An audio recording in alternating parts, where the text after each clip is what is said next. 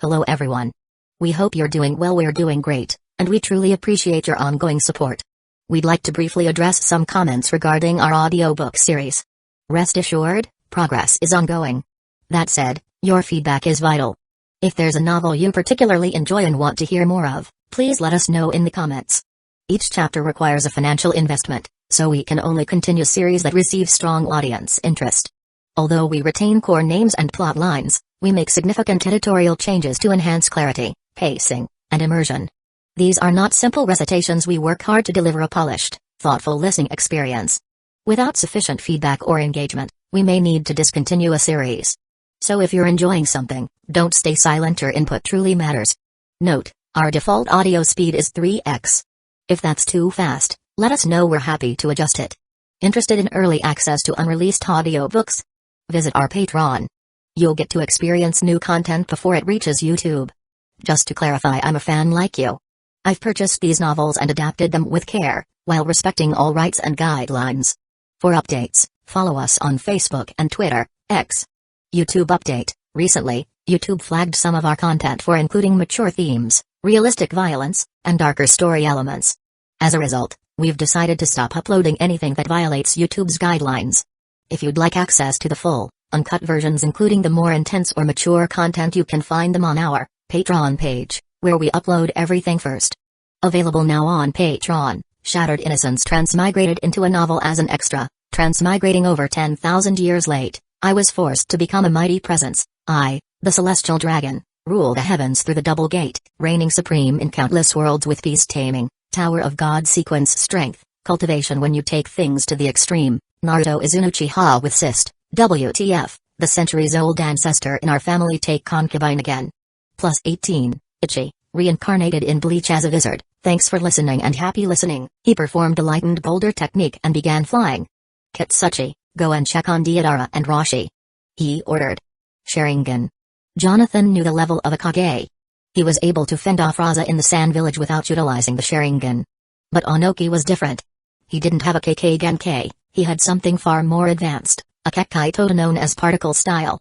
Earth Style, Stone Fist Jutsu. Onoki's arm became encased in earth as he rushed towards Jonathan. Cocking back, he hurled his giant fist at him. Jonathan could see Onoki moving slowly. It was because of his Sage Mode's combative abilities mixed with his Sharingan. Jonathan couldn't just predict Onoki's movements, he could counter them. Jonathan moved his hand like a serpent around Onoki's rocky arm. He then grabbed Onoki and spun him around, forcefully throwing him right out of the building. For Onoki to recover, he had to fly upwards. Jonathan climbed out of the window and landed with 2 feet on the ground, saying, "I can't have you destroy my building." Onoki managed to catch his breath after being ragdolled. "I must say, that caught me by surprise," Onoki secretly praised. Jonathan looked to see if Deidara was knocked unconscious. Kitsuchi, however, managed to help Roshi up. "Come on, Roshi. We've got a much bigger issue than we expected," Kitsuchi said. Roshi gathered himself and immediately understood that Jonathan wasn't your average shinobi. To be able to throw not only him but Onoki of both scales out of a building was no joke. "I was planning on knocking both of them out, but I had to control my strength. Otherwise, Deidara would have died," Jonathan estimated. Rock Clone Jutsu. 4 more Onokis appeared in the air. Jonathan recognized the technique the instant the hand seals were performed. How could he not? He spent more than 2 years in the Stone Village. Without making haste, Jonathan dashed towards Roshi and Kitsuchi. Both of them were alarmed at his sudden speed. Corrosion Style, Scorching Rocks Jutsu. Molten rocks made of lava spewed out of Roshi's mouth. Jonathan could see their paths. With a quick sidestep, a spin to the left and a quick dash forward, Jonathan closed the distance. "What the?" Kitsuchi yelled. Monkey Fist. Jonathan punched Kitsuchi, causing him to bend forward. He then chopped his neck, kneed his face and then backhanded his head, sending him crashing to a nearby building. "He's fast," Roshi thought. "Roshi, move." Onoki yelled. Earth Style, Weighted Boulder Jutsu. All 5 Onokis had gathered multiple massive boulders into the air. They all then pushed their hands down as a plethora of boulders rushed towards Jonathan. Roshi tried using the teleportation movement technique, but Jonathan caught his leg in midair. "Where do you think you're going?" "Ugh!" screamed Roshi. Jonathan closed his eyes and straightened his fingers near his chest. Raigo, Thousand Hand Strike. Because Jonathan was in Sage Mode, the time to execute the technique was almost instantaneous. Jonathan spun around and threw Rashi at Onoki's technique. Following Rashi, multiple large fists manifested from Jonathan, flying towards each boulder and smashing them. "What jutsu is that?" Onoki asked. When he looked, he saw not a devil but an angelic spirit behind Jonathan. Wherever those colossal fists were coming from, it was definitely that spirit. 3 Onokis arced their way towards Jonathan. Rashi, on the other hand, was being pelted by a barrage of fists. Earth-style, rock fist jutsu.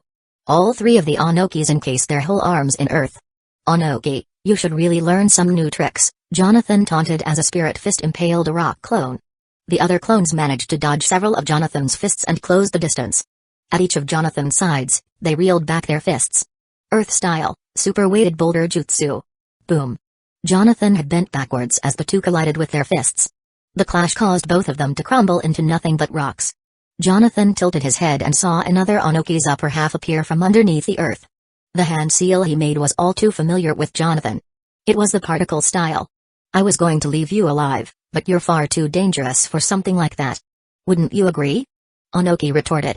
A clear cone with a white sphere inside it formed between Onoki's hands. Particle style, atomic dismantling jutsu. The cone shot forth like a pillar towards Jonathan. Swoosh. "Dang it.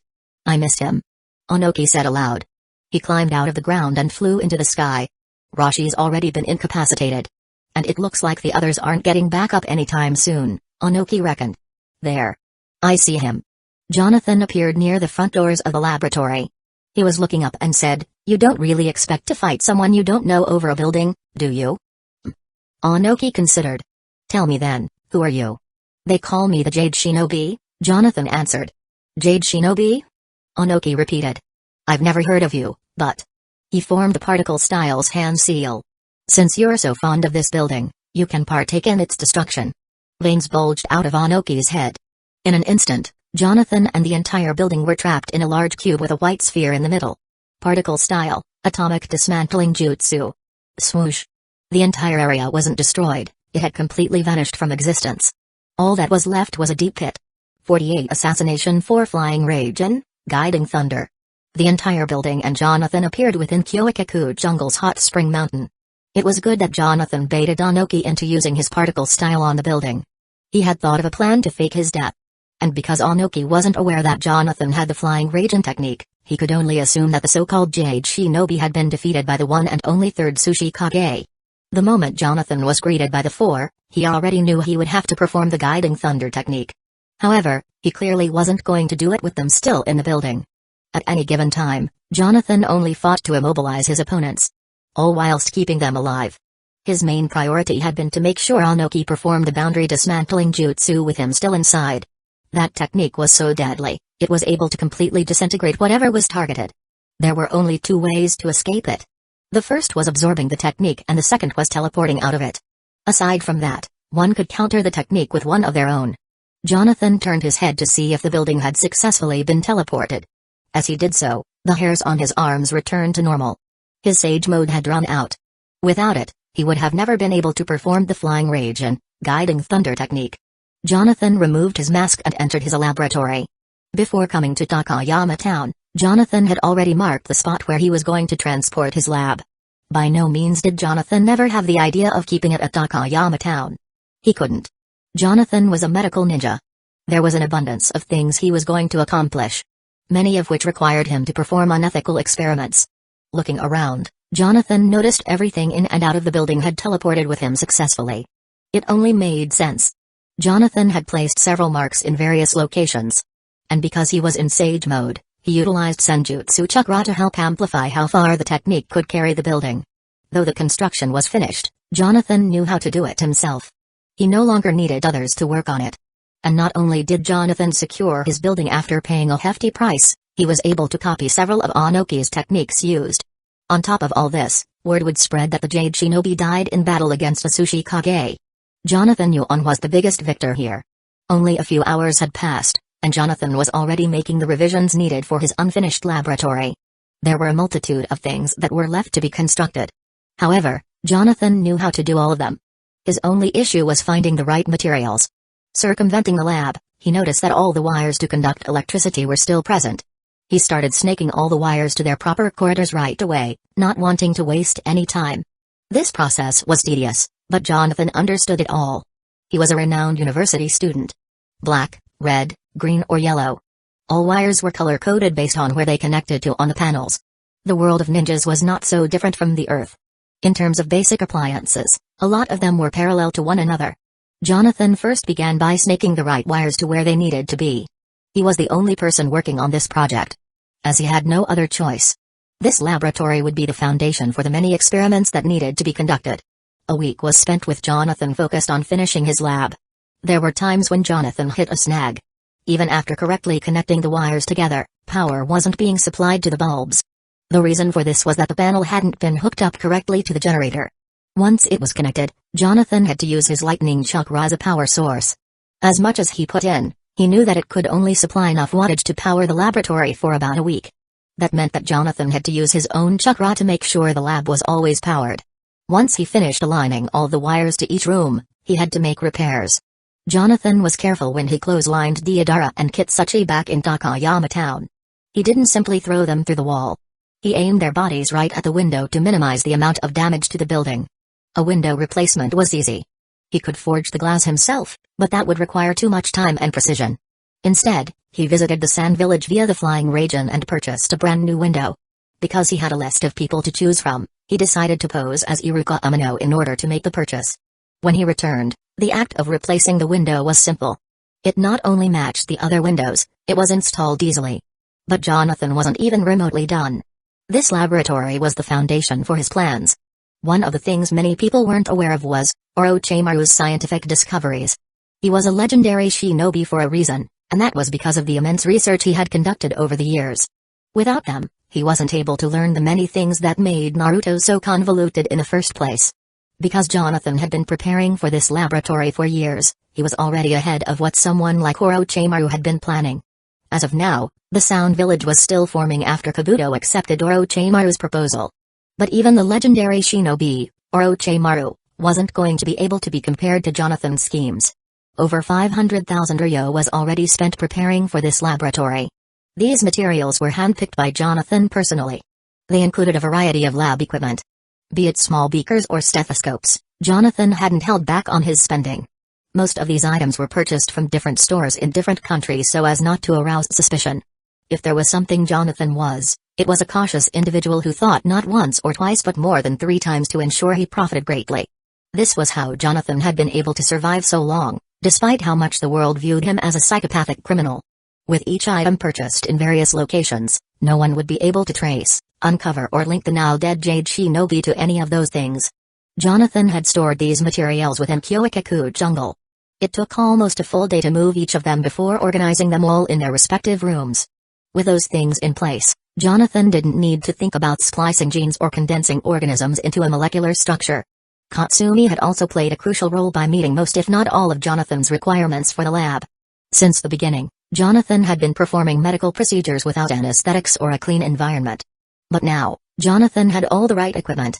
Though Jonathan was not specifically interested in just surgical procedures, there were more things that could be learned when performing experiments within a lab.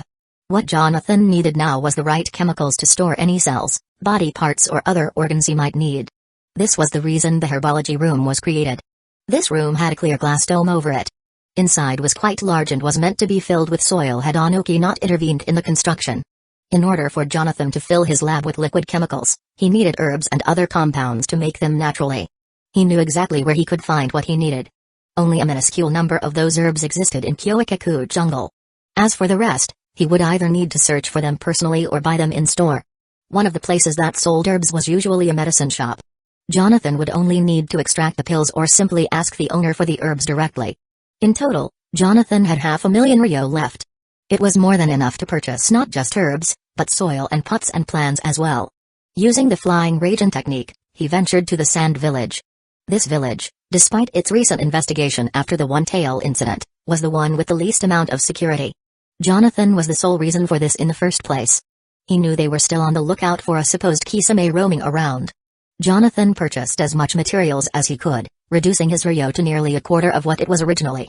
This placed him at about 125,000 ryo. I still need more herbs, Jonathan concluded. From what Jonathan knew of the ninja world, the best place to get fresh herbs was a land that was more tropical in nature. After spending some time thinking of where to go, Jonathan narrowed his search to the Land of Rivers. This area constantly had rain pouring within its borders. And because of its rich soil, there were always resources to plunder. On top of this, the Land of Rivers was one of the many countries Jonathan had not placed a flying region mark in. He still had a lot of time before the Uchiha massacre, an event he was sure he'd be participating in. As long as Jonathan had sufficient knowledge of how this world worked, he would always be the most dangerous person. The Land of Wind and the Land of Rivers were the closest countries. And Jonathan was by no means looking to step foot in the Fire Country. He hadn't viewed any news or reports on the Jade Shinobi, but he was confident enough to believe that the world thought he was dead. Because of that, Jonathan felt free to roam certain areas without needing to be duplicitous. There was one other thing Jonathan needed. Because his funds were running low, he would need to search for a bounty target. The only person likely residing in the Land of Rivers was Riga, a shinobi from the 7 ninja swordsmen of the mist. Riga had a bounty of 20 million. The reason Jonathan hadn't gone looking for him at the beginning of his bounty hunter tasks was because Riga was busy traveling the world at the time. Even if Jonathan wanted to, he would be spending months just looking for him. But now that enough time had passed, Jonathan knew that Riga would eventually take residence in the Land of Rivers with his partner, Ranmaru. Even more, Jonathan knew where in the country he would be located. At Washizawa Kintetsu. Sir, it's just as everyone's been saying. The person speaking was Katsumi's secretary. Katsumi himself was biting his fingernails. I don't care how much money I made on that project, Katsumi announced. He looked worried. How was I supposed to know my client was the Jade Shinobi? Some time ago, the Uchiha leveled less than a quarter of an acre of land in Takayama town. When asked about it, Onoki gave a full interview. Because it dealt with Katsumi Washizawa and the Uchiha himself, the news made headlines. Onoki verified Jonathan's name as Iruka Amano and believed his alias to be the Jade Shinobi, a terrorist from the Stone Village. Katsumi wasn't just bombarded with news reporters, his entire industry was investigated. Despite having made millions of ryo on Jonathan's projects, he was starting to lose those millions by the week. This is bad. This is really bad, Katsumi said while pacing around his office. How are the company's profits this week? We're down another 4%, sir. Being down that much was akin to Washizawa Kintetsu losing another 82,000 ryo. Katsumi enjoyed making money, but he hated losing it even more. The news articles in the Land of Earth were covered with headlines about how Katsumi Washizawa publicly started dealing with terrorists. This caused some of his investors to pull back. Had he not cooperated with Onoki, he might have gone to prison. This is what we're going to do, Katsumi said. Send out letters to those news companies. We're going to show them that my industry has nothing to hide. Let them know I'd like to do a full interview. The secretary immediately left the office, adhering to Katsumi's request. The tension in the room calmed down a bit as Katsumi sat down to think. His plan was to tell the masses that he was a loyal businessman and nothing more. Because everyone thought the Jade Shinobi was dead, Katsumi didn't feel the need to hide his feelings. He wasn't just going to talk to the press, he was going to expose Jonathan as a vigilante who randomly walked into his office and bribed him. Katsumi grabbed one of his many expensive cigars and lit one up. He then looked outside his window. That darn Uchiha, Katsumi thought. Because of that bastard, I almost lost a fortune.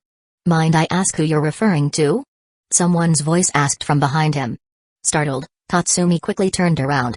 His lit cigar dropped and his eyes widened when he saw Jonathan staring at him. He knew it was Jonathan because he was posing as Kaizashi Haruno. Jade, I mean Mr. Amano. I heard you were dead. Jonathan calmly walked to Katsumi's drawers and opened it. Katsumi was stunned by Jonathan's presence. Jonathan hadn't said anything, which made Katsumi even more timid. What the heck is that secretary of mine doing? He thought to himself. Jonathan grabbed some files and folders, placing them inside his kimono. What are you doing? Those are important documents from the blueprints I gave you, I know, Jonathan finished. He looked towards Katsumi with a smile. Don't you think if I'm alive, my lab would be, too? Yes, well. How did you survive? Katsumi asked. Friend, you look perturbed at my coming. Am I to assume you're not joyful that I'm here now? Jonathan asked. No. Of course not. I'm actually happy, Katsumi answered. Jonathan could see how tense he was at the moment. How wondrous, Jonathan stated. Since the construction was left unfinished, I need to personally finish things. Of course, I wouldn't be able to unless I knew where you gathered all those precious resources. Katsumi began to shuffle his feet towards the door, saying, pardon my rudeness. Let me act. Hold on, Jonathan said, grabbing Katsumi's white collar. With only his fingertips held on, he threw Katsumi onto the chair. You see, my fellow businessman, I can't have just anyone come in here as they please so they could investigate that incident from earlier. Right. I'll gladly destroy all the evidence. Trust me. Bartered Katsumi. Trust? Jonathan repeated. You lost me there, friend. And if you hadn't told the Sushi Kage about me, I'm sure you would have gotten to live a little longer. You're not planning on to kill you? Jonathan answered. Oh heavens no. I couldn't possibly do that. You had me at the words destroy all evidence, concluded Jonathan. Sir, I've made the call and the reporters said they'd be glad to have. Ah. The secretary saw Katsumi lying unconscious on the floor. A red glow began to cover the room. When she looked outside the window, she saw a massive meteor quickly coming towards her direction. Sage art, blaze ball. Kaboom. Jonathan had fired a high-level fire-style technique at Washizawa Kentetsu. Because it was enhanced with Senjutsu Chakra, the damage was irrecoverable. Smoke ascended in the air, prompting the citizens to wildly scatter across the city. Those who were ninjas tried their best to perform water-style techniques. Since there were so few, they could hardly douse the flames. Katsumi and his secretary were undoubtedly dead. Jonathan hadn't wanted to destroy Washizawa Kentetsu, but they had a lot of information on him from the documents he signed and the building he had constructed. Jonathan also knew of the news report about the Jade Shinobi. It was large enough that other villages would eventually hear rumors about it. But no one would suspect that it was him who destroyed Washizawa Kentetsu. That was because Onoki claimed Jonathan Yuan died. 49 Prayer to it seems as though Katsumi Washizawa and his company have all been blown away, Onoki announced. Inside a room primarily made of stone, Onoki was sitting at the head of a long table. On each side were seated elderly folk. This was the Stone Council. When did this incident take place? An elder asked. A few hours ago, another elder answered. Each of them began to murmur at the casualties that had unfolded. The reason why this matter was of importance was because Onoki had recently paid a visit to Takayama town. There, he fought Jonathan, who proved to be a formidable opponent. Add that to the fact that Katsumi Washizawa was one of the richest men in the land of Earth, and it was bound to draw attention to the stone village. You don't think this has anything to do with the Jade Shinobi, do you? Asked an elder. Preposterous, declared Onoki. I personally eliminated that terrorist. This is true, an elder agreed. It says here in the report that Lord Third personally used the particle style. No one's ever been able to survive that technique in history. Though this statement might have been true, it was likely never recorded for them. And, as Onoki witnessed, Jonathan was only able to avoid the first attack because it was shot in a straight line. However, he knew Jonathan had nowhere to run against the second attack. Katsumi Washizawa was a retired shinobi who amassed millions, an elder stated. Anyone could have attacked him. This is also true. The entire room began to agree that it was highly unlikely that Jonathan destroyed Washizawa Kensetsu. Whether it was because they were in denial or they didn't like the thought that someone bested their Kage, none of them wanted fear of Jonathan Yuan's existence being widely spread. The stone village had already lost a Jinchuriki, and they had no idea where Han's body was located. Even though it happened a while back, they still haven't listed Han as dead. They instead dubbed him a missing ninja. Send our investigation team to see what sort of damage was done. Also determine whether Mr. Washizawa's assets have been stolen, Onoki addressed. Though this was a valid thing to do, Jonathan had not touched Katsumi's money. There was no need to because Jonathan had already thought of making their search as difficult as possible. When they discovered that Katsumi's funds were still present at his place of residence, they would be led on an endless chase. It was now night time. The wind was lightly blowing. I knew I'd find you here, Itachi said. Izumi turned around and looked him in the eyes. Growing up, Izumi Uchiha had lost both her father and mother. In the original story, her father's life was taken by the Nine Tails. Witnessing this event caused her to unlock the Sharingan at an early age. Her mother, on the other hand, died at the hands of the person staring her in the face at the moment. Because of Jonathan Yuan, this event couldn't happen anymore. Itachi, why'd you come? Izumi asked. Her tone was resolute, and he had a somber expression. I went to your house looking for you, but you weren't there, calmly answered Itachi. And I needed to tell you that the Jade Shinobi was dead, finished Itachi. The wind blew across Izumi's hair. Her expression still hadn't changed. Using her hands, she gently moved the strands to clearly see Itachi's face. He's not dead. When Itachi heard this, he couldn't help but try and figure out what Izumi meant by that. He stayed silent, awaiting her explanation. I already read what the news said, and I don't believe it, claimed Izumi. Ever since the Chunin exams, my eyes have been throbbing. Izumi proceeded to close her eyes as the wind stopped blowing. Even now when I use my Sharingan. Izumi opened her eyes to reveal them. They still hurt greatly. Izumi's glowing red eyes stared at Itachi.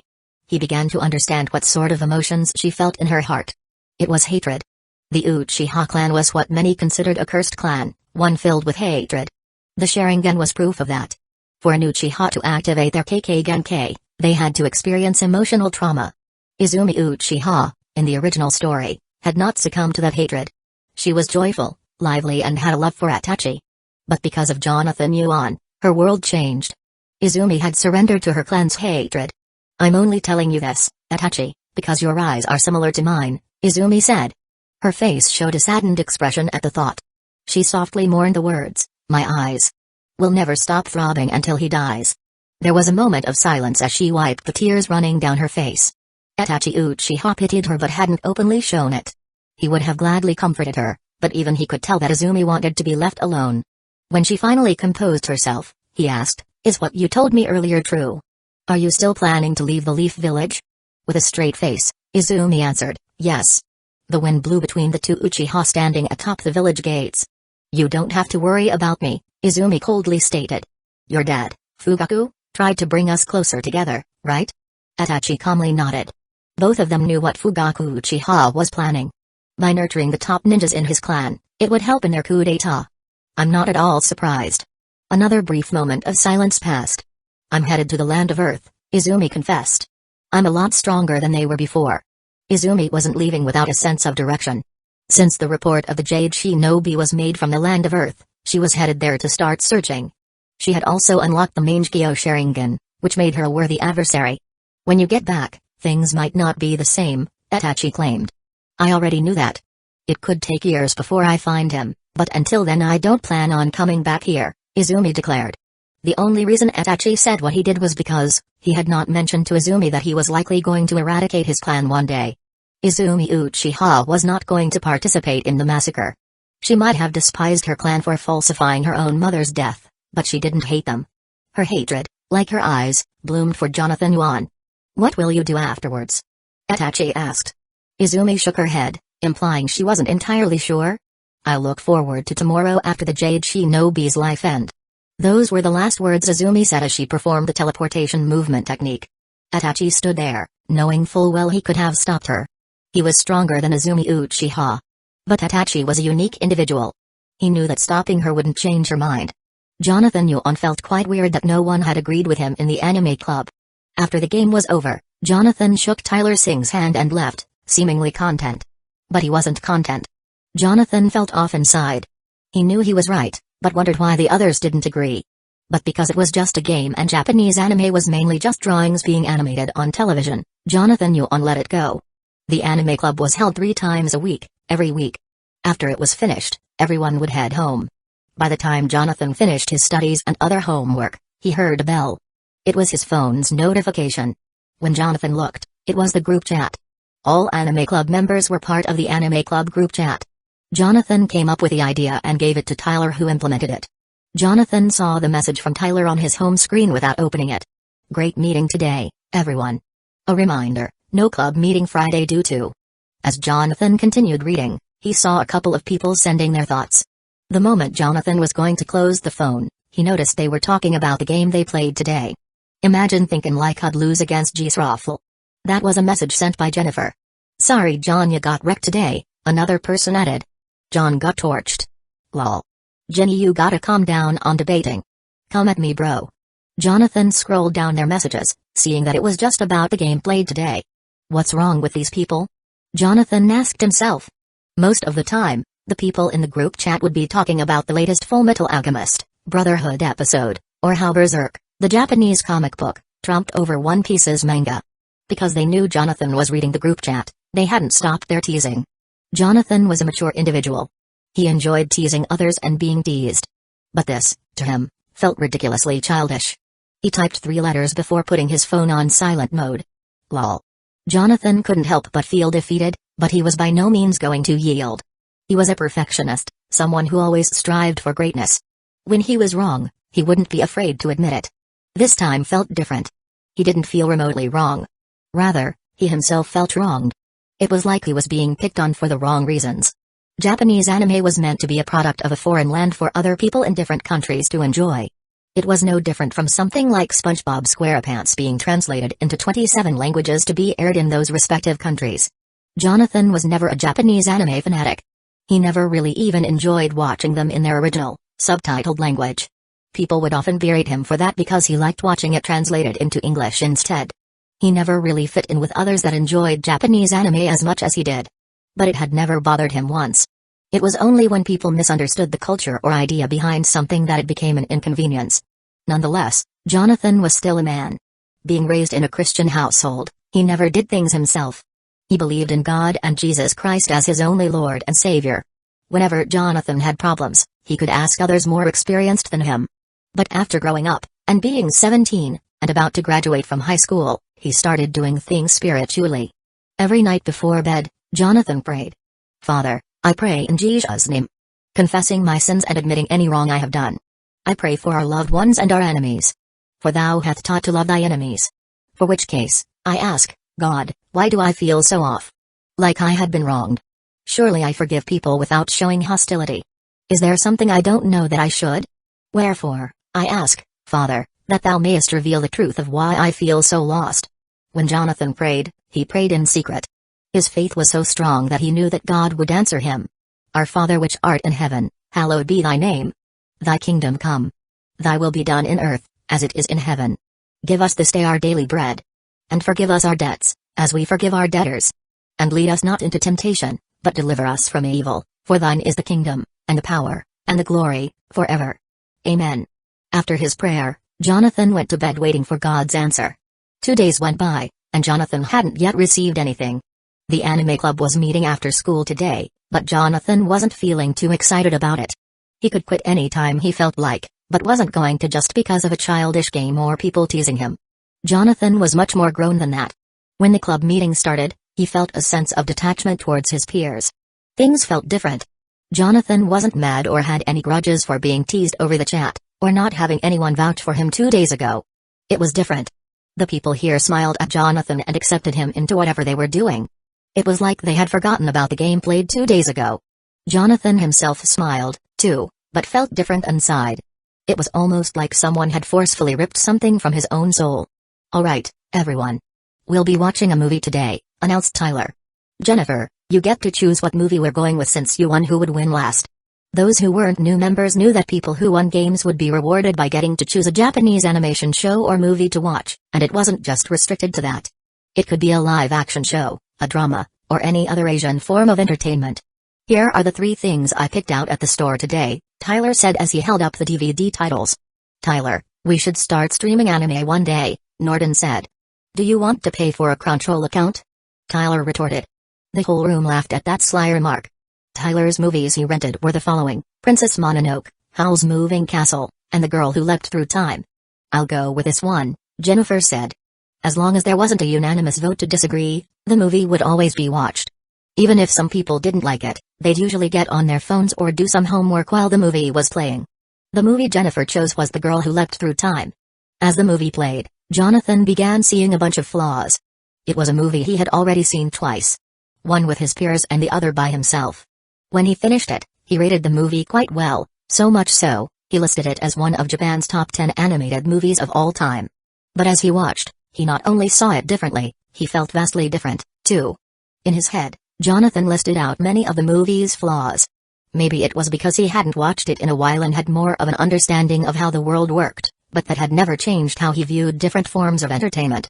As the minutes went by, Jonathan could not only see the animation's poor depiction of Japanese culture, but he could see how the story genuinely made no sense. After the movie ended, Jonathan left the club normally. He hadn't said anything, or rather, he couldn't say anything. Images from the movie kept flashing in his mind. And they weren't noticeable scenes either. They were the minute details of the things most people would miss due to how fast the moving pictures went. At home, Jonathan felt odd. He couldn't focus. Since it was still early in the day, he decided to lie on his bed to calm himself down. Before he knew it, he fell asleep. Opening his eyes, Jonathan found himself sitting inside a cave's entrance. Another dream from Earth, he thought as he stood up. Jonathan rarely dreamed. His heart and mind were constantly filled with either five-tailed grunts or an empty blackness. If Jonathan hadn't had these dreams, he would have gone insane. Those dreams were one of the main things giving him hope. As long as his soul remembered that he had a life on Earth, he would continue causing mayhem. 50 Sharingan versus Kiba Blades. 8 For the last 3 days, Jonathan had to travel by air to the land of rivers. That was because he had yet to place a flying Raijin mark here. The moment he arrived, he asked some of the citizens where he could find the Kitabami gold mine, disguising himself as the older version of Choji Akimaki. When he did, he immediately went there and spent the night after placing a flying Raijin mark. There was a reason Jonathan had to come to the land of rivers.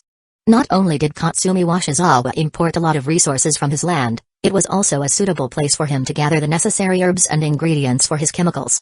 What can I do for, traveler? Jonathan had entered a herbology greenhouse whilst holding a briefcase. He was greeted by the clerk.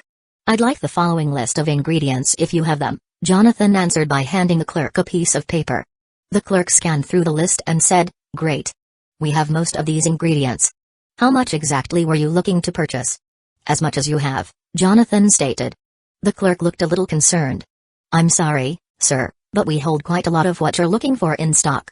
If you bought them all, it would be more than 100,000 ryo. That was equivalent to about $7,000. Jonathan opened his briefcase to show an abundance of wealth in his position. Let's get started then, no?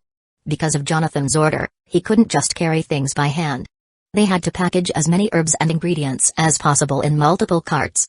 As happy as the owner of the store was that his entire inventory was being purchased, he had never planned to have a customer buy his supplies in one sitting. Jonathan carefully instructed the clerk and the owner to move all of his items to the back. They then had to stack the packages or place them closely. I suppose you have a carriage coming around to pick all this up, kind sir? Something like that, Jonathan answered. In total, Jonathan spent roughly 150,000 ryo. That was equivalent to 10,000 American dollars. All the herbs were packaged tightly together. The owner shook Jonathan's hand as a sign of a well-executed business transaction. When the clerk and the owner went back to the store, they were giddy with joy because of how much profit they made in just one day. Their lively attitude was so great, they had honestly forgotten who Jonathan was even before the money was given. Jonathan placed a flying Raijin mark on the packages and teleported them without anyone paying attention. This process would continue for the next 3 stores until Jonathan had completely gone broke. He hadn't just bought herbs and ingredients, he also bought soil and pots by the hundreds. With the remaining 3,500,000 ryo he had left, it was reduced to 0. I still need more supplies, Jonathan thought.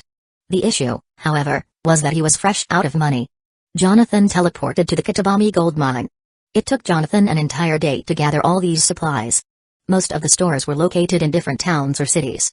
As long as Jonathan had the ability to move freely, both by air and on land, he was able to traverse each area without much of a hassle. Then there was the flying Raijin, the ability to travel to any marked location at the speed of light. Combining his strengths, Jonathan was truly the deadliest person in the world right now. At the Kitabami gold mine, Jonathan sat there patiently. He drank some hot spring water from Hueco jungle and calmly gathered natural energy. There was another reason Jonathan specifically had to visit the land of rivers. He knew he would eventually run out of money after making such extreme purchases. Once he did, he would go and slay Raga. There were many things Jonathan knew about Raga.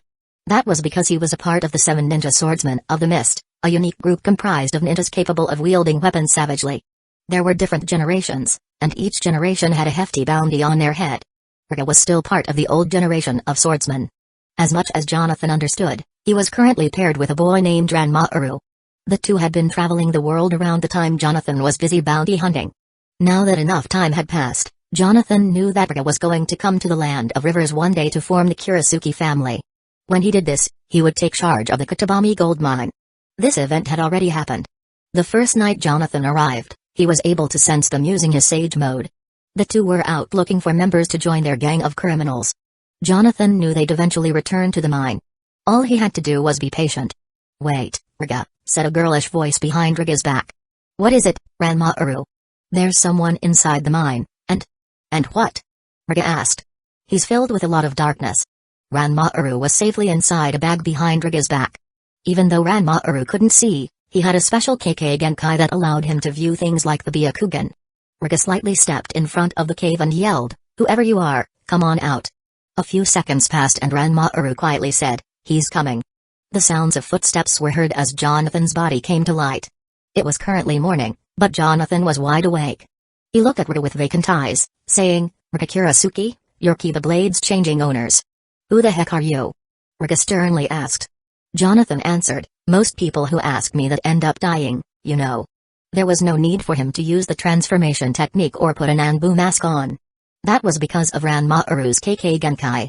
It would likely see through the technique and most definitely would see through the Anbu mask.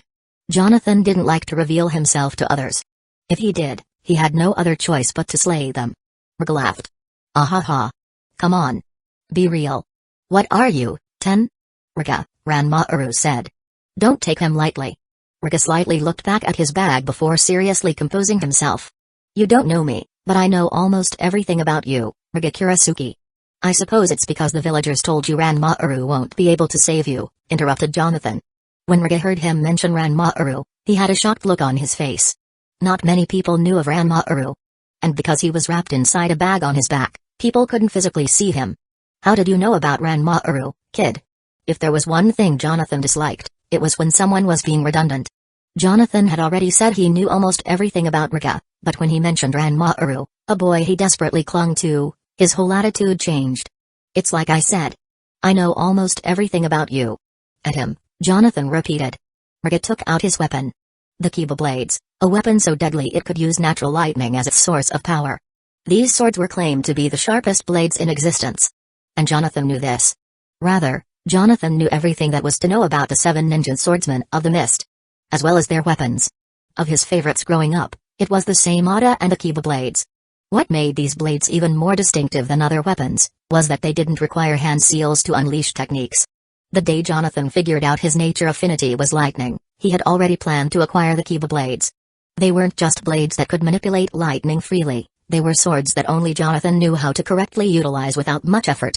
I don't know who you are, and frankly, I don't care, Riga said. His tone changed. Anyone who threatens me or Ranmaaru like that deserves a funeral.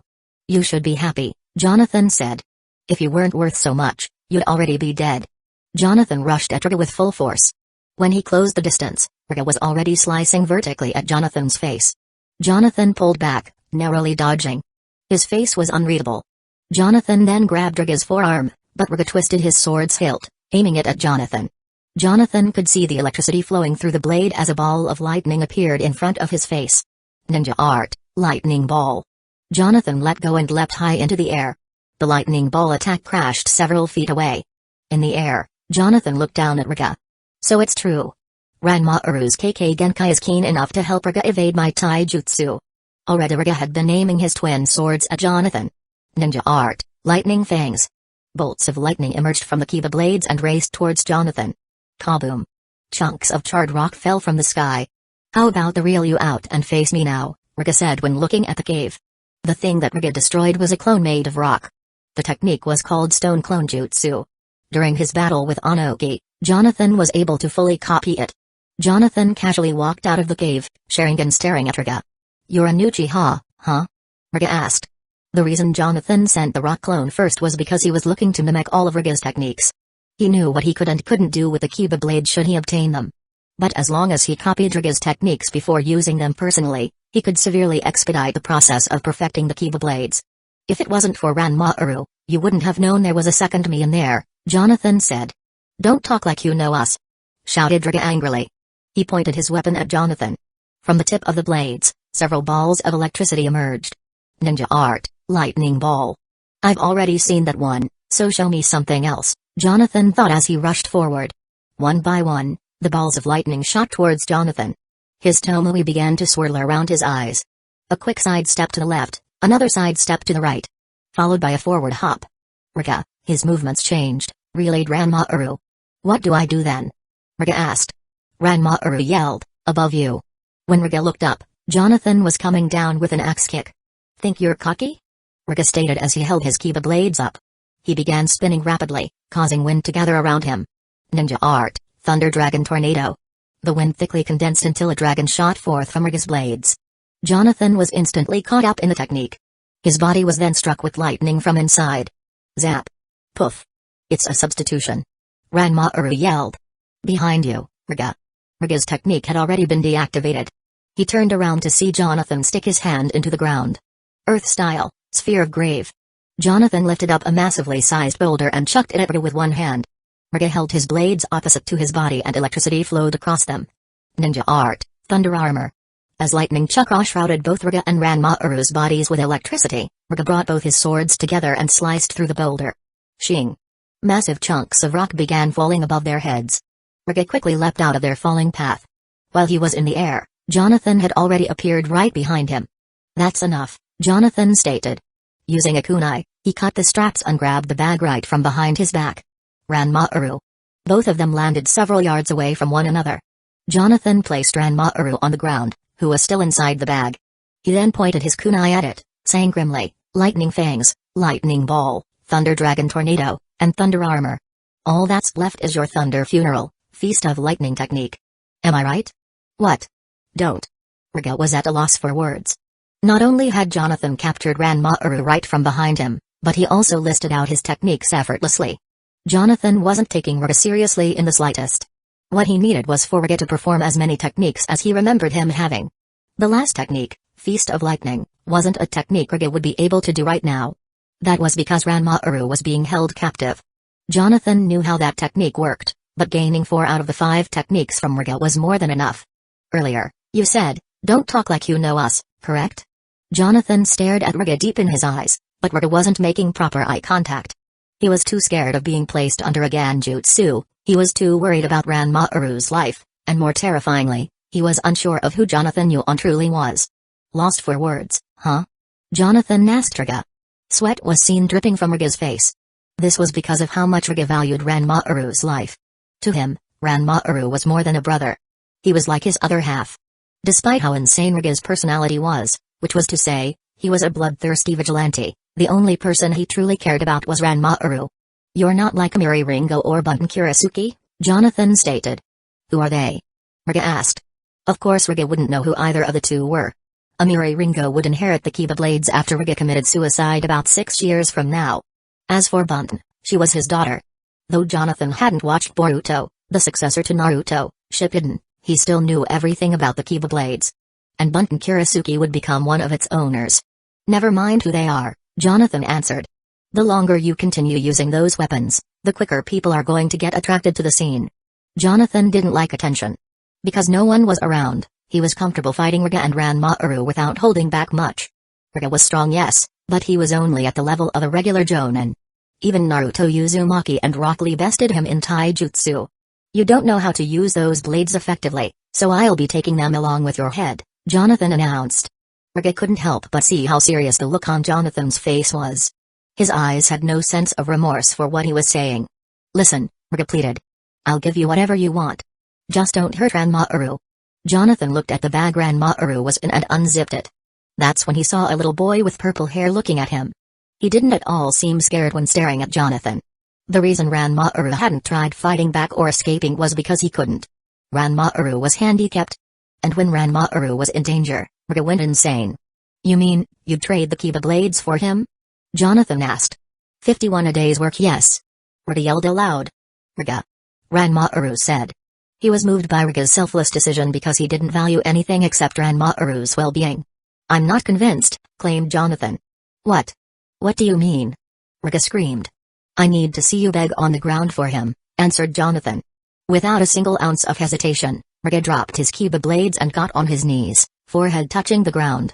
Ranmaaru looked at Jonathan and gave him a disgusted look. You're evil, he said. You're heartless and don't deserve to live. Riga, Jonathan said before averting his eyes from Ranmaaru. I don't think your little friend here agrees with my decision. Riga yelled, no, wait. Here. Take the Kiba Blades. Nonsense, smiled Jonathan.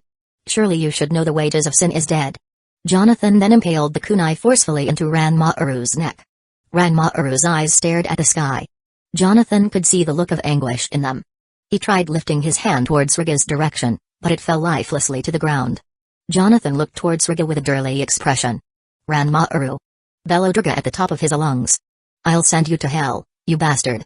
Riga howled those words as he picked up his swords and ran towards Jonathan. What did you do to Riga? Ranmaaru asked. Riga was lying flat on the floor. Jonathan casually walked towards his body saying, your friend's under my Ganjutsu. When did he look into your eyes? Ranmaaru asked. When I told him I'd be taking his head. Of course Ranmaaru wouldn't be affected because of his KK Genkai, But Riga was nothing special. The only thing that was valuable about him were his weapons. Jonathan reached Riga's body and flipped him over with his foot. He then grabbed one of the swords and looked at it. Jonathan's eyes reflected along the blades of the weapon. Gripping the hilt, lightning chakra channeled across the whole sword. He didn't take any time to marvel at how little chakra he had used to activate the weapon. That was because Riga was only under a regular Sharingan Genjutsu. Any real Jonin could break out of it with enough time. Jonathan swiped at Riga, cleanly slicing off his head. No. Riga. Jonathan then picked up the other Kiba blade and dragged it along the ground as he walked towards Ranmaaru's bag. Jonathan didn't want to kill Ranmaaru. Rather, he didn't have a choice. Ranmaaru not only saw his face, but his eyes were quite precious. Even if Jonathan wasn't able to gain access to his KK Genkai, he would store it in a safe place for unexpected emergencies. For the first time, Jonathan saw a scared look on Ranmaaru's face. He hadn't recalled Ranmaaru ever being so fearful before. That was because he was always calm, someone who didn't fear anything. Not even death. But Jonathan knew that it wasn't death that Ranmaaru was so scared of. There was something even more terrifying than death. It was Jonathan Yuan. Shank. The tip of Jonathan's newly acquired weapon stabbed right through Ranmaaru's heart. Casually opening the door, Jonathan entered the restroom of the collections office within the Fire Country. This was the safest office to come to for Jonathan because he had become a regular client.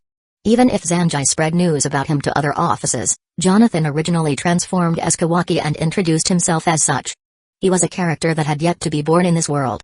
Using the secret entrance by the stall, Zanjai appeared behind the door. "It's been a minute. Come in," he said in a serious tone. Zanjai knew this line of business just as well as Jonathan did. Keep conversations short and make sure both sides get what they came for. It may have been dirty work to others, but it was the best line of work for Jonathan. Zanjai opened the wall and Jonathan placed Riga's body on it. "This is Riga Kurasuke," Jonathan revealed. "A seven swordsman?" Zanjai questioned as he looked at the body. "What happened to his neck?" Before coming here, Jonathan had to reattach Riga's neck to his body. He first stitched it together with a thread and needle and then performed the mystical palm technique for his skin cells to reform. The problem was that it left a red scar around where his head had been severed. As for Ranmaaru, his corpse was taken to the laboratory. Nothing was done to it, and Jonathan was calm despite knowing it was going to start rotting soon. "If you can identify that's him, it shouldn't matter, right?" asked Jonathan. He knew why Zanjai asked about Riga's scar. He was a strong adversary that couldn't be taken out so easily. So much so, it was rare for people like him to casually show up in a collection office. Zanjai had to absolutely make sure it was Riga. "You're right," confirmed Zanjai. A few minutes passed, and Zanjai was able to verify that it was indeed Riga Kurasuke. He went to the storage unit before coming back with a briefcase. Just like Jonathan's previous transactions, he collected all 20 million ryo from the office. This amount was equivalent to almost $1.5 million American dollars. As Jonathan was leaving, he faced the door and asked, "Wouldn't you like to know what happened to the Kiba blades?" "I am a little interested, yeah," Zanjai replied. "Good," Jonathan answered. Jonathan was about to walk out but Zanjai stopped him to ask a question. "I have someone worth your while if you're willing to try." "I'm already on a mission, and that's going home," replied Jonathan. That mission was a bold one, something he himself wasn't entirely sure of how to complete. But what he did know was that he had to collect, pillage, destroy, and congregate everything deemed important to help him disrupt the flow of this world to such a degree that all manner of life would end. Izumi Uchiha finally arrived in Takayama town, thought Jonathan. He knew where Izumi was at all times because there was a flying Raijin mark in her. This specific mark was placed inside her skin after their encounter at the Chunin exams. As long as Jonathan didn't activate the mark, her Sharingan wouldn't be able to sense it. Izumi Uchiha belonged to Jonathan. She was his insurance policy, and he wasn't willing to change his coverage. While Jonathan was thinking of Izumi Uchiha's next moves, while being more than 10 moves ahead of her, he was grinding leaves with a mortar and pestle. Because she left the clan, it's more than obvious it's because she'd been consumed by her clan's hatred. The leaves turned into a powder-like substance. Placing it inside a beaker, he continued to grind some herbs. It's more than likely that the Uchiha massacre will still happen, Jonathan believed. But the time and date are too vague. If it doesn't happen, I'll be at a loss for sure. What I'm more interested in knowing is Izumi's Mangekyo ability. Assuming she has one, of course. Jonathan's assumption was valid. There had only been a select few to uncover the Mangekyo Sharingan. Some of them were never shown to have abilities, while others experienced extraordinary feats that could either bend people's wills or travel to different dimensions. However, Only 4 people were revealed to have those unique abilities. Shizue Uchiha gained the Koto Umatsukami, Sasuke Uchiha gained the Inferno style, Itachi Uchiha gained the Tsukimi, and Obito Uchiha gained Kami. Though everyone else who gained the Mangekyo Sharingan was never shown to have any other abilities, did not mean they hadn't possessed something. And Jonathan was not going to immediately believe Izumi Uchiha wasn't hiding something. I won't kill Izumi Uchiha just yet, though. Since I myself haven't awakened the Mangekyo, there's no purpose to gaining her eyes. Jonathan was right. The Mangekyo Sharingan was basically cheating. It could give an array of abilities, like Amaterasu, but its negative side effects lay in overusage. If Jonathan acquired Izumi Uchiha's eyes, he'd eventually lose his vision. To combat this drawback, he'd have to transplant someone else's Mangekyo Sharingan into his eyes. Fugaku Uchiha might have had the Mangekyo Sharingan, but it was not that simple. For instance, Jonathan had already transplanted someone else's eyes into his own sockets. If he transplanted Izumi's eyes into his own, he would gain the Mangekyo, yes. But if he were to try and transplant Fugaku's eyes into his own, he would still retain the same Mangekyo as Fugaku's and lose Izumi's Mangekyo. Jonathan's only blood relative was Izumi Uchiha. And yet, he didn't have the Mangekyo unlocked. It was impossible for him to unlock the Mangekyo Sharingan. Emotional trauma, the loss of a best friend. Jonathan could never hope to experience those. He was an astute individual with a never-changing mind. Jonathan poured water into the vial and heated the mixture. Had he not spent so much time reading medical books here, and taking various chemistry courses on Earth, he wouldn't know what he was doing. This is what made Jonathan remarkable. Forming chemical compounds was only slightly different than what Jonathan was used to on Earth. Because he had spent the majority of his time reading medical books under Nano Yakushi, a highly reputable medical ninja, Jonathan was far too experienced. At the laboratory, Jonathan combined various ground-up herbs and mixtures to create various substances. The main substance he was forming was mercury 2 ion. This was a soft acid that was crucial for his chemistry. When he finished combining the right ingredients, he proceeded to make ethanol. Both mercury 2 ion and ethanol were essential for Jonathan's research. This was because both would help decrease decomposition. Jonathan wasn't just a ninja, he was a scientist. There were times that Jonathan had to repeat his experiment because he failed to correctly heat the beakers to the right temperature. Either that, or the wrong herb was placed inside. It wasn't that Jonathan didn't know what he was doing, it was the shady materials he bought from the stores in the Land of Rivers. Some of the products were either too cheap to work with. Jonathan had to compensate by mixing other ingredients into the mixture to help. When Jonathan was finished here, he had to go to the herbology room. This room was in the center of the lab. It had a giant glass dome over it for natural sunlight to come through. One of the things Jonathan had purchased in the Land of Rivers was a high abundance of soil. Using his brute strength, Jonathan spread as much soil as he could across the ground. He didn't have time to measure the pH level of the soil he bought. But he was confident that this brand was sufficient. As long as he had enough to grow something, he didn't need to worry about it. In total, Jonathan had 100 cubic yards of soil. Only a small portion of it was used in one of the many sections Jonathan distributed it in. When he finished, he had to till the land. Using a tiller, Jonathan manually broke up the laid-out soil. When he finished, he grabbed multiple bags of seeds he purchased from the stores. None of these seeds were vegetables or fruits. They were expensive herb seeds. Rather than constantly having to pay for his products, Jonathan could naturally grow them. The rich soil and natural environment would yield precious resources. To say Jonathan hadn't invested wisely was offensive. With a hand dipper, Jonathan began planting seeds inside the holes made. He didn't dare to count how many seeds were planted nor how much time had passed since he was doing this alone, he just kept working without complaining. After Jonathan covered all the seeds, he walked to the edge of the room to turn one of the sprinklers on. In total, there were 7 sprinklers linked to one irrigation system. Jonathan couldn't tell someone which one was linked to the section he planted the seeds in. As such, he turned them all on. Swish swish. The water gushed out from the sprinklers but eventually stopped spreading out water. Staying calm, Jonathan turned to the water tank next to him. This tank was quite large. Hopping up top and turning the wheel to open it, Jonathan noticed there was hardly any water inside. This tank was where Jonathan's main water supply came from. Without it, there'd be no water linked to the showers, bathrooms, faucets or the garden. If there was one thing Jonathan didn't ever do, it was panic. Performing the hidden mist technique, the entire room was covered in mist. He further amplified the technique with 5 tails chakra, making the mist thicker. Then, using the water waves techniques, he turned the mist into water, which began pouring inside the tank. This method was called condensation to precipitation. Without chakra, Jonathan would have been in major trouble. He repeated this process multiple times until the whole tank was filled. In total, it took almost 10,000 gallons of water. At most, this should last me a week and a half, Jonathan estimated. He closed the lid and turned on the sprinklers again. It only took a few seconds for the irrigation system to start pumping water through the sprinklers. When it did, Jonathan gave a slight smirk. But he was by no means anywhere close to being content. He found the right sprinkler that linked to the section with the soil spread and left it on for a few minutes before leaving the herbology room. His next destination was the freezing containment. This was a room near the back where the air conditioning was installed. When Katsumi was building it, Jonathan disguised it as a large fridge in the blueprints. Coming to a large door that looked like a bank vault, Jonathan turned the handle and opened the door. An icy cold mist spread across Jonathan's ankles. He walked inside, and already felt numb due to the icy cold.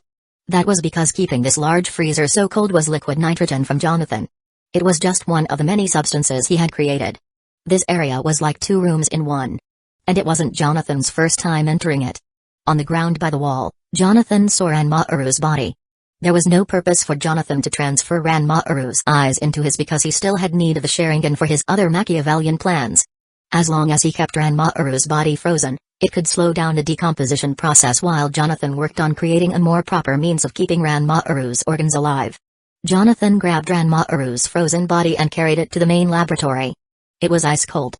In so much, if Jonathan dropped Ranmaaru, he's positive that something would likely crack. Placing him on a heating bed, Jonathan left him there to thaw out. While he waited, he checked on the chemicals he was creating. A lot of it was finished with hardly having been fully used. Jonathan had piles and piles of unopened sacks just lying on the floor of his laboratory. He liked to keep himself and things organized, but his time was limited due to Ranmaaru's dead body needing to be worked on. In this small window of time, Jonathan opened as many sacks as he could and stored the right herbs in sealed-up jars before placing them inside cabinets. 52 The village hidden in the mist. When he finished, he went to check on Ranmaaru's body. A lot of his skin was no longer a pale blue color from having been frozen. Jonathan activated the chakra dissection blade technique along with his Sharingan. Using them in combination, he chopped Ranmaaru into multiple pieces and surgically removed his eyes without damaging his optical nerves. Because of the Sharingan's ability to see things far more precisely than the naked eyes, Jonathan was far beyond that of a renowned surgeon on Earth. It was nothing like the time he performed surgery on Yukimi Ibori. Jonathan grabbed Ranmaaru's sections and placed them in the mixed chemicals he had spent so much time making. This liquid was green in color and smelled horrendous. The purpose of it was to help preserve organs. And it took Jonathan several days to make it correctly. He would be losing out on time and precious resources if he made any mistakes.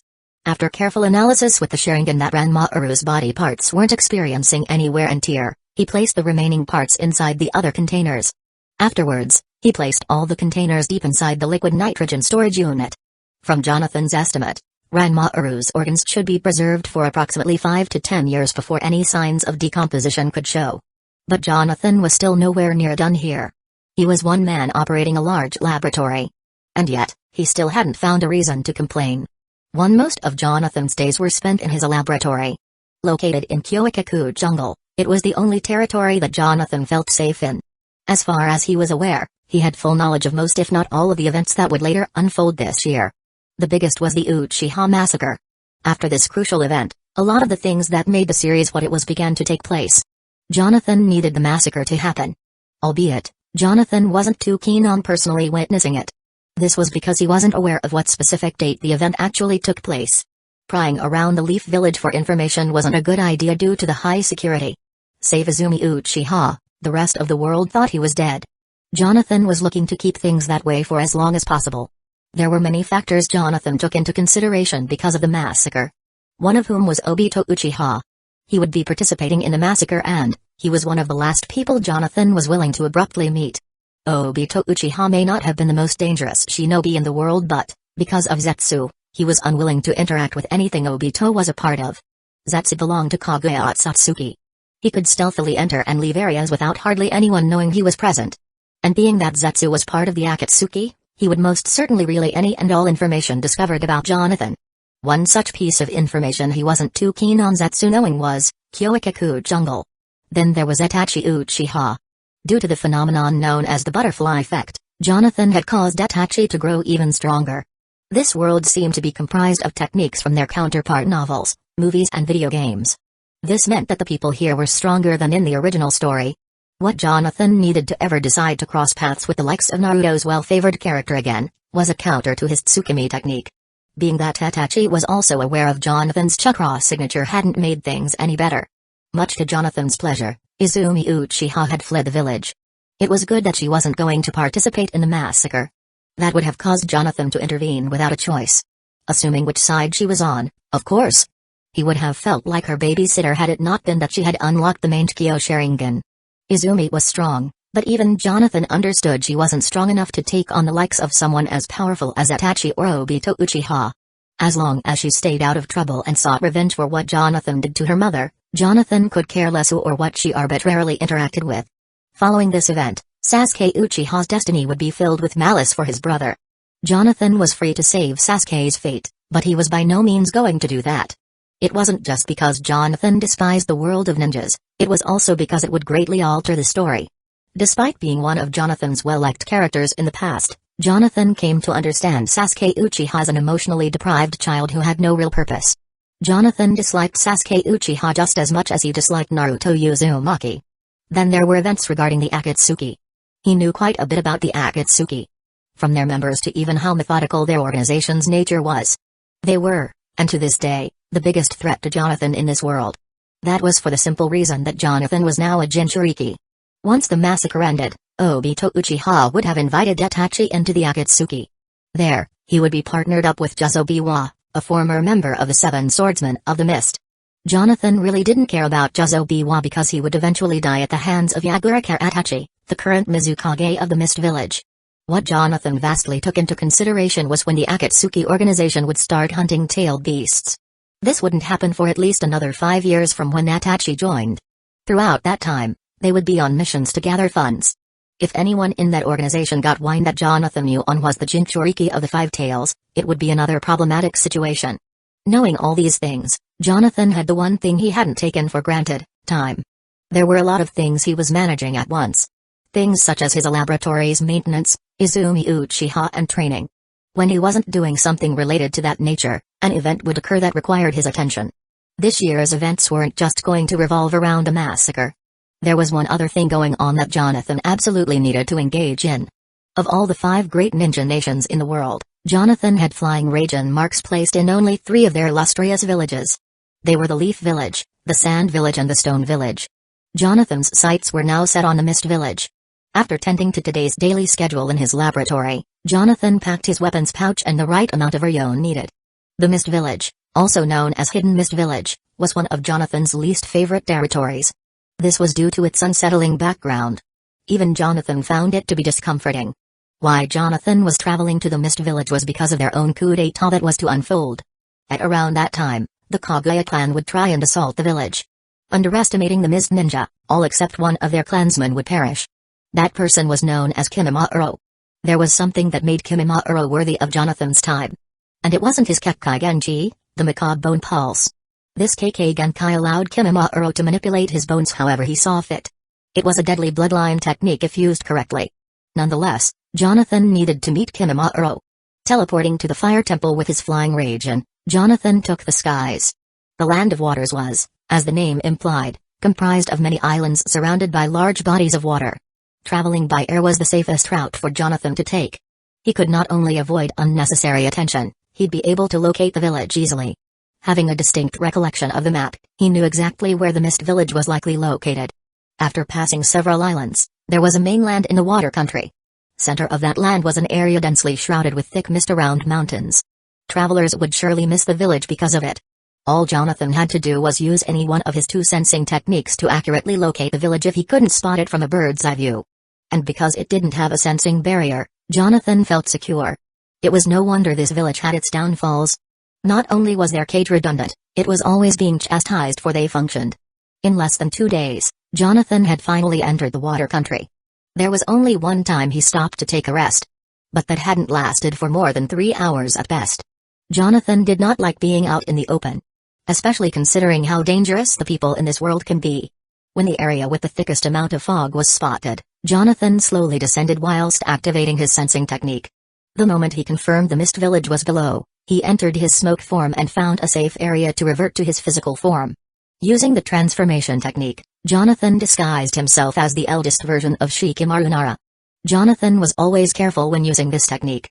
He never mimicked a person's look exactly.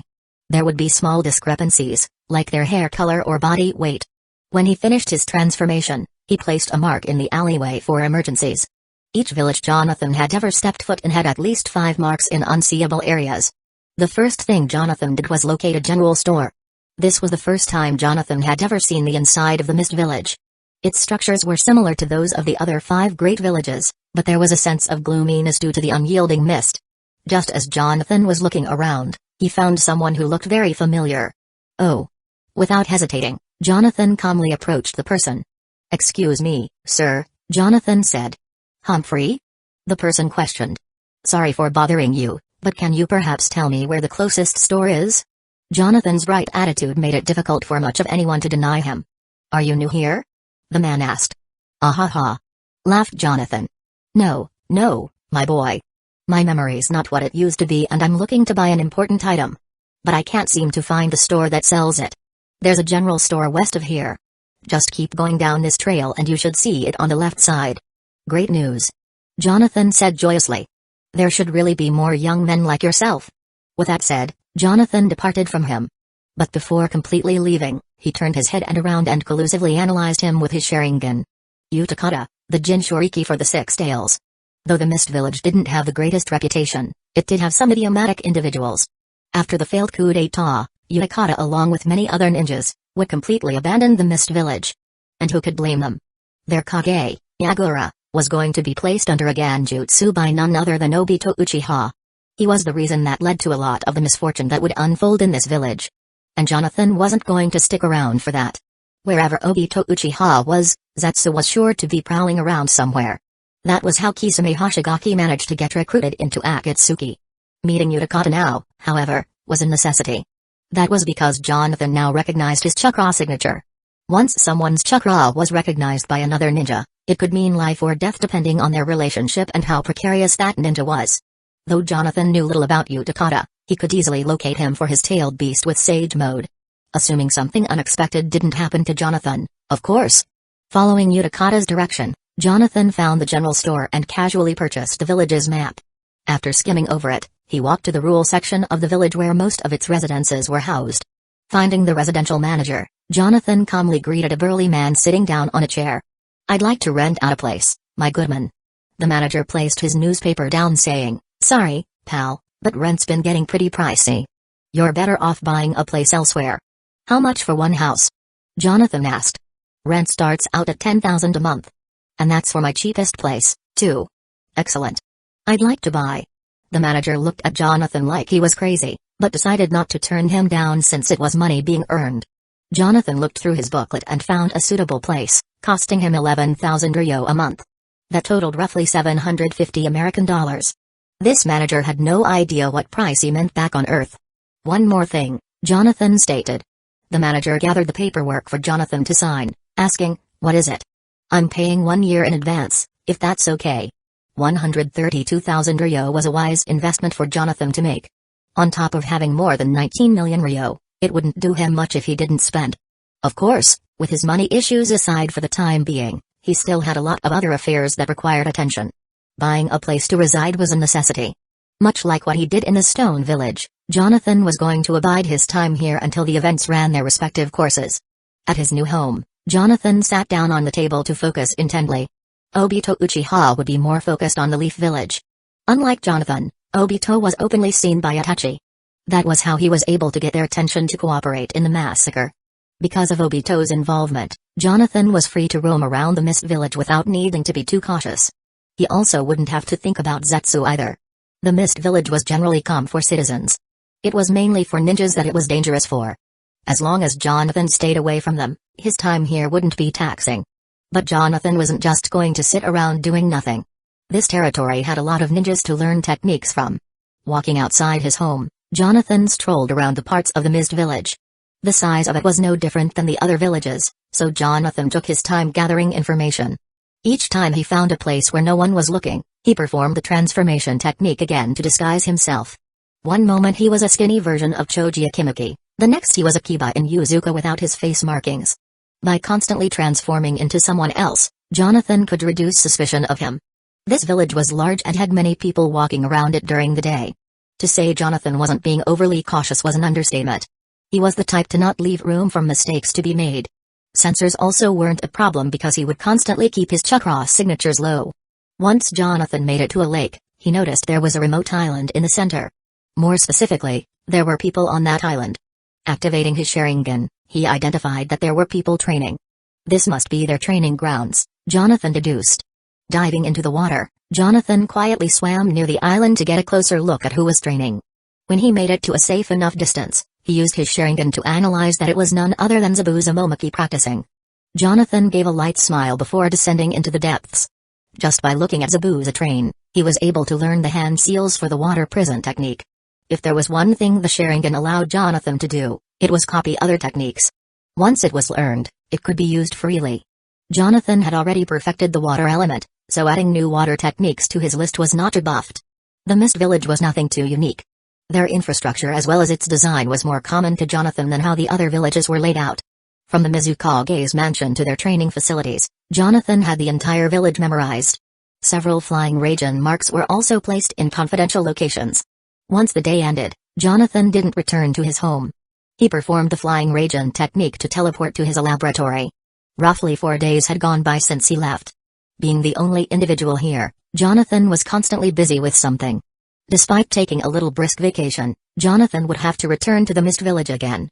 Some of the things he was interested in were what secrets were in the Mizukage's office. Jonathan wasn't too fond of the idea that Yagura Karatachi was the Mizukage. He was a 53 Kimimaro Jinchuriki, which meant Jonathan had to explicitly be careful when using Five Tails chakra. Jonathan disliked being around other Jinchuriki, especially if they knew how to use sensing techniques. Every village had secrets to learn from. The Mist Village should be no different.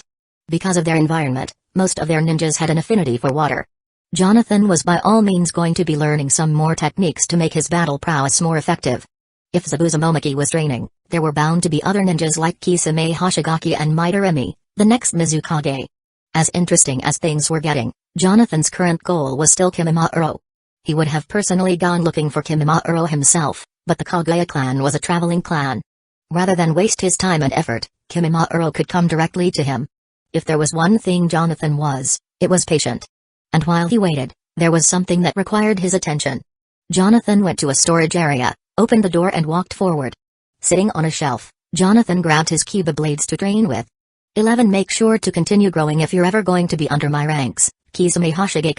The man speaking in front of Kisame was Fuuki Suikazan, a 7 ninja swordsman of the mist. He was the current owner of Seimata, the shark skin. That was until Kisame would kill Fuuki for it not too long from now. The Seimata was widely regarded by fans of the series as the 7 ninja swordsman's most powerful weapon. This was true. And that was because of its ability to absorb any and all forms of chakra. On top of all this, it granted its owner various techniques. It was like being a Jinchuriki without a tailed beast. This was why Kisame Hoshigaki would eventually gain the nickname, Tailless Tailed Beast. Kisame stared at Fuuki Suikazan. The two were standing on a training ground shrouded in a thin layer of mist. As long as you follow my orders, I'll make sure you live a long life here, Fuuki stated. Humphrey? Kisame said, turning his head. Is something wrong? Fuuki asked. He turned his head back and said, it's nothing. I thought I heard something just now in the lake nearby. Fuuki couldn't help but find Kisame to be an impudent shinobi who only did what he was told. That lake is filled with fish, Kisame. Don't go paranoid on me. With those words, Fuuki used the teleportation movement technique and disappeared. Just like Fuuki Suikazan had instructed, Kisame began training. After an hour or so had passed, he hadn't broken a single sweat. Kisame would soon leave the training grounds, feeling accomplished. He was a man with pale blue skin. Even stranger, he had gills like a shark. Whatever or whoever he wasn't shunned for his features. Before leaving, Kisame saw a fish jump out of the lake and back into the water. He ignored it and continued moving forward. Underneath the surface, the fish swam calmly. Upon closer look, those fish's pupils were the Sharingan. Even more, that fish was Jonathan Yuan. He reached the shores of the training grounds and climbed out of the water using his bare hands. It looked like he had just gone for a swim based on what he was wearing. I don't seem to have any more needs here, he thought to himself. Jonathan had been observing a lot of the ninjas here in the Mist Village. He had successfully infiltrated a lot of their closed quarters and even read many of their scrolls. Hardly any of them had anything valuable to Jonathan. And he had been living underneath their noses, secretly for a few months. If Jonathan felt like, he could have killed Fugisu Aikazan long ago when he first discovered Fugi's location. The same motto was indeed better than the Kiba blades. But if Jonathan had done that, Kisame Hoshigaki likely wouldn't have been recognized as a suitable candidate for the Akatsuki organization. The day Kisame killed Fugisu Aikazan in the original story was also the day Obito Uchiha recruited him into the Akatsuki. Perhaps Jonathan could have swayed Kisame into joining him, but he was an independent person. He did not like the idea of a partner. Even more, Jonathan did not trust people so lightly. Not on Earth and certainly not in this world. Whether they were rogue ninja like him, they would only slow him down due to their incompetence. A lot of the things Jonathan understood from the scrolls he read were about the Hazuki clan. Their second Mizukage was known as Genjutsu Hazuki. However, Jonathan couldn't learn any of his techniques. That was because of the liquefy jutsu. It was a prerequisite needed to perform some of his techniques. One of which was the water gun technique. The only two ways to acquire the liquefy jutsu were to be a Hazuki or transplant their cells. As much as Jonathan would have liked to have done so, he couldn't seem to locate Mainjutsu or Suigetsu Hazuki. They were not currently in the Mist Village. Jonathan deduced that they were likely on one of the islands in the Land of Waters. Though he had Sage Mode sensing, he wasn't going to waste his time on the liquefy technique alone. There were too many things Jonathan had to do in one day. When he wasn't at his laboratory, he was invading the Mist Village from the inside. Jonathan was careful not to get close to the Mizukage, Yagura Karatachi. Because the day Jonathan spotted him outside his office, he used his Sharingan and verified he was under a Ganjutsu. This not only meant the Leaf Village's Uchiha massacre had came to an end, but also that Itachi Uchiha was more or less a member of the Akatsuki now. Whilst in the Mist Village, Jonathan's main attention had been towards the events unfolding here. Several ninjas began leaving the Mist Village one by one. That was due to a failed coup d'etat that passed not too long ago. Jonathan had not participated in it because of Zetsu. Anywhere Obito Uchiha was, Zetsu was bound to be lurking somewhere. Once the failed coup d'etat ended, Jonathan returned to the Mist, biding his time until the main event. That was the Kaguya clan's failed assault. Kimimaro, of the Kaguya clan, was going to be participating. He was the deadliest member of their clan due to his Kekkei Genkai. Apart from that, Jonathan had perfected 6 new techniques. All of them being water-style techniques. A lot of them were easy for him to acquire since he was the Jinchuriki of 5 tails. Of these techniques, he learned Water Bomb Jutsu, Water Clone Jutsu, Water Pillar Jutsu from Midoremi, Water Prison Jutsu from Zabuza Momoki, and Water Shark Bomb Jutsu along with 4 Water Shark Shower from Kisame. From the scrolls, he learned the basic sealing and unsealing techniques. It was something Jonathan had known about for years but never bothered to learn. At the laboratory, Jonathan stood in front of 3 giant vats filled with liquid green chemicals. He had spent months preparing them, even spending another 1 million ryo on ingredients. After the Kaguya clan's failed assault, he was finally going to put them to use. For years, Jonathan had been planning to place something oddly unique in these vats. They weren't just worth the time and effort to acquire, they would be the biggest factor in determining how Jonathan could return to Earth. Even if it failed, Jonathan had more than one option available to use. This method, something he had been orchestrating for years now, was the best one. As Jonathan was stitching fabric together, he thought of Izumi Uchiha. She had been living in the Land of Earth for the last few months now. Despite being a female, she was strong. There were times that bandits tried to ravish her, but she held her own and defeated them without trying. Based on her actions, Jonathan understood Izumi Uchiha's goals. She wasn't a cold-hearted killer. Neither was she looking to hurt anyone who wasn't menacing. The only person Izumi wanted to kill was Jonathan Yuan. And he knew why. Izumi Uchiha didn't believe Jonathan's story for a second. She had deduced that Jonathan was the person who killed Hazuki Uchiha, her late mother. Jonathan finished marking the piece of fabric after he finished stitching them together. What he had created was a bracelet. He placed a single senbon needle on top of where he had a seal transcribed and performed the sealing jutsu. A small puff of cloud appeared and the needle disappeared. Jonathan gave a slight smile, thinking, lightning sword transformation has been completed. The village hidden in the mist was perhaps Jonathan Yuan's preferred village to reside in. The security was lax and the shinobi to citizen ratio was quite low. Apart from the Leaf Village, which was filled with various clans, the Mist Village hardly had any clans that could pose a serious threat. This gave Jonathan a lot more freedom to venture around without trouble.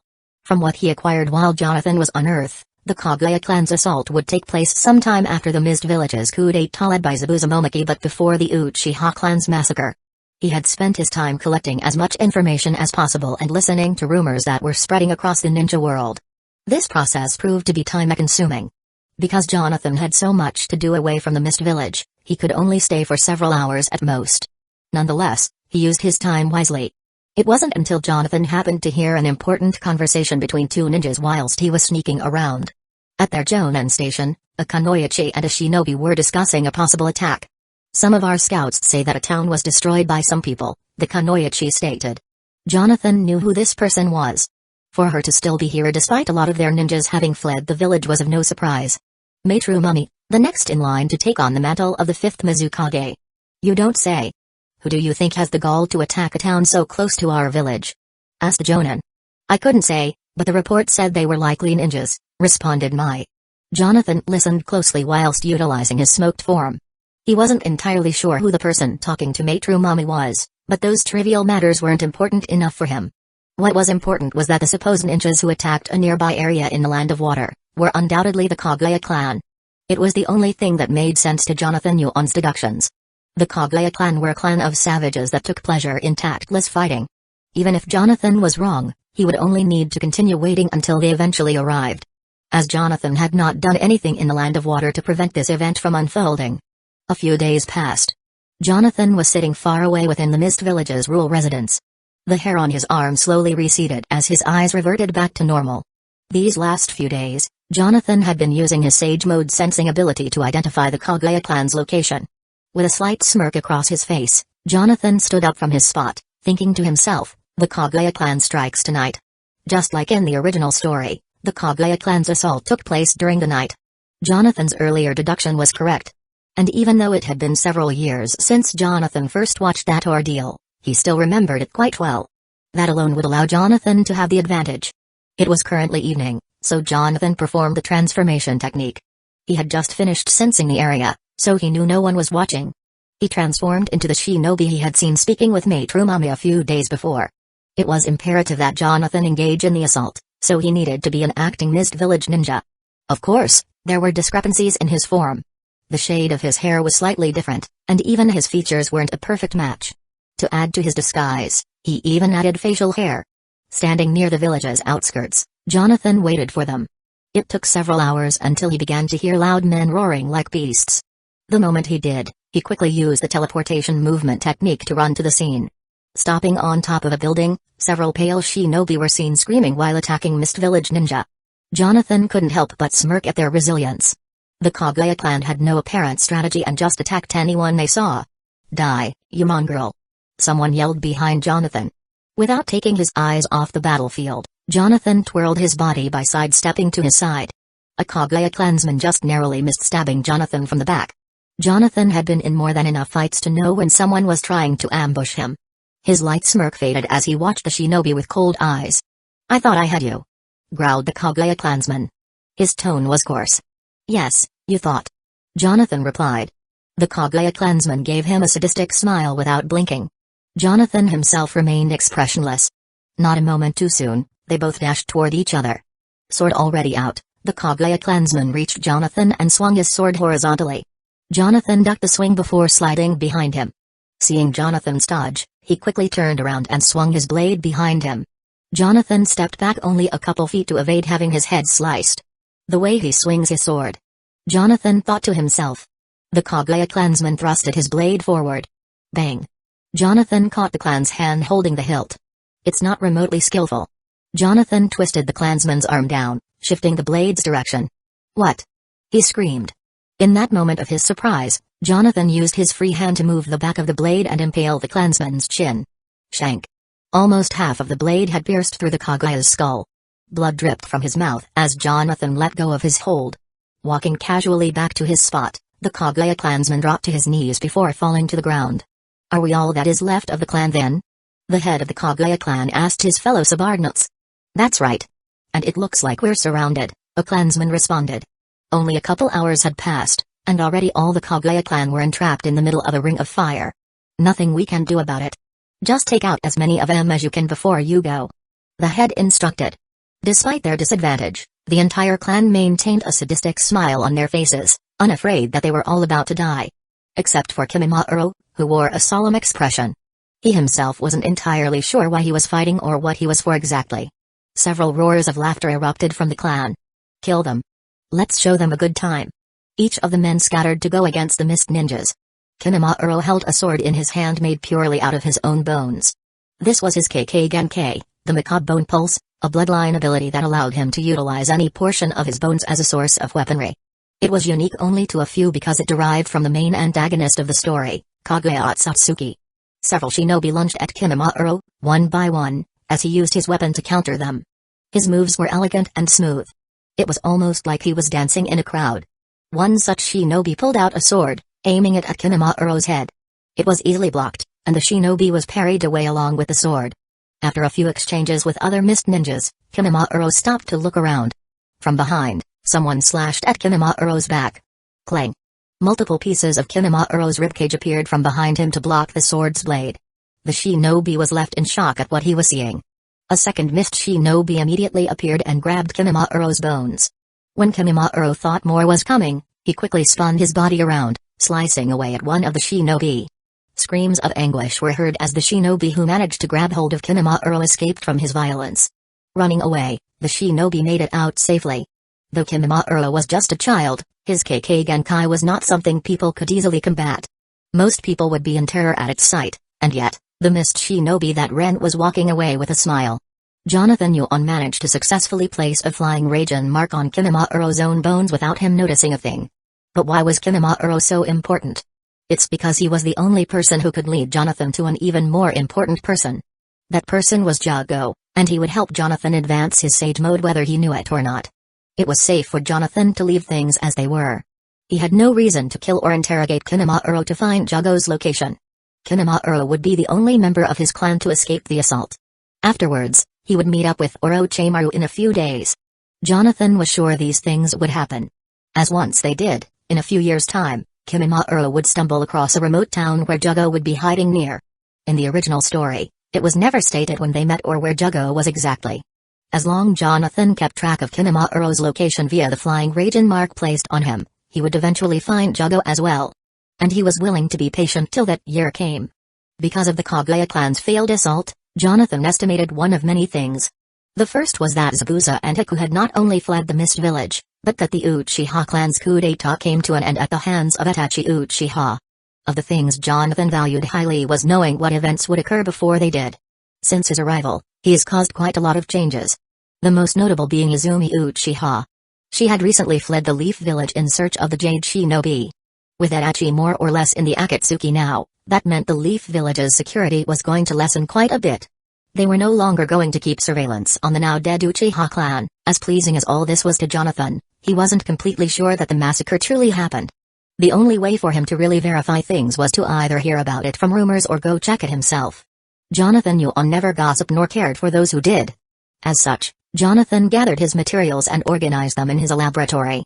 Assuming things had fallen into place as Jonathan expected, he was going to execute one of his long-awaited plans tonight. The materials gathered included a couple of petri dishes, some medical supplies, and a surgical mask. Jonathan could have stored this all in his bracelet, but this wasn't just an ordinary task he was taking. When Jonathan performed the flying Raijin technique, he arrived in the Leaf Village. It was night time. Using his smoke form, the first place he ventured to was the Uchiha clan.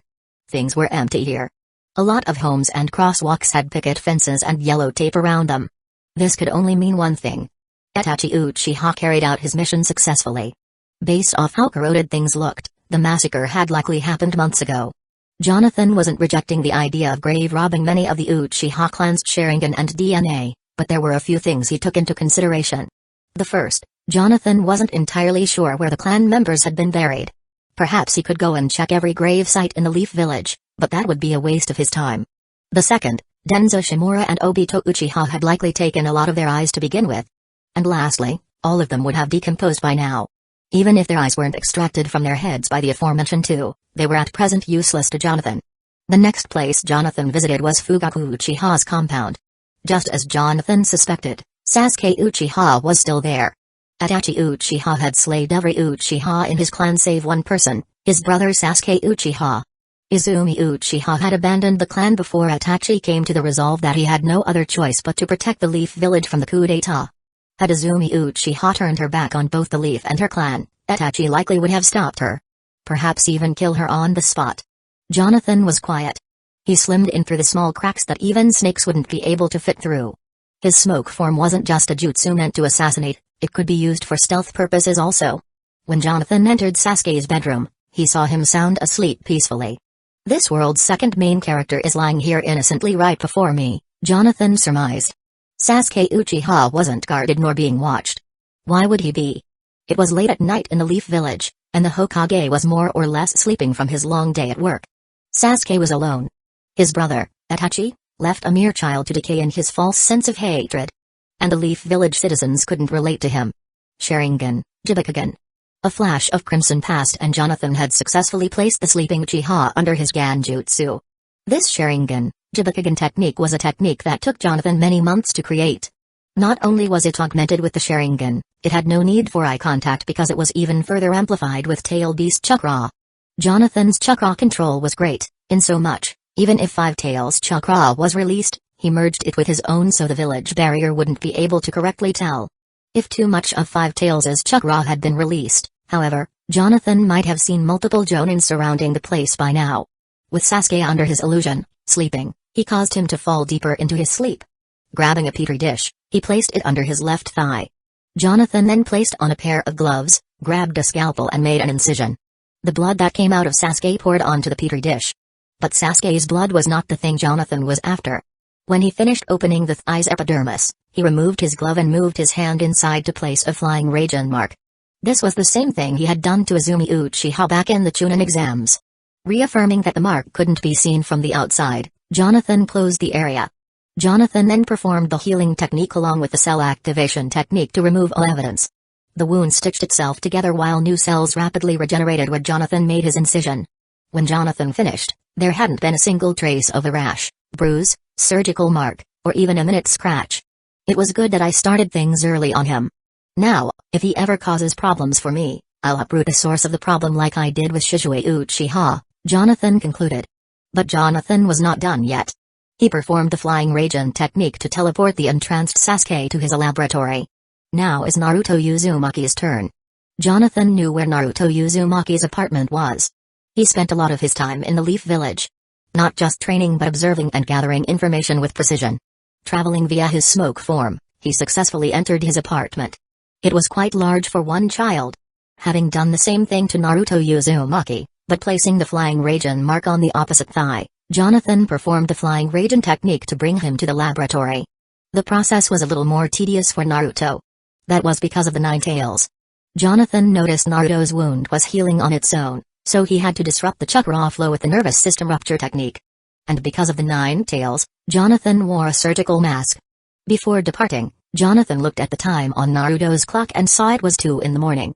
That meant Jonathan had roughly 4 hours to work before anyone noticed the two were missing.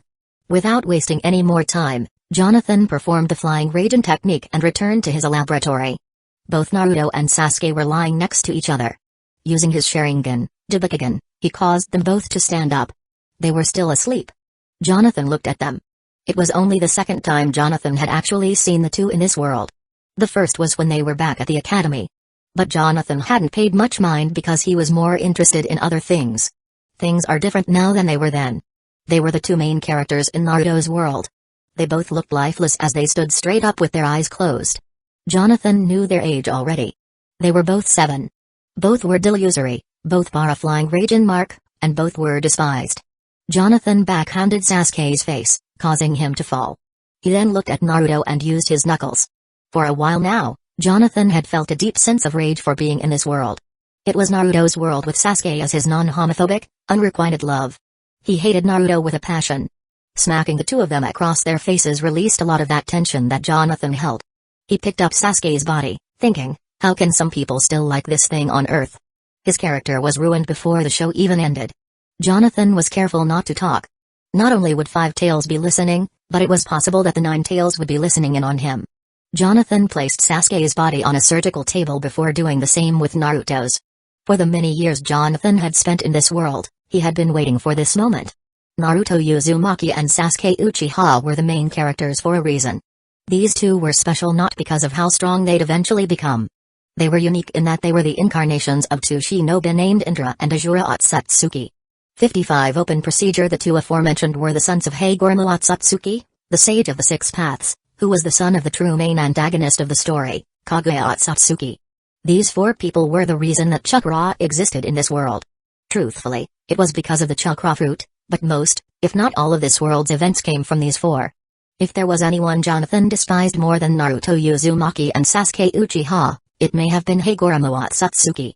Jonathan did not view him as a god or godlike. To Jonathan, he was a fool that was used for plot purposes and couldn't even raise his children. Jonathan held a strange idea that it was because of him that he was in this world, but he wouldn't completely know unless he had the Rinnegan.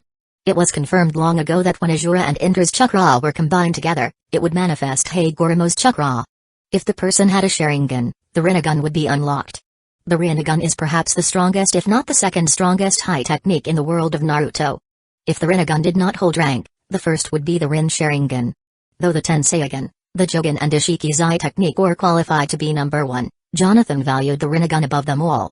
It could help perfect all 5 nature transformations quickly, grant a massive store of chakra to draw upon, see through invisible barriers, identify chakra flow within bodies, perform powerful sealing techniques, extract people's souls, attract and repel forces, and even revive the dead. All those listed together were less than a third of what the Rinnegan could do. However, it did have a drawback. If someone couldn't control the Rinnegan, it would eat away at the person's sanity. There were only 3 ways to acquire the Rinnegan. The first was to combine the chakras of Azura and Indra. This was what Jonathan was planning to do. Then there was to either be gifted by Hagoromo himself, which required his chakra, or to have it implanted like what Madara Uchiha did to Nagato. But it all came down to compatibility. Madara was able to unlock it after knitting Hashirama Senju's flesh into his left chest. Those two were the recent incarnations of Azura Otsutsuki and Indra Otsutsuki. Because they were their reincarnations, they both shared their respected chakra. After Madara's little scheme, his one Sharingan awakened the Rinnegan in both eyes. From the beginning, before he even acquired the Sharingan, Jonathan had been planning to obtain the Rinnegan. Any Sharingan user could unlock it as long as they met the prerequisites. But those requirements weren't so simple. That was because Hagoromo's chakra was needed. The only person who knew this was Zetsu, and he had tried to relay that information to all of Indra's incarnates for 1,000 years. Only Madara Uchiha was able to achieve it. And the way to do it was to mix the 2 chakras together whilst having the Sharingan. But Jonathan wasn't just going to stitch Naruto Uzumaki's and Sasuke Uchiha's flesh into himself. The issue he was going to face was molding their chakra together and the time it would take for the Rinnegan to manifest. But Jonathan knew of a way to expedite both processes. That was his laboratory. By experimenting, Jonathan would be able to precisely perform his work while limiting as many mistakes as possible. That was the reason Jonathan needed a laboratory. For there was still a chance that the procedure wouldn't work. It wasn't because Jonathan didn't meet the requirements, it was because of compatibility. Even if it were his own Sharingan that he could utilize, his body would have to be able to sustain that amount of power. Then there was his chakra, his tailed beast chakra and his gift of the sage's chakra. If Jonathan couldn't correctly balance all those chakras without disrupting the creation of Hagoromo's chakra from Azura and Indra's chakra, he could epically fail. After unlocked, it would also require an exorbitant amount of time to practice. Jonathan was willing to take the chance. He had to. The Rinnegan held dimensional properties that could help him possibly learn how to return home. If this failed, Jonathan would undoubtedly go and hunt down Nagato. He was the only one with the Rinnegan at the moment, and Jonathan wasn't unwilling to kill him. That's how much he desired the Rinnegan. And he wasn't bent on trying to repeat the experiment with other reincarnations. Hashirama Senju's cells were too dangerous to use. That was because of his wood release. If Jonathan implanted those cells into his body, he could potentially die like he almost did with Raza's cells. As for Madara Uchiha, his body's location was hidden well. It wasn't a matter of wanting the Rinnegan, Jonathan needed it. As it was currently the thing that could help him understand how to return to Earth. Without wasting any more time, Jonathan performed the water clone jutsu. Water gathered in the shape of him before fully forming into 3 exact duplicates of himself. Each clone already knew what to do. 2 of them would be working on Sasuke Uchiha while the other 2 would be working on Naruto Uzumaki. One would assist the other while he performed the surgery. Jonathan was under a hefty time limit, so he wasn't going to waste this precious opportunity. All 4 closed their eyes to prepare. One mistake, not just in his plans but even in the surgical procedure, and Jonathan might find himself stuck in the ninja world. Together, all four of them opened their eyes, doing the exact same thing. Sharingan. With the first incision made, Jonathan made a cut near the rib cages. The first thing he was going to surgically remove was the kidneys. People could live regularly with at least one kidney. All of them were calm and not a single clone or Jonathan had said a word. After less than half an hour, they had successfully performed a nephrectomy. The kidneys were immediately placed in a container filled with preservation chemicals. Jonathan had spent months creating them while he spent his time in the Mist Village. When he was finished with the kidneys, he moved the appendixes. Jonathan, however, wasn't going to remove the appendixes. That would cause too many problems for Naruto and Sasuke as they grew. Jonathan was careful. He knew that if things failed, the two boys still needed to be healthy for their respective story scenes. Jonathan used his scalpel, along with other surgical tools, and collected some tissue samples from their appendix. He was careful not to damage any nerve endings within their gastrointestinal tracts. Not a single one of them spoke. They didn't need to. If there was anyone Jonathan knew better than anyone else, it was himself. Just a little eye contact was enough for his clones to know exactly what Jonathan was thinking. Surgeons would be impressed with their form of communicating. And not only that, a clean surgery was being performed flawlessly. Jonathan continued to move on the muscle tissues. He cut some of their muscles from their palmaris longus, the muscle located near their forearms. Then he moved to the pyramidalis, the muscle located near the groin area. Each strand of muscle was precisely cut and immediately healed by Jonathan's techniques. He didn't have equipment to monitor the two's heart rate. That was something that would take too much time to prepare. Jonathan had to rely on his instincts and crisp medical knowledge. He was faithful. He was confident. He was Jonathan. When he finished with those parts, he moved to the leg muscles. Sounds of cutting, scraping, and medical equipment hitting the tables were all that was heard inside the laboratory. Rectus femoris, bicep femoris, vastus lateralis, fibular longus, sartorius, gracilis, and the adductor longus. All of them were surgically cut without leaving a trace that a procedure had been done. Of all the cells collected, most of them came from the legs. Jonathan finished up that area and did the same thing to the pectoral muscles and the deltoids. A lot of chakra was being expended. But thanks to Five Tails, Jonathan had as much chakra to perform this surgery several times over if he needed to. Every time something was collected, an assistant clone would immediately place it inside pre-labeled containers. Jonathan hadn't just been preparing for this moment for months. It was years. The only thing Jonathan did not feel it necessary to collect was their skin cells. He had not cut them off because they were the longest things in the body that took the most time to heal. Jonathan was under a time limit. Whether he failed or not, he had to take the boys back. Jonathan was quick, agile and quite nimble with his hands. Even Earth's most respected surgeons would be ghastly amazed at what he was doing and how brisk his surgical cuts were. What was more impressive was that Jonathan hadn't broken a single sweat. Even if he did, he couldn't because it might infect them. As one Jonathan cut, the other suctioned, held, collected and performed healing techniques. The most important part wasn't the surgical cuts, it was the healing. Jonathan wasn't going to allow his patients to be left with a single mark, scar or bruise. More importantly, they had to wake up in the morning like no surgery had been done on them in the first place. That meant they had to be vigorous upon waking up. It wasn't just a simple matter of healing their wounds with a mere healing technique. This was Jonathan's healing technique, something he had perfected before recreating it during his time at Hueco Jungle. When Jonathan finished closing up and healing both Naruto and Sasuke's bodies, he felt victorious. It wasn't his water clones, it wasn't his Sharingan either, it was his cell activation technique that won him this battle. After the commodious work was performed, Jonathan and his 3 other clones ended up with multiple cells and tissues as well as 2 kidneys. More importantly, they triple-checked to make sure Naruto and Sasuke had not just survived the surgery but also had no scars. Jonathan had acquired bone cells, blood cells, muscle cells, fat cells, muscle tissues, connective tissues, and bone tissues. All of which were going to be utilized correctly. He excluded other organs, such as the gallbladder, due to apparent side effects. Aside from that, all the cells, tissues, and kidneys were safely stored inside. Of the many things Jonathan did not have in his laboratory, a clock was one. He immediately teleported Naruto Uzumaki, Sasuke Uchiha and himself to Naruto's apartment. Because of the 56 chakra pools Sharingan, Dabikigan, the two had been asleep throughout the whole surgery. Jonathan placed Naruto back in his bed before releasing the technique on him. Assuming Naruto would wake up immediately afterwards wouldn't have mattered because Jonathan had already left. Based on the time he took the two, a total of 4 hours had passed. That meant it was 6 o'clock. In a few minutes, the sun would begin to rise. Jonathan quickly did the same thing with Sasuke before releasing his technique. After leaving the leaf, it was truly going to be up to the Nine Tails whether he was watching or not. But Jonathan knew how much hatred the Nine Tails had for not just his host, but everyone. As for Sasuke, he wasn't smart enough to tell if someone had secretly performed surgery. That was because Jonathan closed all the wounds. Perhaps the two might have felt something, like a sting or a sense of fatigue. If they did, it would be so faint, they would think they were sore from sleeping last night.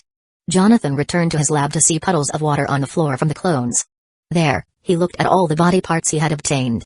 But he wasn't going to implant them just yet. Though he was substantially tired from lack of sleep, he had to combine the parts. This was going to be the tedious part. That was why Jonathan's laboratory existed. All the cells, tissues and the kidneys were well preserved in cold chemical toxins.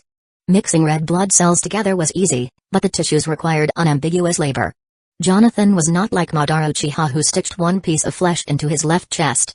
Perhaps Jonathan was a savage, but he wasn't barbaric. Better yet, Jonathan had an array of body parts to use. The piece Madara Uchiha bit off Hashirama Senju would have only contained a small amount of Ajura Otsutsuki's chakra. But Jonathan would be using a plethora of it. Placing the first strand of muscle cells under a microscope, Jonathan began carefully performing the healing technique alongside the cell activation technique. This process was known as gene splicing but without a spliceosome machine. He didn't need it. The machine was Jonathan himself. Whilst using the Sharingan, Jonathan was able to combine the correct nerves with each other. Doing so was quite monotonous. The cells didn't need to be worked on, but the body parts with nerves were imperative. Jonathan repeated this process with the tissues as well. Because he already had 2 kidneys harvested, he didn't have to experiment on them. Jonathan would eventually perform the water clone technique after he fully understood what he was doing. The entire process, with 6 clones working meticulously, took a total of 12 hours. The speed that he managed to finish at was considerably fast. Scientists from this world and on Earth would have immediately granted him rewards. But the only prize Jonathan sought after was the Rinnegan. Even if some of the body parts failed, Jonathan still had the kidneys to work with. The time frame for the Rinnegan to unlock with just the kidneys alone might have been lengthened, but Jonathan was a patient man. And when he considered the length of time with just 2 kidneys alone, it would surely be decades. Using electricity from his lightning chakra as well as his cell activation technique, Jonathan was able to verify that all the body parts were functional except the bone cells. Jonathan's bone tissue and bone cells were therefore scrapped. Jonathan was exhausted, but he was going to wait. The faster he worked with fresh body parts, the better. He looked at the 6 of his clones and nodded. They nodded in return, knowing exactly what their next task was. Jonathan stripped his clothes down. He then climbed to the surgery table. The cold steel felt cold on his back, but Jonathan had not even slightly flinched. What he was to have performed on himself was an open operation. Open because he had to monitor the clones and make sure they were well stabilized. Of course he was not going to trust Five Tails to stabilize them. Five Tails likely didn't even know what Jonathan was doing. One of the clones applied anesthetics across the areas of Jonathan's body that were going to be cut. The first incision was made, and Jonathan still felt the sting. His clones continued to work on Jonathan without care. They knew how strong he was, so he bore through any pain he felt. Sunlight radiated through a ceiling made of glass. The entire room was brightly lit because of it. Sitting cross-legged in the center, on top of a small grassy hill, was none other than Jonathan Yuan. His arms were resting on his knees as his eyes were closed. That was because he was meditating. From within Jonathan's subconscious self, he could see various chakra pools. His own chakra pool had increased from having performed multiple experiments on himself. Next to his pool of chakra were 3 other pools. One pool consisted of Naruto Uzumaki's chakra, which was Ajura Otsutsuki's chakra. The pool on the far right had Sasuke Uchiha's chakra, which was Indra Otsutsuki's chakra. These 2 pools were connected to a 3rd pool in the middle, and that's where Jonathan had been intermingling their chakras. Because he had the gift of the sage's chakra as well as Five Tails' chakra, he did well not to mix them. Jonathan could feel the 2 chakras resonating within the middle pool. When he opened his eyes, only the Sharingan showed no Rinnegan. Jonathan had failed. Even if he used only cells and tissues, he mainly relied on their kidneys to be the primordial factor in awakening the Rinnegan. But even with them, he failed. Jonathan had calculated the number of cells he used as opposed to the single piece of flesh Madara Uchiha bit off of Hashirama Senju.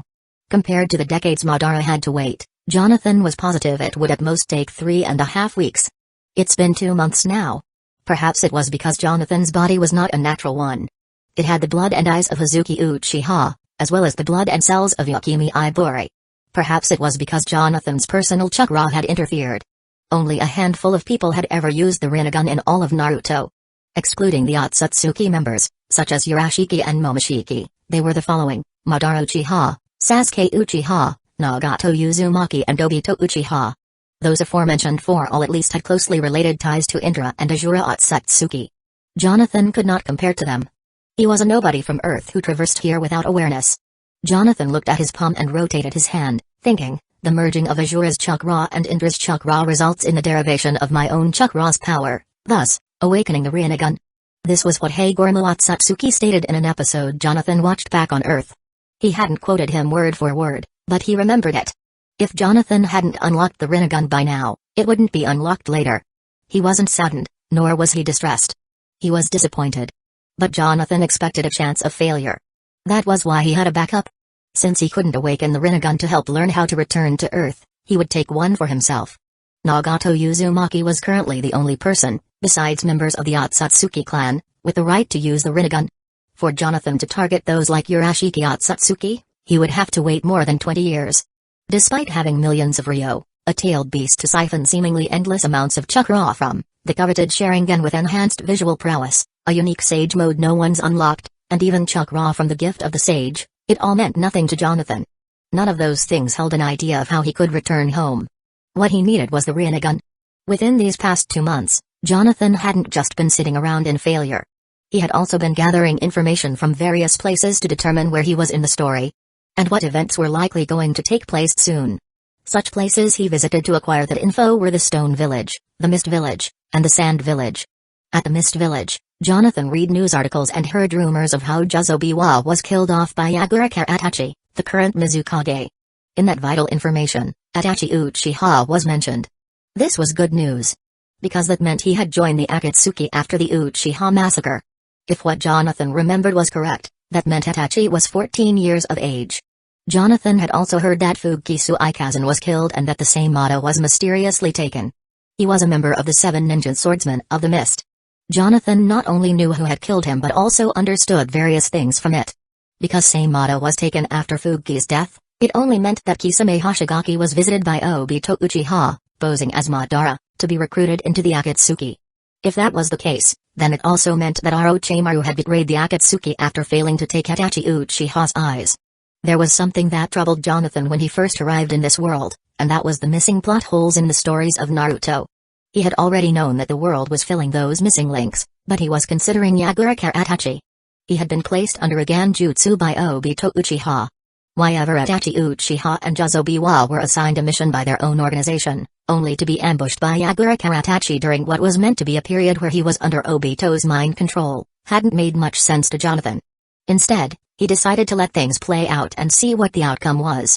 Just like in the original story, things went exactly as what the creators felt like writing. Itachi Uchiha unlocked Amaterasu upon Juzobiwa's dying breath. At the Stone Village, Jonathan found nothing about the Jade Shinobi still being alive. However, he did discover that they no longer classified Han as a missing ninja. They instead deemed him dead. His whereabouts and killers remained a mystery. Jonathan most notably discovered that Deidara was a terrorist. This was also good news because it meant he was either already recruited into the Akatsuki or going to be. Based on the timing of things, Jonathan could only estimate that the Akatsuki were still looking for members. By no means was he ever planning to join. Even if he could have lived longer before they decided to extract the 5 tails from him, it wouldn't have mattered. The moment 5 tails gets extracted, Jonathan will die. 57 Raijin vs. Jashin. Then there was the fact that the true creator of the Akatsuki wasn't even Nagato to begin with. Obito Uchiha was really running things.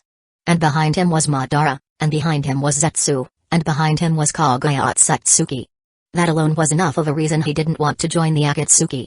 The fact that Deidara had now become a terrorist in the land of Earth meant that Jonathan could go in search of someone.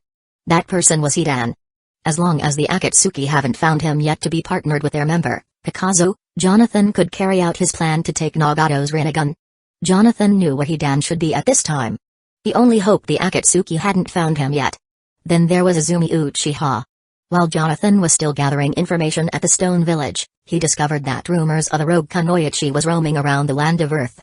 More specifically, it was an Uchiha. The rumors stated that she was like a monster. Jonathan knew it was Izumi Uchiha because he had a flying radiant mark on her that he could sense periodically. On top of that, there was no female Uchiha that was alive. Only Izumi Uchiha could have caused such rumors. And currently, she wasn't in the land of earth, she was in the land of fire. Izumi Uchiha wasn't a sensory type. The way she had been trying to track Jonathan on was through a feeling that overwhelmed her when Jonathan's Sharingan was close by. Before coming back to the land of fire, she recently visited the land of rivers. Jonathan understood fully why she had been traveling those routes. Back in the land of rain, Jonathan had used his Sharingan in battle against Sagakure. When Jonathan sensed her, she was the exact location of the battle. The reason why she was headed to the fire country now was because he had used the Sharingan, Jibakugan on Naruto and Sasuke. Izumi was relentless, hence, even Jonathan knew she was going to continue chasing him. Regarding the Leaf Village, there was no particular news. And Jonathan knew there wouldn't be for several years. The only reason he visited there was to see how Naruto and Sasuke's behavior was. They seemed normal, healthy and hadn't been exhibiting any abnormal side effects. Jonathan never recalled the two needing to have an X-ray examination until they became real ninjas, so he would be safe for quite a while. The only other thing Leaf citizens gossiped about was the Uchiha massacre. They couldn't seem to stop talking about it, even though it had been months since. Jonathan's information gathering ended when he understood his Rinnegan wasn't going to manifest. Since he needed the Rinnegan, he was going after Nagato Uzumaki's, which was truly Madara Uchiha's. Jonathan's plan was to first find Conan, who was one of the few people who interacted with Nagato. If Jonathan could place a flying Raijin mark on her, he could easily kill Nagato without a fight. That was because Nagato Uzumaki was crippled. His body had been linked to the Jido statue, which rendered him immobile. The way he fought was through the Rinnegan's ability to create multiple bodies to help fight for him. This method was known as the Six Paths of Pain, and it was something Jonathan knew he couldn't face. There was only one way Jonathan would be able to execute this plan. He had to go and meet up with Hidan, who was going to be recruited by Conan, Kakazo and Itachi into the Akatsuki if he wasn't by now. Jonathan hadn't cared if Itachi Uchiha was present. His goal was to place a flying Raijin mark on Conan. If Itachi got in his way, he wasn't against slaying him without hesitating. As for Kakazo and Hidan, he was confident he could take both shinobi on. Their abilities were well known. However, to get to Conan, Jonathan was not going to utilize Five Tails chakra carelessly. The moment Itachi Uchiha verified that Jonathan had a tailed beast, they would instantly make the link that Han had his tailed beast extracted and that Jonathan was the new Jinchuriki. The Akatsuki had already begun hunting tailed beasts. The reason why they hadn't fully started was because they were still looking for members. But Five Tails chakra wasn't the only thing Jonathan had. Jonathan was a well-versatile shinobi who could execute a number of powerfully destructive Ganjutsu, Taijutsu, Ninjutsu, Fuinjutsu, Kenjutsu, Hidenjutsu, Medical Ninjutsu, Nintaijutsu, Shurikenjutsu, Space-Time Ninjutsu, Dujutsu, Kenjutsu, and Senjutsu. 9. The time frame Jonathan had to locate Hidan, after finding out Deidara was dubbed a terrorist, wasn't long. That news of Deidara was only just released 3 weeks ago. And because he had been more attentive on combining Ajra and Indra Otsutsuki's chakras, he was limited on time. Jonathan had to be quick and precise if he was going to target none other than the Akatsuki. As long as he managed to find Hidan, he would lead him to Conan, who would in turn lead him to Nagato. The moment Jonathan used the flying Raijin while Conan was close to Nagato, he could assassinate him successfully. Jonathan knew he wouldn't fail because he was Jonathan. Using his flying Raijin mark, he traveled to the Fire Temple. His next destination was going to be the Land of Steam. That's where Hidan's location was because he had once been a shinobi of the Hot Water Village. Despite not having a flying Raijin mark there, he knew the world's map quite well. Not only did he know where he was going, but he was also aware of where the Hot Water Village was located. Quickly flying upwards above the clouds, Jonathan made his way northeast. The Land of Steam shared a border with the Land of Fire. It was mainly written about in Conan's light novel, Conan's Story, Trio Leaf News Story, Steam Ninja Scrolls. Jonathan had never read it because it was released long after he abandoned Naruto. What he did understand, however, was Hidan's personal information. As Jonathan was flying in clear weather, the wind blew past him. Flying was quite an amazing thing. To see the open world while flying through the clouds man couldn't ever touch. But Jonathan wasn't thinking about such things. He was recalling Hidan's troubled past. Hidan became a missing ninja after converting fully to a false religion known as Jashinism. But that was as much as Jonathan could recall. The rest of Hidan's past was written in another novel Jonathan hadn't read. If he could find the village hidden in hot water, He'd be able to find Hidan's location regardless. After about 12 hours of traveling, Jonathan was able to locate the hot water village. It was quite easy for him. There was no security or strategically placed environmental elements to hide it. When Jonathan used his smoke form to infiltrate the village, he couldn't find a Jonin station. Even the ninjas here were scarce. Jonathan eventually found a building that most if not all of their ninjas were gathering in. Inside, he located a room where they stored a lot of the documents. Jonathan skimmed through all their paperwork and found out that this village was no longer what it used to be. Now it makes sense why this area was so easy to enter, Jonathan thought. The hot water village had recently become a tourist attraction for others. Jonathan didn't need to be as cautious as he was, but that did not mean he was going to change. In one of their reports, he discovered Hidan's name. In that file, it listed a lot about him. It was because Hidan was once a shinobi here. Jonathan read information about him using a red scythe like he did in the original story. The hot water shinobi recently tried to capture him, but their attempts failed, claiming that he couldn't die. Every time they tried, Hidan would spout Jashin's name like a maniac before killing their members. Then there was Hidan's past written. Jonathan read that he slaughtered his neighbors, claiming that they had forsaken their ways. It was then that he became a missing ninja not long ago. This was Jonathan's first time reading this kind of information on Hidan because it was only ever mentioned in the third databook on Earth. The reason for his actions was that the village had become a tourist site, so he unethically became infuriated. Hidan's last recorded location was on the outskirts of the Land of Steam. Jonathan took a mental note of the location and placed 3 flying Raijin marks in the hot water village before leaving. Using his lightened boulder technique, he took to the skies and went to the area. The reports were written only a couple days ago, so he was certain that Hidan hadn't been recruited. In a clear path with trees around, Jonathan saw Hidan and he was fighting. 3 hot water shinobi tried to encircle him until 2 of them were impaled on their sides with his scythe. Jonathan wasn't impressed with Hidan's speed. He was agile and swift, yes, but his movements and how he swung his weapon were quite crude. It was like a beast without restraint, not paying any attention to his openings or the lack of his defenses. "This is great!" screamed Hidan. "All of you will be sacrificed to Jashin." Jonathan watched as Hidan performed his cursed jutsu. His body turned into a skeleton as he stood on a diagram drawn in his blood. This was Hidan's way of fighting. He didn't just kill, he relied on the cursed jutsu to kill his opponents as sacrificial lambs to his god. Those who attacked Hidan while he was using his technique would be dealt the damage instead. Hidan stabbed himself in the heart, killing the last hot village shinobi. He then hung all 3 ninjas from a nearby tree before performing a ritual prayer. Jonathan had been observing intently. He had used his Sharingan the entire time to try and understand Hidan. Better yet, he was trying to understand his false religion. Did it use chakra? Was there really a force behind it? Jonathan didn't care if there was, he needed to see if it could be of use. "And that completes the ritual for Jashin," Hidan stated. He stood up, cracked his neck. When he picked up his scythe, he looked up with a smile. "Hey, you there?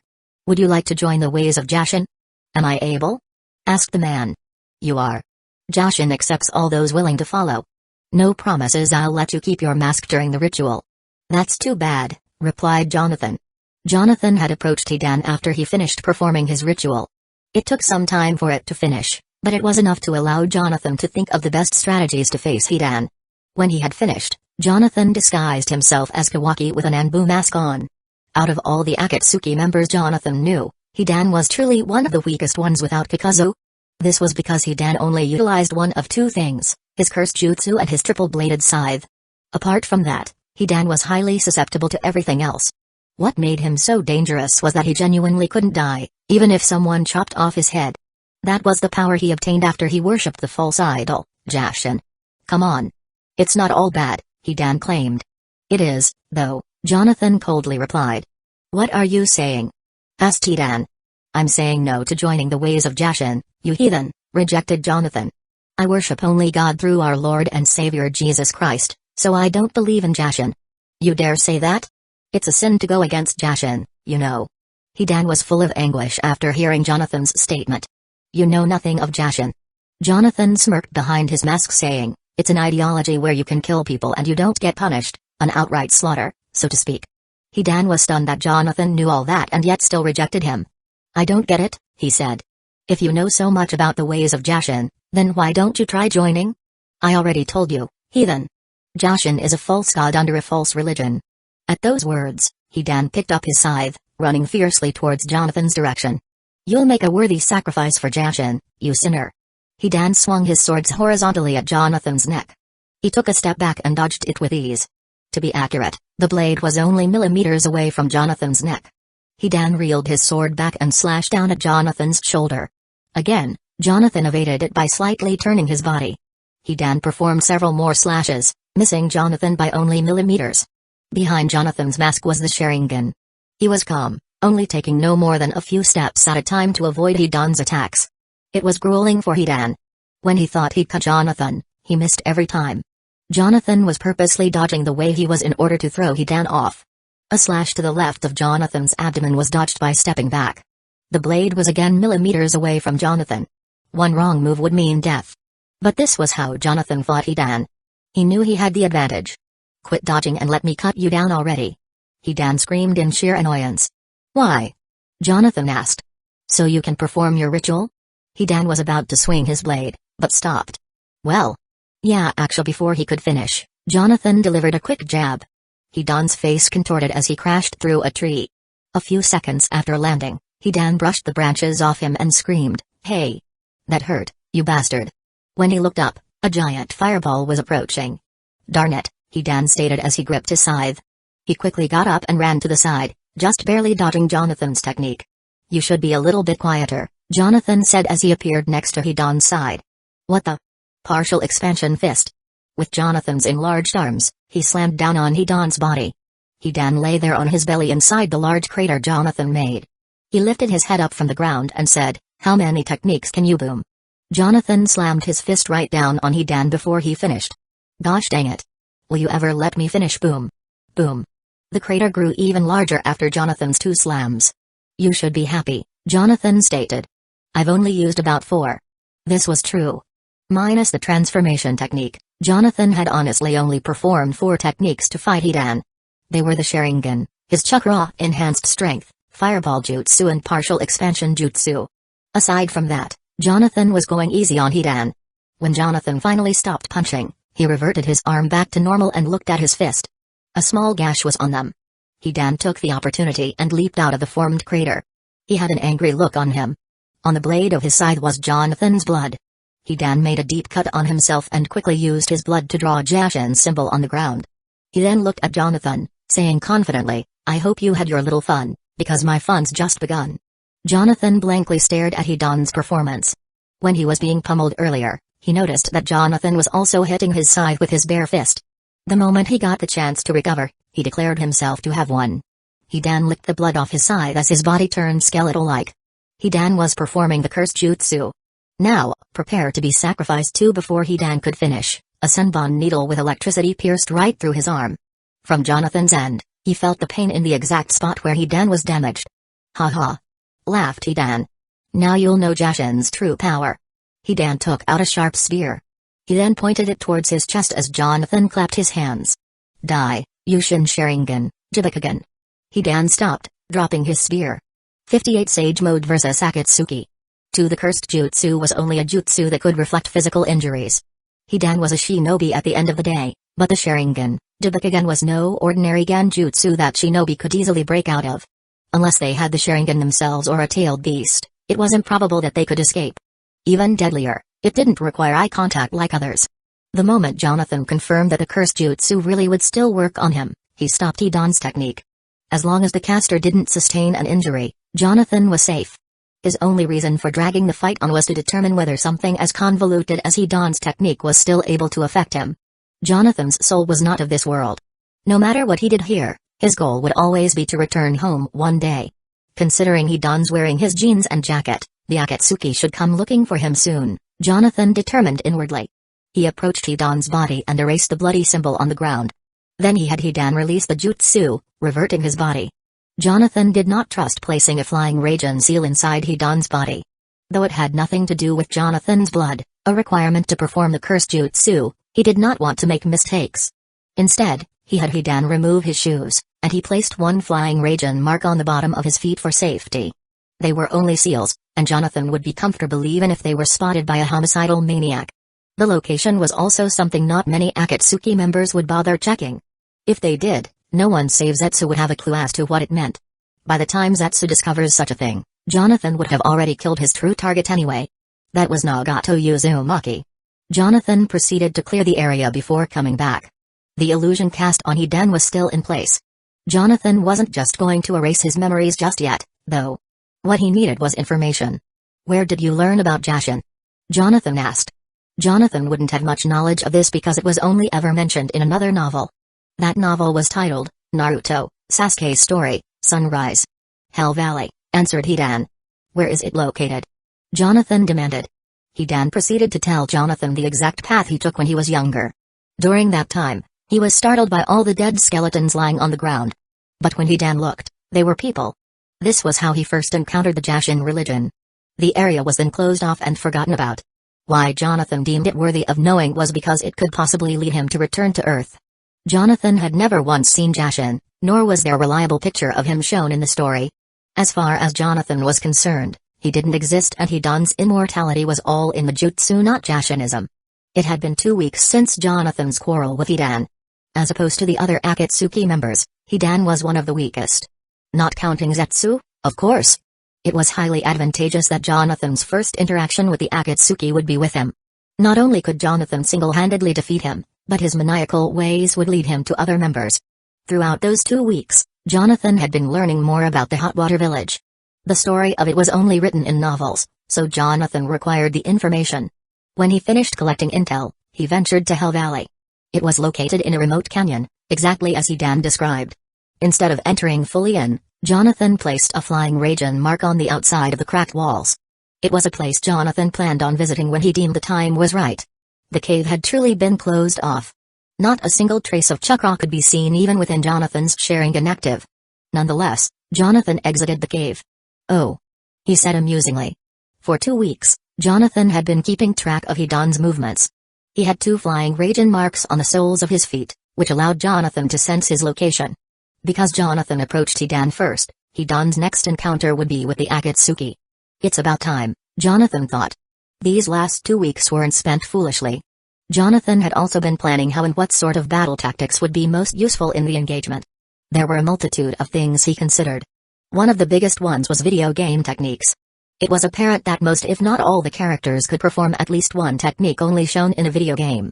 Jonathan had only played a certain number of games, so if his opponents used something he hadn't seen before, he'd have to think of an immediate counter. Jonathan quickly entered his subconscious. "It's been a while, boy." Five-Tail's attitude toward Jonathan hadn't changed much since the last time they spoke. "Just what are you planning this time?" Five-Tails asked. "I don't believe that's any of your business, Beast." Ruthless, mature for his age, always keeps to himself. Jonathan slowly walked towards Five-Tails as it was trying to analyze his traits. "Never have I met a boy who learned so many jutsu and was so capable of fighting to such a degree. Just what sort of Uchiha are you?" "Humphrey," Jonathan scoffed. He raised his head to reveal his Sharingan, saying, "For there is no faithfulness in their mouth, their inward part is very wickedness, their throat is an open sepulchre, they flatter with their tongue." Jonathan exited his mind after playing an oral suggestion into Five-Tails. He was going up against Hitachi. That meant he was likely going to use Tsukimi. Unlike last time, Jonathan had prepared both his mind and body. Once Five-Tails broke him out, he wouldn't feel as mind-bogglingly lethargic. There were 2 distinctive things Jonathan knew about the Tsukimi. A regular Sharingan could break out of it. Sasuke Uchiha proved that during his last fight against Hitachi. Then there was Tsunade, who could heal someone's mind from the effects of its Tsukimi. No matter who Jonathan faced, he always had a contingency plan. Five-Tails was just such a plan. Even if Jonathan never lost, Five-Tails wouldn't matter because he had never once revealed who he was and what he knew about Hagoromo Satsuki's persona. This was under the assumption that the Akatsuki didn't take Five-Tails but had instead become host to another. "Then you'd be wise to join the Akatsuki for the sake of your mission," Conan said. Hidan looked at her with curiosity, asking, "Why's that?" "Assassination and war." "You name it," answered Conan. Behind her were Itachi Uchiha and Kakazu. The Akatsuki are killers for hire. Hidan looked at Conan with a look of interest. Suddenly, the 3 jumped back from Hidan. "Hey, what's the big idea?" asked Hidan. "I'm interested." They backed off because of me. Hidan was startled by the fact that someone wearing a mask was standing right behind him. "What the?" Hidan screamed. He quickly stepped back a few paces, not knowing how Jonathan managed to sneak up behind him. Hidan didn't know who Jonathan Yuan was or the fact that they had a minor battle 2 weeks ago. That was because Jonathan erased his memories before releasing his deadly Debikagen illusion.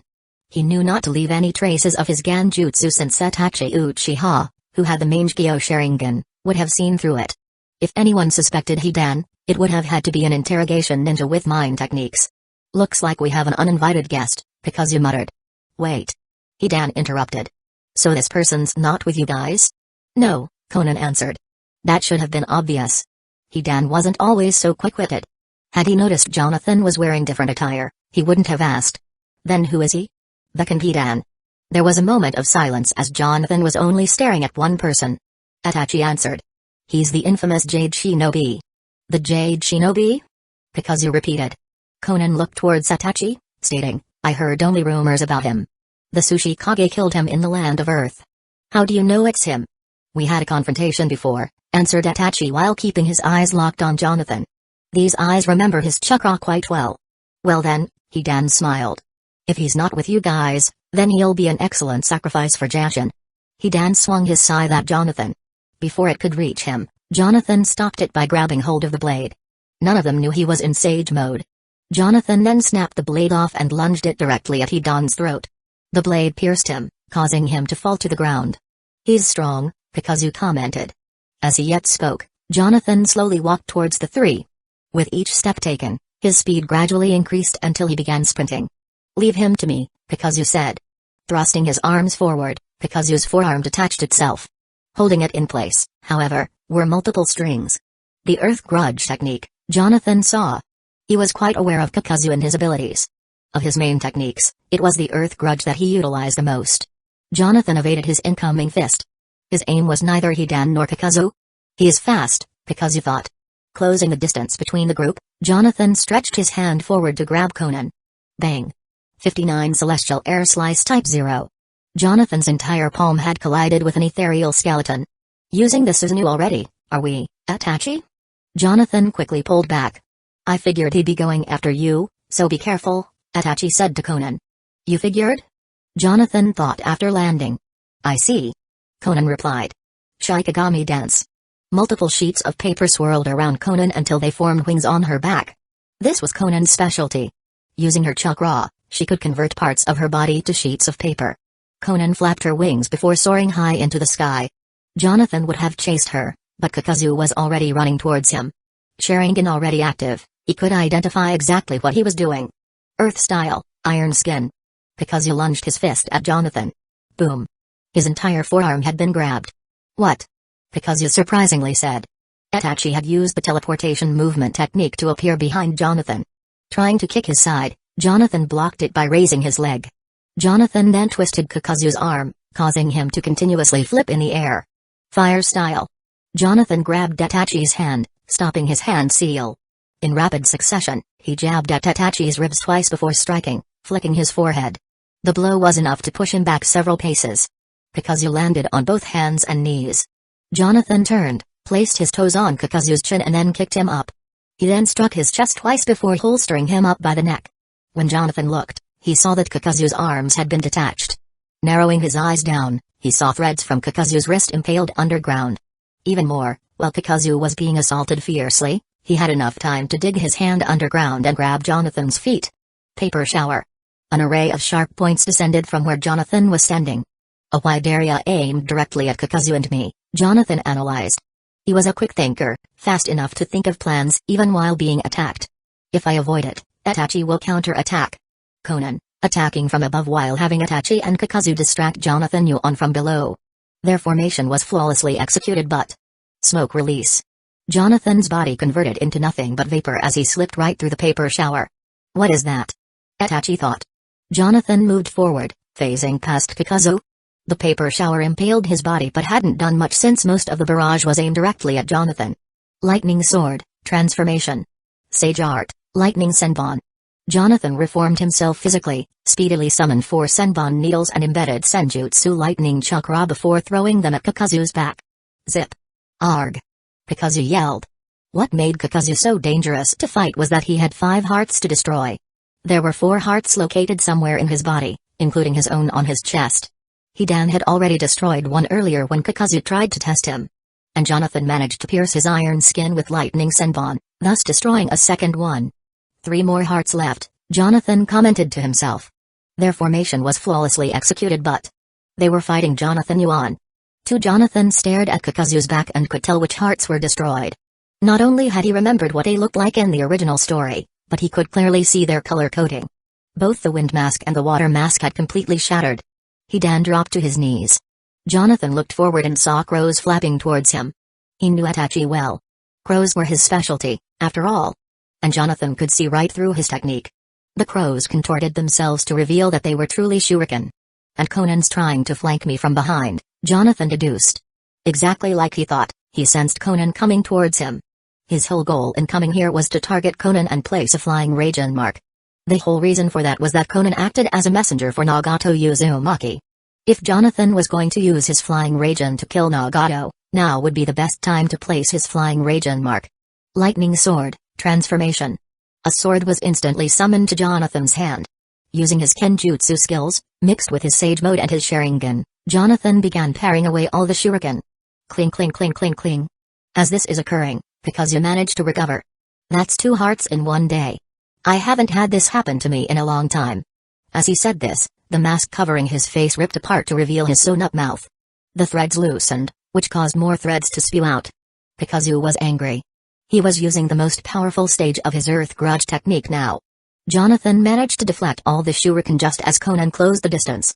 Jonathan quickly turned around and slashed downwards at her paper wing. Ah! She screamed. Jonathan then tried to grab her neck, but her whole body turned into a multitude of black crows. A crow clone? That means they know I'm targeting Conan. I'll have to use a different strategy then. Jonathan surmised. When he used his Sage Mode sensing, he knew exactly where the real Conan was. She was very high up. Looking up, a dozen white spears made of paper were descending on Jonathan. To his right, Kakazu was standing. He had threads all around him. And on his left and right shoulders were his remaining 2 masks. They had their mouths open. One has electricity sparking from it, while the other has an ember flame coming from it. That's the false darkness and searing migraine jutsu. He's not playing around, he's going all out, Jonathan believed. If I evade the spears, Kakazu's attack will surely hit me. And if I evade them both, Itachi's prepped accordingly. Their formation was a lot more precise than before. This time, Kakazu and Itachi weren't the distractions. Jonathan Yuan found himself cornered. If I were Itachi, I'd use what? That's it. Jonathan leaped backwards as his feet skidded against the ground. He avoided the paper spears, but Kakazu's dual attacks burst from his masks, combining into enlarged flames filled with flowing electricity. The attack was so violent that it was impossible for Jonathan to use a substitution. Yet, the biggest problem was still Itachi. Amaterasu. Jonathan smacked his hands on the ground. Sage Art, Mud Wall. A cylindrical wall made of earth erupted from underneath. Kaboom. A large explosion occurred, completely destroying Jonathan's earth defenses. Black and red flames mingled with lightning storms. It took several moments until the dirt and debris started to calm down. Itachi jumped to lawn near the explosion site and screamed, "Kakazu, keep your guard up." That was because Jonathan Yuan's body wasn't there. I know. Kakazu responded. A guy like that won't be taken down so easily. Jonathan appeared next to Kakazu's body. He was still alive, choking on his own blood continuously. Jonathan ripped the blade from his throat and chopped his head off completely. It seems the Amaterasu is avoidable, Jonathan thought. He immediately noted this down because he was considering the technique's speed before coming to this battle. It was stated that because it was a visual technique that required eyesight, its casting speed was quite fast. And yet, Gar's automatic sand shield was able to defend against it, something that Rock Lee and Sasuke Uchiha proved to be faster than. Time's running out. And they forced me to use the flying Raijin. From above, Conan was trying to scan the area. When she saw something moving, she altered, "Kakazu, behind you." Too late, Jonathan stated confidently. Sage Art, Blaze Ball. Using his Senjutsu Chakra, a meteor-sized ball of fire engulfed Kakazu from behind. It then raced towards Itachi, breaking the very ground apart. Kaboom. That blaze ball was strong, but it won't be enough to completely destroy his remaining heart, Jonathan analyzed. And as for Itachi, Humphrey. Jonathan knew he had bought himself more than enough time. Why he needed it was because his natural energy was depleted. Throughout most of Jonathan Yuan's battles, he had relied mainly on his Sage Mode to overpower his opponents. But now, his Sage Mode had completely depleted and he had yet to place his flying Raijin mark on Conan. Jonathan, however, knew this was going to happen. He always had a contingency plan ready for when it did. It was undoubtable that Jonathan could have killed all four of them, despite one being immortal. But that wasn't why Jonathan came here. Not only had he been fighting several powerful ninjas, he had to do so without mistakenly harming them too much. With his sage chakra depleted, he was now at a disadvantage. I was hoping to not use the flying Raijin too much, but it can't be helped, Jonathan thought inwardly. Jonathan closed his eyes as he brought his bracelets parallel to one another. He had opened the first gate whilst keeping his Sharingan active. Conan, looking from above, felt a sense of dread after Jonathan's perform technique. She was bent on trying to take Jonathan down no matter what. The Jade Shinobi, she thought. It's no wonder he was able to go toe-to-toe with the Sushi Kage. I'll have to tell Pain immediately. Zip. As Conan was in the middle of thinking about her next move, something zipped right past her. It was Jonathan's lightning Senbon technique. The speed at which it was thrown was remarkably fast. Conan could barely react to it. On instinct, Conan spread her wings far and wide. It was much larger than before. Perhaps 200 meters at best. Paper shower. Each of Conan's wings formed a plethora of thinly designed paper planes that flew their way towards Jonathan. He could see their trajectory, and it was improbable that they would be able to substitute or dodge such a technique. The Conan from the original story may have been capable of performing something this extravagant, but even Jonathan knew this could only be a game technique. Lightning sword, transformation. Lightning Senbon. Rather than dodging it, Jonathan challenged it. The Senbon thrown earlier at Conan was his lightning Senbon technique. Using the lightning sword transformation technique, Jonathan had stored over 1,000 Senbon just for this moment. In the milliseconds, Jonathan threw over 30 Senbon at a time, each embedded with his lightning chakra. Senbon and sharply thinned paper vehemently collided with each other. Because of the speed at which Jonathan was throwing the Senbon, he managed to push the center point closer to Conan. The lightning sword transformation technique was just such a technique. It could easily summon anything stored inside at blinding speeds. Conan could see her technique being pushed back. Sweat dripped from her face as she squinted her eyes. Jonathan from below, throwing the Senbon non-stop, could see her chakra increasing with his Sharingan. His face was blank as his 3 tomoe in each eye began circulating. He changed the trajectory of his throws to match Conan's. How is he able to keep up with this amount? Conan frantically asked. Jonathan's chakra was quickly depleting. When he felt it, he hadn't chosen to restore it just yet with 5 tails chakra. Only when he noticed that several of his Senbon had managed to zip right past Conan did he see his opportunity. Flying Raijin, Celestial Air Slice Type 0. 5 tails chakra amplified Jonathan's as he began teleporting from one Senbon to the next. Conan couldn't possibly see Jonathan due to the vast amount of paper and electricity clouding the sky. Whilst Jonathan's Senbon weren't just embedded with lightning chakra. They were also embedded with a flying Raijin mark. By the time Jonathan sensed the last Senbon that had flown right through Conan's wing, he teleported to it and appeared just a foot behind Conan's back. You've lost, Jonathan announced. Conan turned her head around in surprise to see Jonathan directly behind her. Jonathan grabbed where her wings were protruding from, flipped his body and kicked Conan's head. The blow caused her body to turn upside down, ceasing her technique. Multiple sheets of paper began scattering in the air by the numbers. Jonathan then twirled Conan's body in the air before wrapping his arms around her. Primary Lotus. Conan struggled to break free as the two rapidly spun from high above. Sheets of paper followed them as they descended. Jonathan could see them clearly. He knew that Conan was trying to cushion the fall. Because of that, he augmented his technique with chakra. Bam! Jonathan was seen standing several meters away from the scratch. At the last second, he had to let go of Conan. Not because the impact would have killed her, but because at the very bottom, where Jonathan and Conan were going to land, were dozens of crows waiting. Jonathan looked around with his Sharingan but had not seen Itachi anywhere. This hadn't mattered to Jonathan, though, because he could now sense his flying Raijin mark on Conan. The moment he grabbed her wings made of paper, it was all said and done. Even if Conan released that particle sheet of paper, the mark would still appear on the very back of her skin. No one would dare try to look at Conan naked. At least to Jonathan's knowledge. Not caring about whether or not he was stronger than either of the four, Jonathan deemed his mission complete. He focused his chakra and performed the flying Raijin technique. When he looked, however, something was wrong. He hadn't teleported. This was the first time his flying Raijin technique ever failed. When Jonathan began to think about what the problem was, he knew instantly why his technique failed to activate. Above Jonathan's head was a black, flaming sun, expanding slowly by the second. 60 the biggest winner. Conan coughed up blood as she placed her hand over her forehead. When she opened her eyes, they were covered with sunlight. It took a moment for her vision to clear. Standing atop of her with his hands out was Itachi Uchiha. When her senses came back, she gasped for a second. "It's all right. He's been subdued," Itachi assured. Conan calmed down quickly before grabbing Itachi's hand. As she was being lifted up, she placed her hand on the ground and felt that she had been lying on something. She looked down and saw it was Itachi's many crows. The ones that had not vanished were left unscathed. "You shielded my fall?" Conan asked. "Yeah," Itachi answered. When Conan looked at her surroundings, she saw that a lot of her sheets of paper were covering the ground. Pikazu was also lying on the ground. "Where is he?" Conan proceeded to question. Itachi pointed forward. There, Conan saw Jonathan on his knees with his head down. "I implanted a Tsukimi into one of my crows. Before you crashed, the crow made eye contact with him at the last second," claimed Itachi. Conan looked at Itachi with perplexity. It took all her might as well as he Dan going all out in order to subdue Jonathan Yuan.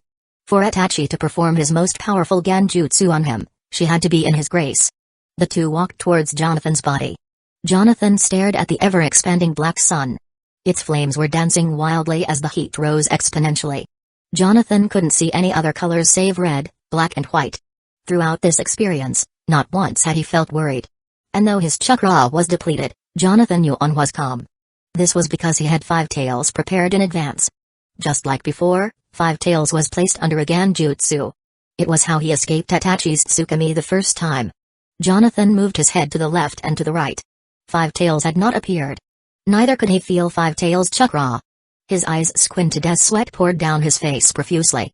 The earth beneath him broke apart as chunks of rock slowly ascended to the black sun. The trees hadn't been able to catch fire. Instead, the leaves were instantly incinerated the moment the black sun reached a certain size. Jonathan wasn't in a barren desert, he was at the end of the world. "How do you know he won't suddenly escape?" Conan asked. "It's because my eyes hit his tailed beast as well," confirmed Itachi. "What?" Conan asked in alarm. Jonathan Yuan had been careful not to ever leak out his tailed beast chakra during his fight. If someone identified Five Tails or that Jonathan was a Jinchuriki, they'd be killed on the spot by him. Regardless of who they were or what situation Jonathan was in, he was always attentive to revealing himself. "You mean he's also a Jinchuriki?" Conan asked. "How long were you planning on hiding that information from us?" "I wasn't," Itachi explained. "It was because the Jade Shinobi was reported dead. Since the first time Itachi used his Tsukimi, he had suspicions about how Jonathan Yuan first escaped it.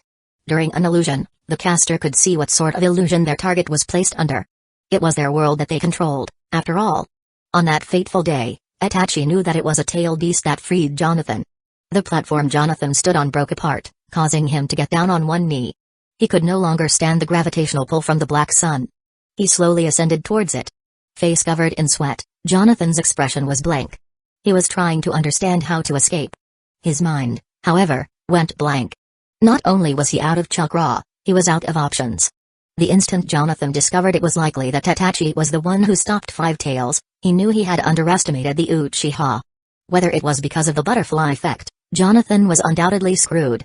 This is the world of ninjas? Jonathan thought. No. These are Kishimoto's creations.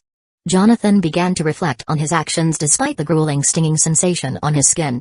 He hadn't regretted anything he had done in this world. He had only one desire, to return home, back to a world he had a purpose in. Jonathan closed his eyes and accepted his fate. Conan looked at Jonathan intently. A shadow covered half of his head, making his eyes unseeable after they removed his mask.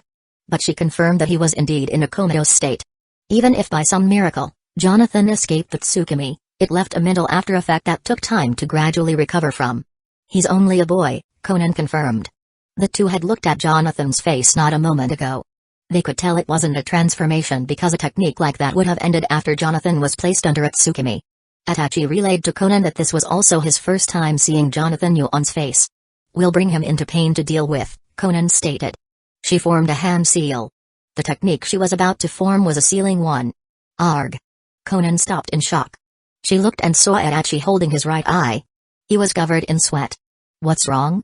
she asked. Just then, Jonathan Yuan slowly stood up. "I should thank you too," Jonathan said as he arose. His head was still down, but Conan could see a slight smile on his face. Rather than look up, Jonathan casually tapped his bracelet, causing a mask to appear. The lightning sword transformation technique was a seal, not a technique. It didn't require chakra to grab items. Jonathan placed the mask on him as Conan had a shocked look on her face. Itachi was panting heavily from having his Tsukimi deflected. How did he escape? Conan asked herself. She was so bewildered that she couldn't find the right words to say. Jonathan cracked his neck without needing to use his hand. He looked to his left to confirm that Kakazu was still unconscious from his last attack. Hidan was also incapacitated. I admire that you kept my being a Jinchuriki a secret, but it's a shame that I dislike you, Jonathan announced. How did you break the Tsukimi? Interrupted Itachi. But if we hope for that we see not, then do we with patience wait for it, Romans 8:25, Jonathan remembered. Since you know I'm the Jinchuriki of the Five Tails, Jonathan said as he clapped his hands together. Dust began to circulate around where Jonathan was standing. Steam was then expelled from his body as he continued. It would be wise to send all you members against me. Conan and Itachi covered their faces due to the fierce dust scattering around. Itachi immediately activated his Susanu's ribcage to shield both him and Conan. When Jonathan knew their visions were obstructed, he performed the flying Raijin technique. As the dust cleared, Itachi released his technique. He escaped, Itachi believed. How can you tell he's not hiding around somewhere? Conan questioned. We've fought twice before, Itachi answered. If he wanted to continue fighting, he would have attacked by now. Itachi's claims weren't entirely wrong. What he knew of Jonathan Yuon was that if he left a battle, it was because he had a reason to. From the beginning, he figured Jonathan was after Conan based off his movements and style of attacking. Conan ordered Itachi to follow her as she walked towards Kakazu's body. She had a slight feeling that Jonathan Yuon was around. Conan stopped to hold her chest, indicating that she was still feeling the effects of Jonathan's assault earlier. Itachi looked at her with his Sharingan and confirmed that there weren't any abnormalities. Jonathan had successfully placed the flying Raijin mark on one of her sheets of paper. That paper sprung from her back, so Itachi couldn't see through her cloak. The two came near Kakazu. Conan knelt down, pulled a syringe from her sleeve and injected Kakazu with it. Green liquid entered Kakazu's neck. After a few seconds, his heart began beating, and he awoke. When Kakazu stood up, he was left infuriated after he found out Jonathan escaped. That damn kid, Kakazu muttered. No one touch him. He's become my prey. No, Conan rejected. What? Kakazu questioned. Our priority was to get you a partner. Let Pain deal with the Jade Shinobi first. Conan wasn't at all dejected at Kakazu's idea of hunting Jonathan Yuon down, but she kept her composure as one of the leaders of the Akatsuki. The conflict that occurred today was an unfortunate one, but the fact that they're all still alive meant they would return the favor for being ambushed abruptly. The Akatsuki were mercenaries for hire. Even if they were an evil organization, they had more villages willing to hire them than attack them like Jonathan did. A few minutes later, the three Akatsuki members managed to piece Hidan back together. They had already witnessed his immortality at play, so seeing that he was still alive hadn't surprised them. All of them were still piecing together why Jonathan Yuon attacked. More so, what his true intentions were for appearing. That hurt like heck. Hidan screamed. Kakazu managed to stitch him back together. Much like he did in the original story. What kinda enemies do you guys even have?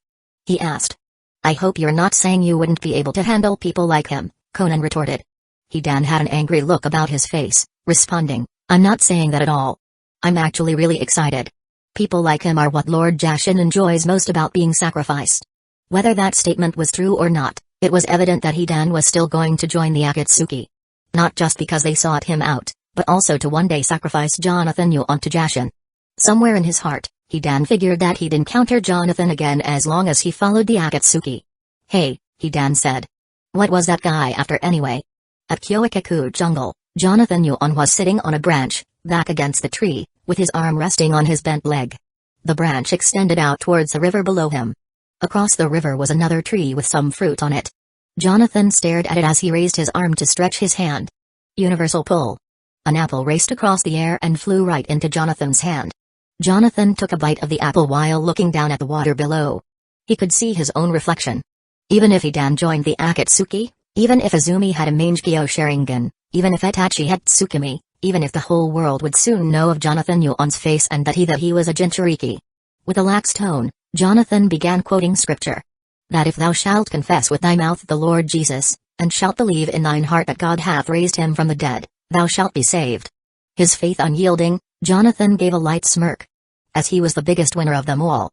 For Jonathan had been one of the fewest people out there to have awakened the Rinnegan. Amen. End of book. I thank you all for reading our novel. In total, you have read more than 180,000 words. That is truthfully enough for a whole book. If you enjoyed this novel, or learned something, feel free to purchase our official copy on Amazon. Link will be provided in the synopsis after we've been approved for publication. This official copy will have been proofread for both grammatical and spelling errors with added bonus content not available on web novel or any other sites. Chapters from this point on will be the beginning of Book 2. Again, we hope you enjoyed, and may Jesus Christ our Lord and Savior quicken your hearts unto salvation. God bless and Amen. Akitotaka. 61 The world knows creator's thoughts on who or what exactly was the Akatsuki organization? It was truly a dark, secret organization within an organization being run by Kaguya Otsutsuki's will, Black Zetsu. A shinobi named Hueco from the Hidden Rain village founded the organization after supposedly being enticed by Obito Uchiha to form it. However, the idea originally sprung from Black Zetsu, who tricked Madara Uchiha into using it in order to fully revive Kaguya Otsutsuki. At the head of the organization, it is truly her running it without anyone alive in this world save Black Zetsu and Jonathan Yu unknowing. This is the entire plot of the sequel to Naruto, Naruto Shippuden. Though Byzantine in nature, even Jonathan Yu found it executed interestingly. And if there was anyone in this world who understood how to maneuver safely around it to survive this dangerous place, it was him. Currently, not even Nagato, who goes by Pain, or Conan know that it was Obito Uchiha that pushed Hueco into forming their own organization. They are the current heads of the Akatsuki and follow all of Pain's orders, and he himself follows Obito's orders, disguising himself as Madara Uchiha. And who exactly was Pain? An Uzumaki clan member who also had Madara Uchiha's Rinnegan secretly implanted in his eyes when he was little. Of course, no one but those who knew the truth were aware of those facts. Standing in a dimly lit cave were all the Akatsuki members.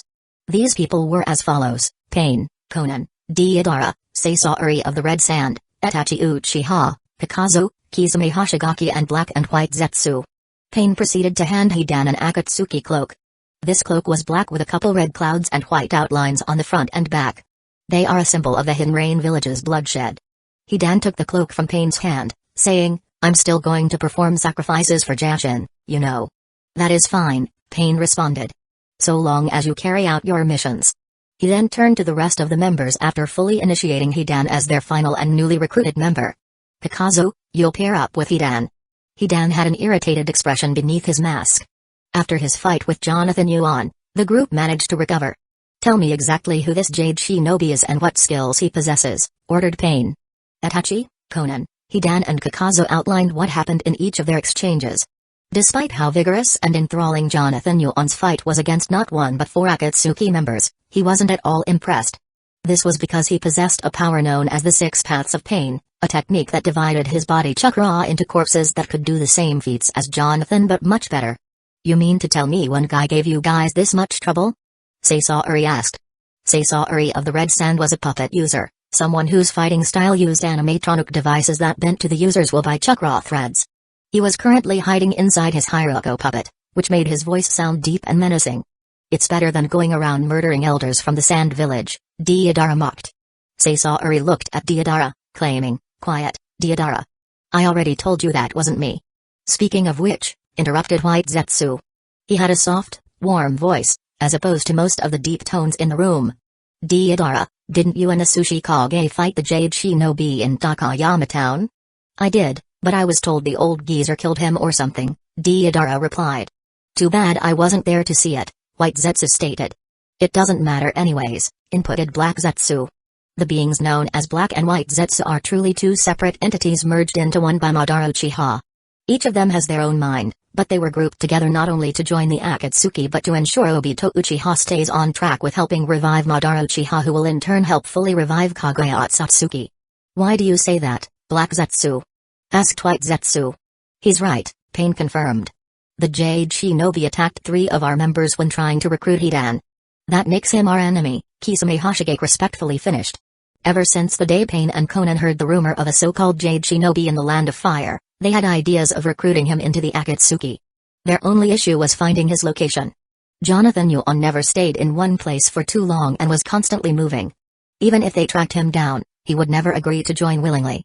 "From what I heard, doesn't that mean he's an Uchiha like you, Itachi?" asked Kisame. Itachi Uchiha, who was present but stopped speaking after giving his report, hadn't contributed. This was how he normally behaved during meetings held in the Akatsuki. It wasn't because he had nothing to say, it was because he was also acting as a double agent for the Leaf Village. Itachi Uchiha was such a shinobi, which is why many people on Earth admired him. The more he listened, the more he could relay to the Hokage what the Akatsuki were planning. Yes, it does, Itachi answered. Of course, no one who was alive knew that Jonathan Yuon wasn't an Uchiha. His use of the Sharingan was executed so marvelously that he fooled just about anyone who fought him while the Sharingan was active. Hey guys! Why not me after him? The positive person who screamed this out was none other than Dobi. This character was truly Obito Uchiha posing as someone else named Obi. Obi's current position in the Akatsuki organization was that of an active spy. The reason that most of the members aren't aware of Dobi's second identity as Madara Uchiha is because he believes that the world shouldn't know that the real Madara Uchiha shouldn't know he's alive. The only members who think that Tobi is Madara Uchiha are Pain, Konan, Kisame Hoshigaki and Itachi Uchiha.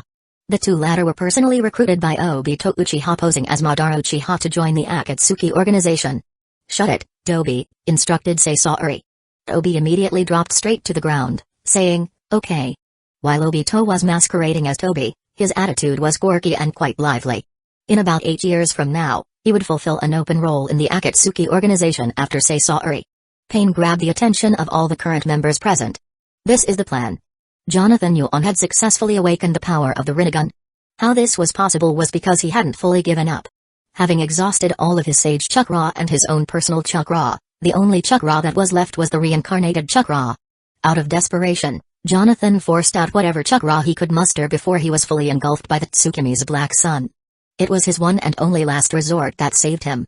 Right before his death in the illusion, the Rinnegan managed to manifest itself.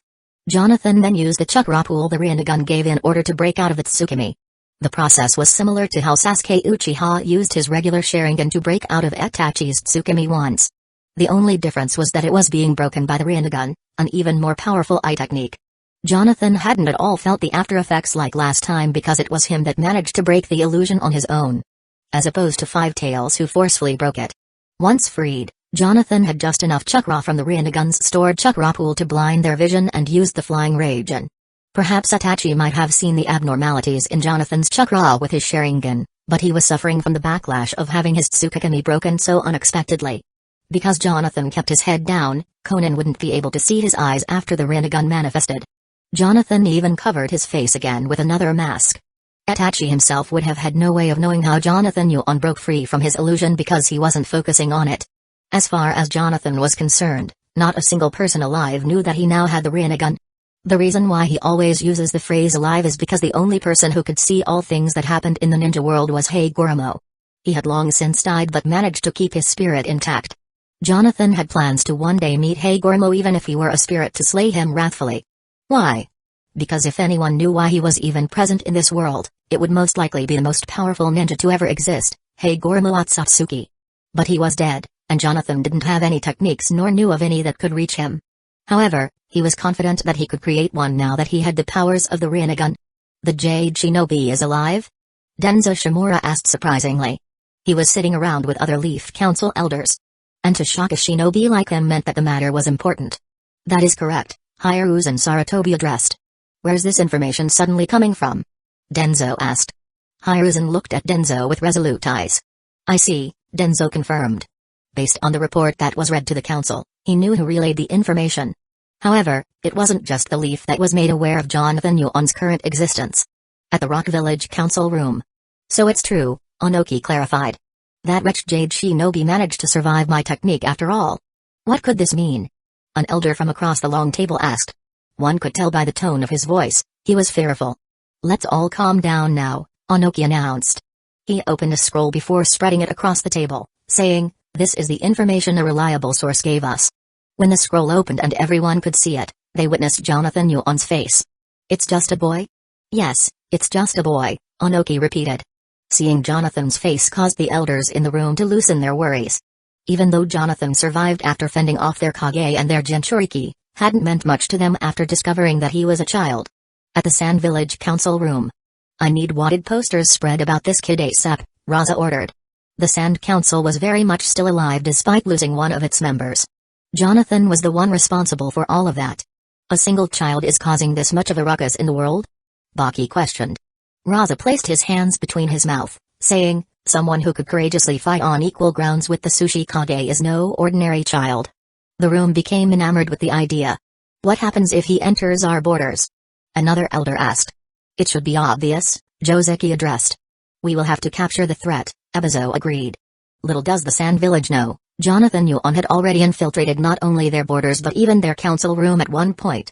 He posed as Honorable Senior Goza before eventually leaving without a trace. Goza was therefore reported to be dead during travel. If we're going to place wanted posters everywhere, how much of a bounty would you say he's worth? Riza asked. Raza thought earnestly. At the Lightning Village. This was a territory that Jonathan Yuan hadn't traversed. Yet even they had heard of his infamous status. Who the heck is this kid and why is he worth 70 million? Asked Tay. The leader of the Lightning Village was the Rukongai, and his name was a letter, A. All Rukongai before him were also named A. Get this crap out of here, ordered A. But Lord Rukongai, this single child managed to wage battle against Onoki, the Sushi Kage, a lightning shinobi begged. Then how come I've never heard of him yet? A demanded. Well, sir. It's because he first originated from the Land of Fire, the shinobi timidly answered. Land of Fire or Land of Earth, if he comes to the Lightning Village, he'll be bang. It's the Jade Shinobi, yo. Making a name for himself like a pro. The person who barged in rapping was none other than Killer B. He was the current Jinchuriki of the Eight Tails, named Eight Tails. He was also a shinobi who aspired to be the ninja world's greatest rapper. B. Don't interrupt this meeting. A said in annoyance. But, sir, it's good that he's here because the announcement made by the daimyo said he was the Jinchuriki of the Five Tails. That fool's a Jinchuriki like me, but he can't see. Gotta bring an army to beat Killer B. Deep in the Akatsuki's lair. It was a good idea to spread news of him, Conan calmly addressed. Yes, Obito Uchiha agreed formally. Sitting in a room together were Pain, Conan and Obito Uchiha, posing as Madara Uchiha. When the three were alone like this, Obito cast away his personality as Obi. The information you gave on him was quite dangerous, Obito addressed. To be able to perform a teleportation technique like that of the fourth Hokage, break out of Itachi Uchiha's ultimate Ganjutsu and secretly be host to the Five Tails is something the world should know. How long do you think someone like that has been living under our noses? Pain asked. Who knows? Obito answered. What matters now is that we make him a prime target for the five great nations to focus on. That's why you ordered us to give out that information to the five daimyos? Conan understood Obito's plan well. 62 The Uzumaki Temple for Jonathan Yuan rested on his pillow after checking his phone. He felt awful after watching a simple animated movie from Japan. But he couldn't tell what was causing this problem. Instead of talking about it with someone who might know, he decided to sleep things off. When Jonathan closed his eyes, he fell asleep almost instantly. Lifting up his eyes, Jonathan found himself standing on dirty ground. He was aware that he was in a dream. Lucid dreaming was a common thing for Jonathan. He only had some control over his dreams, but he could never do what he fully wanted. And this time felt different. Jonathan walked forward, seeing that he was no longer in his town. Rather, he wasn't even in his own country. He was all the way in ancient Japan. He knew this was Japan. Not only were the buildings architecturally shaped like ancient Japanese structures, but there were signposts with kanji letters written on them. Jonathan walked, feeling a sense of confusion. Though he knew he was dreaming, it didn't feel like it. Things were as real as if he were awake. Hey, stranger. A familiar voice said to Jonathan. He was walking along the dirt street wearing modern clothes. It was unsurprising to him that he'd be approached for standing out. When Jonathan looked to see who called out to him, he saw Tyler Singh running. Tyler? Jonathan asked inwardly. He wasn't entirely sure if it was him or not. That was because Tyler was wearing a black kimono. After stopping in front of Jonathan, he asked, I couldn't help but notice those strange garments you were wearing. Jonathan didn't say anything. What's the matter? Did you hit your head or something? Even monkeys fall from trees, you know. Jonathan squinted his eyes a little, repeating exactly what he had heard Tyler say. Sarumoki kara o chiru? I've heard that phrase before. To Jonathan, Tyler was speaking in Japanese. Suddenly, Tyler's eyes rolled backward. His body then began to shake uncontrollably. Jonathan looked alarmingly. He had never witnessed someone having a severe seizure in front of him before. Tyler dropped to the ground as he continued shaking. Jonathan quickly knelt down to hold his friend. Tyler, what's going on? He asked. Tyler started foaming at the mouth. When Jonathan looked around to see who could help him, a boy wearing modern clothes was right next to him. Please, can you help us? Jonathan asked. The boy shook his head slowly, saying, I cannot. Why? Jonathan asked in alarm. Even though this was a dream, Jonathan thought it was real. The boy turned around and pointed upwards. When Jonathan looked, he saw something horrifying. A giant black blob wearing a white mask was on top of the largest building. Its shape was grotesque and its body was like hellish black goo. Jonathan looked back at the boy, but he was gone. "Run, run, I tell you!" a man screamed. Jonathan looked and saw multiple people running from monsters similar to the creature on top of the building.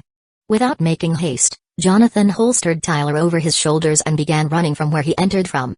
The creatures were fast and they moved disturbingly. One such creature brushed past Jonathan and latched itself onto a woman. Jonathan stopped in horror, witnessing the woman struggle to break free. Because those creatures were transparent, he could see the woman's eyes roll back as she fell lifelessly to the ground. Sweat began to pour on Jonathan's face. Though this might have been a dream, it was his first time seeing someone die untimely. A similar creature swept through Jonathan's ankles, causing him to fall to the ground and drop his friend. "Tyler!" Jonathan screamed. As he tried to get up, the creature expanded in size and wrapped its tentacles around Tyler's leg. It then dangled him in the air. Jonathan looked but was petrified in fear. When the creature sensed how fearful Jonathan was, the holes in its mask widened to form a devilish smile with fangs.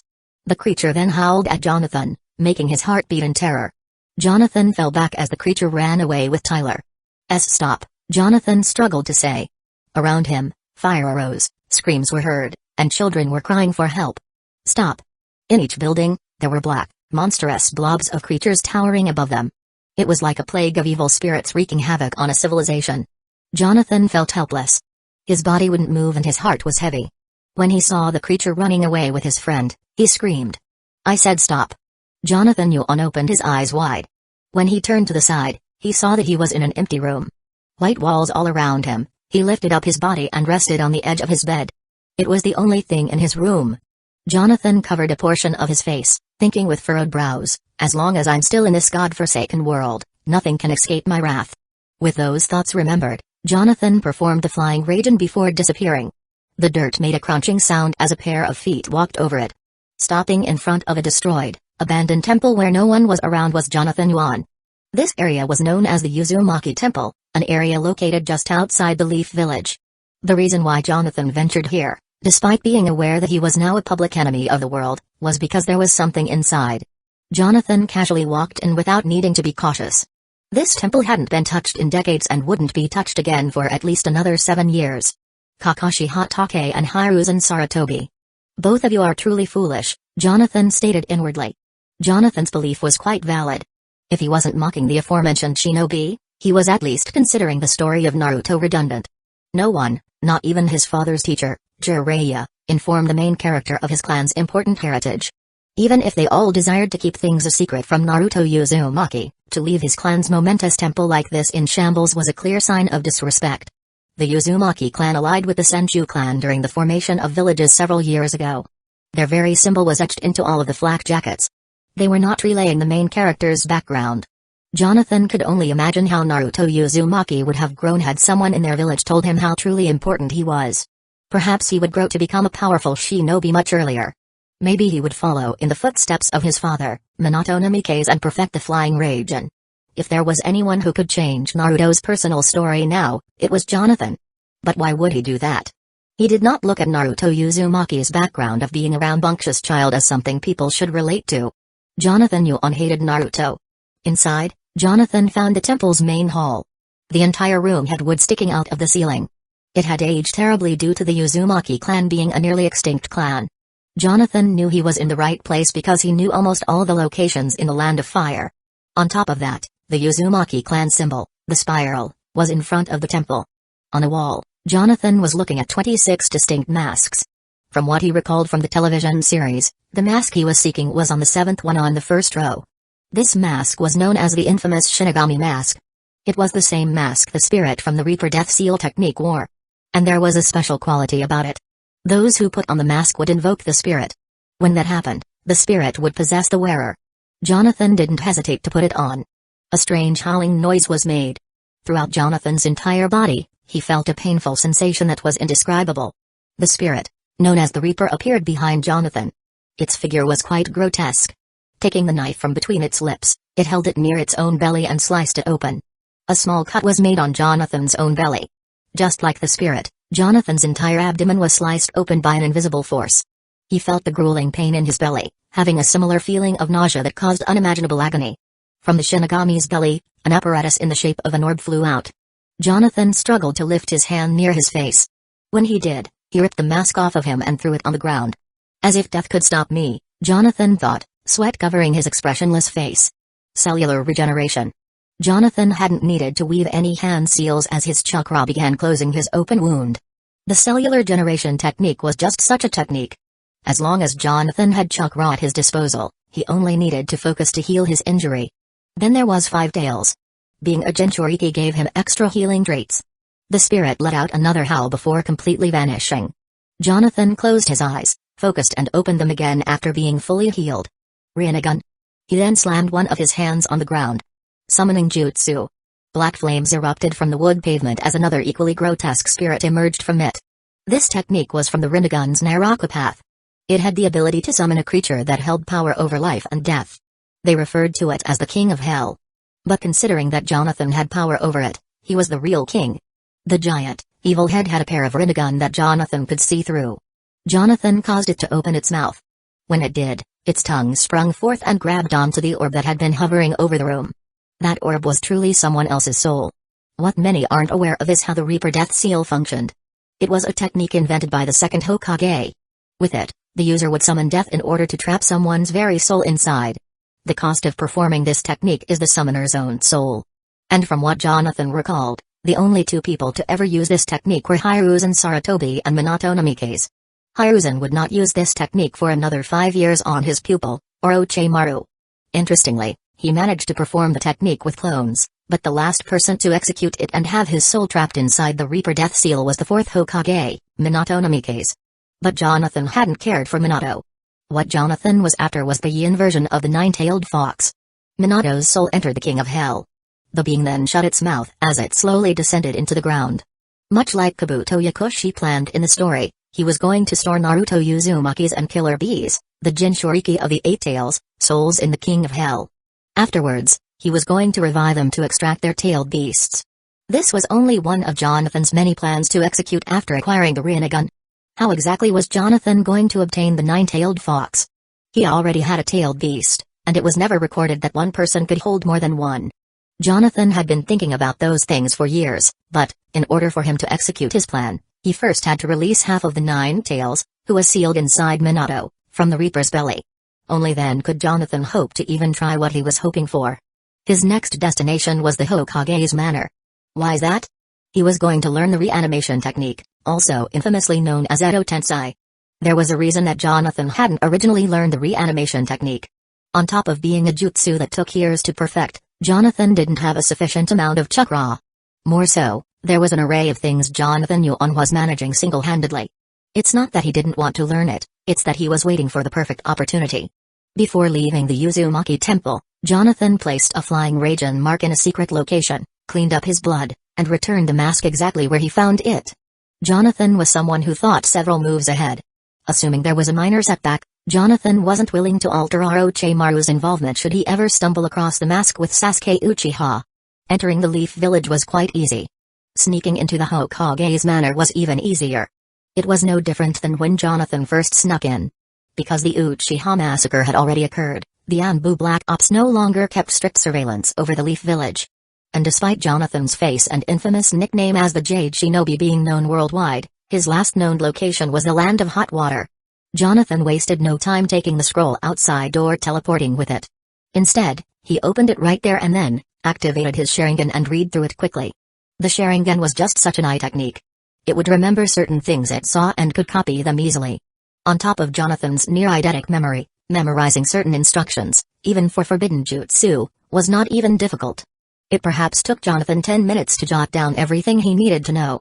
Before leaving, Jonathan found a blank spot on the scroll of seals and placed his flying Raijin mark on it. Ironically, it was in the section where the flying Raijin was written. He then returned the scroll exactly where he found it and used the flying Raijin technique to disappear. It's not that the Leaf Village's security was easy to percolate through, it's that Jonathan Yuan was wise enough to know how to correctly do it. Jonathan had not completely left the Leaf Village yet. He ventured to the Jonin station and picked up a bingo book. It was just one of the 3 he had already acquired before coming to the Land of Fire. Why he needed a new bingo was because he was fully aware that he was a wanted criminal. Many weeks had already passed since the turbulent incident occurred in the land of hot water. Back at Hueco jungle, Jonathan laid down all 4 of his bingo books. How was it that they knew Jonathan well enough to add him to the wanted list of ninjas? That was because Conan and Itachi Uchiha saw what Jonathan Yuan's face looked like. Because of Itachi's Sharingan, he vividly recalled every single detail of his face. Even Conan contributed to Pain with her memories of what Jonathan Yuan looked like. He figured that it was the Akatsuki who would evidently spread information about him.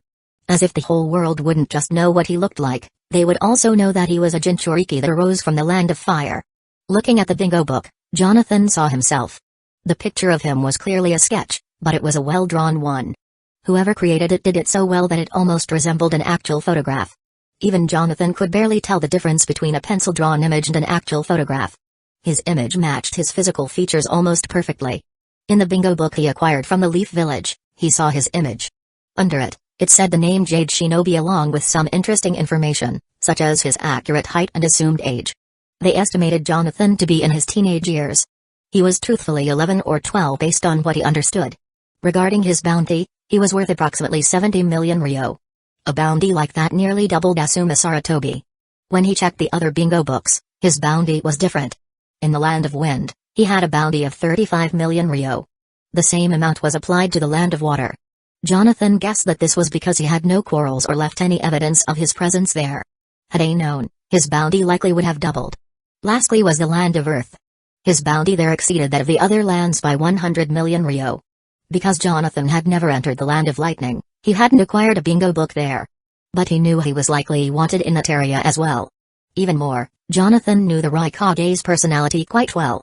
He more or less wouldn't care who Jonathan Yuan was if he never got a chance to personally meet the shinobi.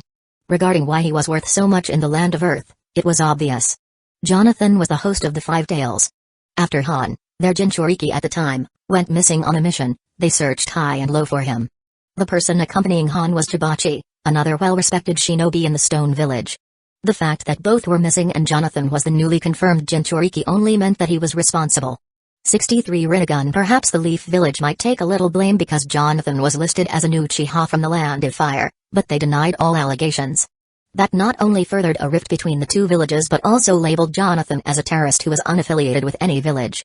Considering he was still alive even made him the prime suspect in Katsumi's death. Shizue Uchiha caused a ruckus during a time of peace, having his name spread across the borders. Itachi Uchiha had also become famous for slaughtering his entire clan and joining the Akatsuki organization. Yet none of them were as famous as Jonathan Yuan was. But how did Jonathan feel about all this? Truthfully, he hardly had any say. Because he was carrying a tailed beast, something filled with a plethora of monstrous chakra, was capable of harnessing Sage Chakra to enter into Sage mode, and had the ability to activate not only the Sharingan but also the almighty Rinnegan. Only a handful of people posed a serious threat to Jonathan Yuan's very existence. And most of those people were already dead. At Hueco jungle, Jonathan was seen standing between multiple trees scattered across the ground. They had all been uprooted using Jonathan's universal pull technique. This technique derives from none other than the Rinnegan's ability. As nice as it was to have a unique Rinnegan, it was nothing special at the moment. Jonathan's Rinnegan was, at best, generic. It didn't come with a hidden feature that he was aware of. Neither was it like Momoshiki Otsutsuki's or Urashiki Otsutsuki's Rinnegan. All Rinnegan bore special abilities that differentiated from one to another. Yet Jonathan hadn't learned what his was. Something like this, however, didn't bother Jonathan Yuan.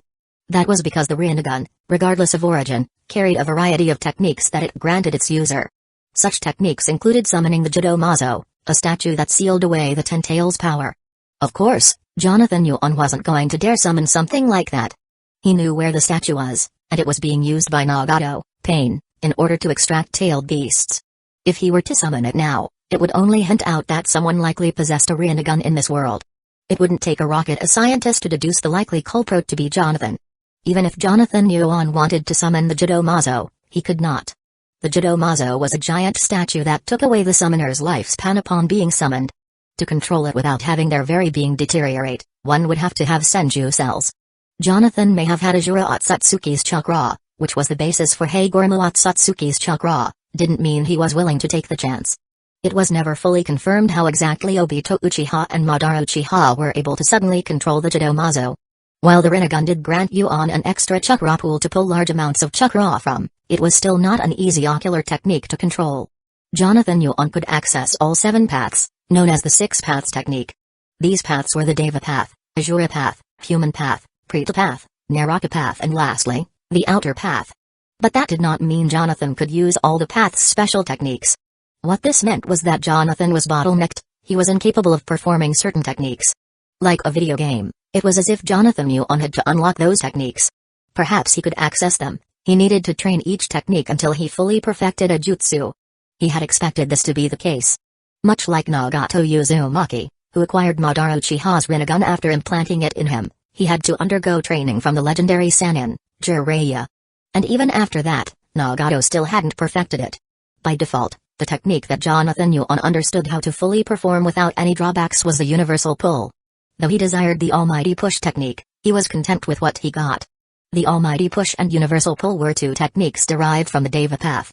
They allowed the user to forcefully push and pull objects either towards or away from them.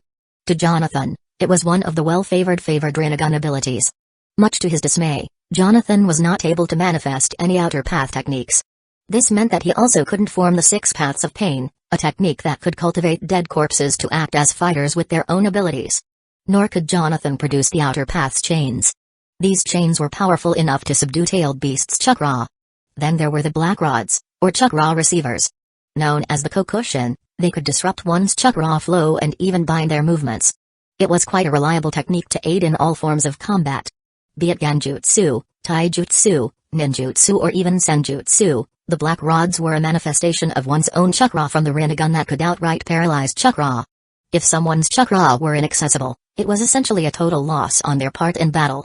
What made things even more of a setback for Jonathan was that he couldn't use the Preta path's absorption technique. Jonathan Yuan had once tried to learn how to absorb chakra, but it proved to be a failure. Absorption wasn't something that could be practiced casually without some special means like a KK Genkai. It was like Hashirama's passive regeneration ability. Though it was known of, didn't make it possible for everyone to learn.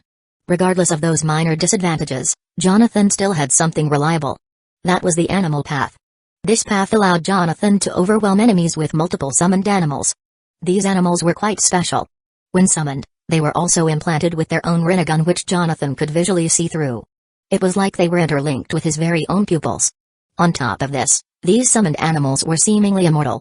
Even after being desummoned due to a fatal injury, they could be resummoned as if they hadn't sustained any damages. What's even more convoluted about them was that they didn't require any hand seals of sacrificial blood to summon. The animal path could also summon people if it so desired. Jonathan's only issue was that he could only summon one animal.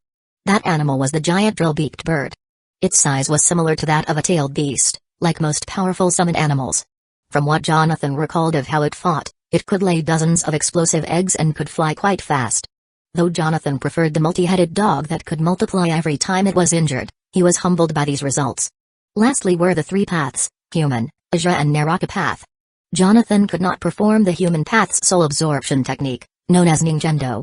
With it, he would have been able to siphon any information a person carried. Though the result ended with their deaths, there would have been no secret Jonathan wouldn't have learned from them. A technique wasn't as important to Jonathan since he knew much about the ninja world. The Asura path, a path that could turn one's body into mechanical parts, Jonathan was only able to transform his arm. This technique was known as the bazooka arm. By detaching his limbs, Jonathan could fire his fist like an impactful bazooka. On impact, it would either inflict a massive wound or explode destructively. It wasn't the Shura attack, or Asura attack, but it would make use of Jonathan's strategies. Finally, there was the already used Naraka path. With it, he could summon a creature from an unknown void. In the story, that creature was identified as the King of Hell, a spirit that housed souls inside its own insides. Whether that place led to this world's hell or not, Jonathan did not like it. But Jonathan had no other choice but to use the technique. It may be possible to restore one's life in this world through the outer path, but Jonathan's goal was to destroy this world. Aside from those many listed techniques, Jonathan's Rinnegan, like all others, had some interesting feats. Such features included seeing chakra, one's chakra flow in their bodies and even invisible barriers. Oddly, Jonathan couldn't see through smoke-like substances. He thought it was a little strange that it couldn't see through mere water vapor despite being this world's second greatest ocular technique. Jonathan tested this out and confirmed that the Rinnegan indeed couldn't see through smoke. But after Jonathan molded chakra with the smoke, the chakra itself could be seen. Everything else within the smoke was hazy. This was important for Jonathan because he had the smoke technique, a KK Genkai that turned one's body into natural smoke. With this discovery, he was certain it would be a terrible idea to try and infiltrate the Hidden Rain village. That was the village Pain resided with Konan and Obito Uchiha. As great as the Rinnegan was, only a few people knew how valuable such a power was. Jiraiya, a legendary Sannin, was one of them. Those gifted with a Rinnegan possessed the ability to use any type of ninjutsu. Rinnegan wielders, if trained correctly, could learn just about any ninja technique taught to them. This was proven when Jiraiya was training Nagato, who was 10 at the time. Like he stated, it was wholly unprecedented in the shinobi world to use all 5 chakra natures. Jonathan had already perfected 4 of the 5 chakra natures through long, rigorous training. The only chakra nature he was missing was the wind element. Though Jonathan hadn't tried to perform any wind technique, if he saw it with his Sharingan, he would immediately be able to both copy and execute it right there and then. Jonathan had essentially perfected all 5 nature elements in a short period of time. Why was it essential for shinobi to learn at least one nature element? The more techniques a shinobi had, the more advantageous his battle against a formidable opponent would be. Each element could stop another. If one shinobi, like Hiruzen Sarutobi or Kakashi Hatake, knew all 5 elements, they could indefinitely counter every ninjutsu their opponents could perform. And Jonathan needed to learn all 5 elements. If he ever had a hope of escaping the ninja world, he not only needed to conquer it, he needed to learn every known jutsu imaginable. He had already learned some of the more difficult ones, like the Flying Raijin. That technique alone took him an astronomically long time to perform. Had it not been for his foreknowledge, it would have been impossible for a shinobi with this level of chakra. The main reason he was able to learn it was because of Jonathan's perseverance. No matter how hard a ninja trained, there was no one in this world who was like him. The next technique that Jonathan was sure would take him several years to not just perfect but also understand, was the reanimation technique. He had recently learned the proper hand seals, formulas and means of executing the technique. Combine that with what he learned about during his time on Earth, he was already miles ahead of the creator of the technique, Tobi Ramasenju. Jonathan stood in front of a table in his laboratory. He was inscribing what he remembered from the scroll of seals onto another scroll. Using an ink brush, Jonathan jotted down all the necessary means to perform the reanimation technique. But just writing things down wasn't enough. Jonathan placed a safety seal within the scroll. Anyone who wasn't Jonathan and tried to open the seal would cause it to burn into ashes. Jonathan understood the dangers of the reanimation technique. Gradually, Jonathan read through the scroll to make sure the details were transcribed.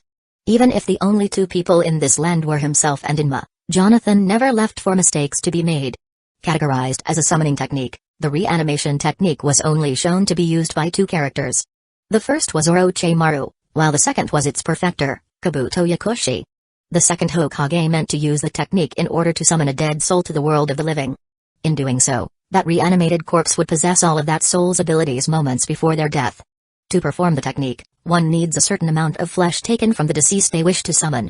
What makes this technique so forbidden is that a living person would be used as a sacrifice for the deceased soul to possess their living body. Any sufficient amount of DNA could be used as long as it belonged to that person. But after that person was summoned, the living person used as a catalyst would eventually die upon activation. It was essentially like grave robbing before a murder. Yet, there was no risk to the caster. Jonathan may have managed to learn the hand seals, but he was nowhere near being able to actually perform the technique. Around this time, not even Orochimaru had managed to get the reanimation technique to work in his favor. This was only known because he reanimated the second Kazekage to fend against Sasori and Deidara after betraying the Akatsuki. Jonathan's problem was that he needed to suppress the reanimated soul's free will. If he couldn't do that, they would break free if they were powerful enough. It should have already been evident why Jonathan Yuan needed to learn the reanimation technique. He was planning on reviving the soul of the 4th Hokage, Minato Namikaze. Based on Jonathan's estimate, the technique as well as the tag needed to suppress their free will would require an extensive amount of time to both create and perfect. He was already far along in his plan, but he still needed a lot of time before anything could be executed. In total, Jonathan believed it would take roughly 5 years to fully perform the reanimation technique without any flaws. Yawning, Jonathan arose from his bed. The room he slept in was nothing special. It consisted of one bed and a single light hanging above. Though his laboratory cost him more than 15 million Ryo, the equivalent of $1 million American dollars, a bedroom was nothing compared to what made this place so costly. Inside the laboratory, Jonathan had the freedom to work on almost anything deemed a necessity. For almost a whole year, Jonathan had been lodged inside his laboratory. He hardly ever went out due to the whole world knowing of his existence. Even when Jonathan Yuan wasn't doing anything, false rumors would spring up. He knew who was spreading those rumors, too. As Jonathan's fame decreased in the world, the Akatsuki were forming missions for others. This caused their reputation to increase. Unlike the original story, the Akatsuki weren't a group to provoke. But due to Jonathan's involvement, he created another butterfly effect. The Akatsuki were seen as heroes by others. Of course, not everyone bought their story. Some nations, like the Land of Fire, decided not to do business with them. Onoki, however, continued to hire them to do his village's dirty work. Jonathan knew all of the events that likely happened last year without his intervention. They were nothing special to him, so he used that valuable time to try and perfect the reanimation technique. If there was something he needed to do first and foremost, it was to learn that specific technique. It would do him much justice. The ninja world was comprised of unpredictable warriors that could perform some of the most unimaginable techniques that could kill a man. Jonathan needed to prepare for them all. And learning the reanimation technique was essential. It was also the foundation of some of his many plans. All the events that happened last year were the following. Hanzo, a shinobi from the Rain Village, was killed by pain. Konkoro from the Sand Village also became a gain-in. Because the Sound Village was formed, Kabuto Yakushi infiltrated the Leaf Village again and participated in their Chunin exams. He was a spy for Orochimaru and a double agent for the Akatsuki member, Sasori of the Red Sand. To say he wasn't a slithering snake was an understatement. Then there were these supposed rumors spreading about the Jade Shinobi. People from different nations asked what his true identity was. Because they thought he was an Uchiha from the Land of Fire, some people went as far as claiming him to be Madara Uchiha. Those rumors were immediately silenced by Obito Uchiha. The last thing he wanted was for the name Madara Uchiha to be spread amongst the citizens. It was his mistake in the first place for making Jonathan so well known in the ninja world. And that was without his consent. It was only a few months ago that the rumors of Jonathan quieted down. Since there was no recorded sighting of Jonathan in any of the lands, many people started to forget about him. Right now, the ninja world is in a time of peace. As long as neighboring villages didn't cause any trouble, they had nothing to worry about. Even if there was a supposed terrorist being labeled as the Jade Shinobi, it was nothing unique to ninjas. Why? That was because there were many ninjas who were wanted, much like Jonathan. Perhaps their bounty wasn't as high, but they still posed a major threat to the safety of certain villages. An example being Deodara. The Stone Village was likely hiring the Akatsuki without knowing that Deodara had joined them. None of this was important. Jonathan's sole reason for not interacting with the others for almost a year was that he had his own matters to handle. The reanimation technique was one thing, but Jonathan also had to maintain his laboratory on his own. He had to use water clones to manage certain things while he was busy training. They weren't like shadow clones, so the memories and tasks that they did weren't relayed back to Jonathan's person. He had to send more clones to verify things were running at optimum efficiency. And when Jonathan wasn't doing that, he had to practice his Rinnegan technique. Almost a whole year had passed, and Jonathan had only managed to learn a few extra Rinnegan abilities. They weren't anything special or desirable, but he hadn't minded this. Jonathan's main priority was learning the reanimation technique before Orochimaru could. Though someone like Orochimaru was created to have the utmost advantage in the ninja world due to his unquenchable thirst to learn all jutsu, Jonathan was by no means behind in his modus operandi. Then there was monitoring other people's locations, movements and actions. Due to the butterfly effect, Jonathan wasn't willing to alter the story more than he had already. He needed to try his best to keep things in their place so he could have the most advantage in this world. As long as he knew how events would likely unfold, he could also be more than a decade ahead of everyone else. Conan, Hidan, Naruto Uzumaki and Sasuke Uchiha each played significant roles. This was because each of the aforementioned individuals had a flying Raijin seal that Jonathan could use to sense their locations. Based on their movements alone, Jonathan validated that the story was moving exactly as he expected. Though his recent encounter with the Akatsuki sparked a trivial concern for his existence, they still continued to pursue their goal of world domination. Then there were the two main characters. They were still acting normally whilst attending the academy. Not a single person they interacted with found them to be off or abnormal. Just as Jonathan desired, those two were playing their roles exactly as Masashi Kishimoto wrote them. If they continued like that without any intervention, Jonathan was confident that it would still take them 7 years before they could even lay a hand on Jonathan Yuan. Lastly, there was Azumi Uchiha. Jonathan found her movements peculiar. Her last location was the one that made the most sense to Jonathan, the Land of Hot Water. That was where Jonathan not only used the Sharingan, Jibakugan, but also awakened the Rinnegan. Several months ago, Izumi Uchiha vanished from that land and had been walking on a slow path southwest from there. When Jonathan considered her destination, it almost felt like she was walking towards Hueco Jungle's territory. Jonathan wouldn't make that immediate assumption until she got close enough to confirm things. But even if Izumi Uchiha and the rest of the Akatsuki came to Jonathan's location, it wouldn't have mattered. Jonathan was confident as he walked casually in front of a dead corpse lying in the center of his laboratory. Dust had piled on top of the corpse before Jonathan grabbed a handful of it and let it fall from his hand. He had learned the reanimation technique. There were many things that Jonathan had to plan for, perform and conduct during his time in the ninja world. To say Jonathan wasn't the busiest person in the world was beyond an underestimate. On top of owning a laboratory, he also had a variety of techniques that he had to perfect. It was one thing to be a possessor of the Rinnegan, but it was another to perfect every single technique he deemed worthy. Jonathan was swamped with work. Being a ninja wasn't an easy task. Every hour, there was something to do. Aside from cooking his own meal and surviving in a land that he owned all to himself, there was just so much to do in a day. On top of that, Jonathan wasn't affiliated with any villages. That meant he had to rely on his own means of protection. It wasn't until a moment he had been waiting for finally arose. That moment was none other than Kimimaaro's. Several years ago, Jonathan had to reside in the Mist Village, patiently awaiting the day the Kaguya clan would try and assault them. When their failed assault finally occurred, Jonathan managed to place a flying Raijin mark on Kimimaro. 65 Jade Shinobi vs Senjutsu and Shikatsu Yaku. Jonathan found it beneficial to place the mark on the Kimimaro. Most people knew that Kimimaro fought Naruto, Rock Lee and Gaara during the original series. He also had the Macabre Bone Pulse KK Genkai. It was such a rarity that he was the only one in his clan to own it. The only other person who possessed something similar to it was Kaguya Otsutsuki. Jonathan more than just valued Kimimaro. And his KK Genkai wasn't the reason. Kimimaro was a dedicated shinobi who resided in one of many of Orochimaru's lairs. But more importantly, Kimimaro was the one who first discovered Jugo. Jugo's location wasn't entirely known to Jonathan. Not once did the original story accurately depict where he came from nor how his own clan originated. What Jonathan remembered of Jugo's past was that he massacred an entire village. Yet that information was never given who, what, or when it exactly happened. Jonathan could only, at best, estimate that it was a time before Raza, the third Kazekage, was betrayed by Orochimaru and after Kimimaro joined Orochimaru. As of now, Kimimaro wasn't residing in one of Orochimaru's many lairs at the moment.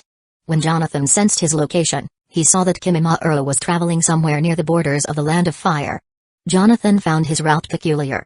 For some time, Jonathan kept sensing most if not all of the people and places marked with his flying Raijin. The fact that Kimimaro was no longer abiding in Orochimaru's lair could only mean one thing. Orochimaru likely tasked Kimimaro to go out for something. Whether it was to locate Jugo personally or complete a random mission, Jonathan found the route he was taking interesting. "No, you can't kill me. I'm not as weak as that," Kimimaro said to Jugo. The two were inside a cave. Not long ago, Kimimaro was warned by a farmer that Jugo was residing in a cave. He referred to him as a devil and urged Kimimaro not to enter the cave because of Jugo's hostile tendencies. But just like in the original series, Kimimaro was different than others. "You mean you're not afraid of me?" Jugo asked. He was being held by Kimimaro's spine. The Macabre Bone Pulse allowed Kimimaro to use his very own bones as weapons without causing harm to his body. "No, Jugo. Not at all," replied Kimimaro. "Ugh." One could tell by looking at Jugo's facial expression that he was truly lost for words. It was the first time that someone wasn't afraid of him.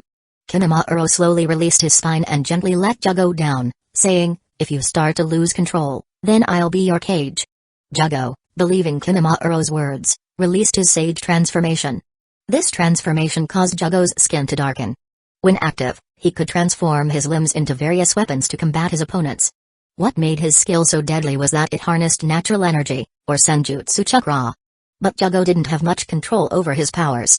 By chance, if Jugo unleashed too much of his Sage transformation, he would succumb to his bloodlust and go on a rampage. "As long as I'm by your side," Kimimaro stated. "Then your soul will remain free." The two exited the cave together. For the first time in a long time, Jugo was calm. He truly felt free due to Kimimaro's words. That was because no one had shown him such kindness before. The life Jugo lived was a terrible one. As much as he desired to love and be one with nature's animals, he could not. His violent tendencies caused too much destruction. "As long as I'm with Kimimaro, I'll be free," Jugo repeated in his head. Sunlight shined on Jugo's face as the two exited the cave. Jugo looked up and felt a sense of bliss and happiness. He never wanted to hurt any animal or any person for that matter. As long as things around him were safe from harm, he would do all that he could to prevent their downfall. But when Jugo saw that Kimimaro wasn't walking forward, he looked and saw a figure standing right in their path. Kimimaro, I'll be borrowing Jugo for the time being.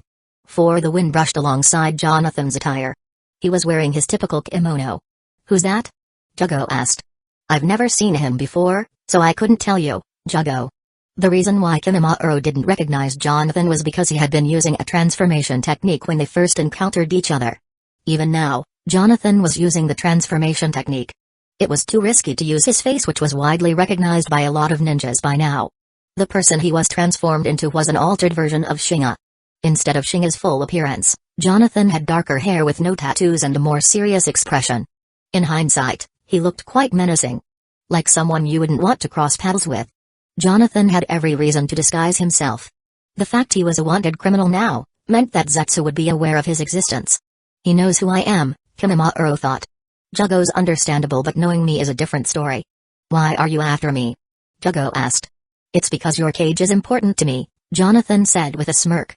The two felt a sense of uneasiness after hearing those words. They were the symbolic words that Kimimaro used in order to calm Jugo down not moments ago. That's enough, Kimimaro announced. Jugo has joined Lord Orochimaru. I don't mind, Jonathan said, shrugging his shoulders.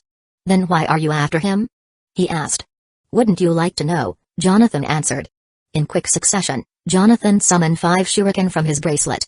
Lightning sword, transformation. He then hurled all 5 shuriken at the two. Kimimaro's eyes widened due to the speed and precision the shuriken were thrown at. He raised his fingers forward. Digital shrapnel. Multiple holes appeared from the tips of his fingers as bones in the shape of gun bullets fired from them. Each of the bones collided with the shuriken, stopping them in their tracks. Jonathan was already on the move, knowing exactly how Kimimaro would deflect his attack. Kimimaro urged his newly found partner, Jugo, hide. No. Jugo rejected. I'll fight by your side. By the time he made his bold statement, Jonathan had already closed the distance. He quickly jabbed at Kimimaro, who managed to barely dodge it by ducking. He's fast. Kimimaro thought. Jonathan lifted his leg to knee Kimimaro's chin. Bang. Jugo managed to block it with his bare hand. Not bad, Jonathan commented.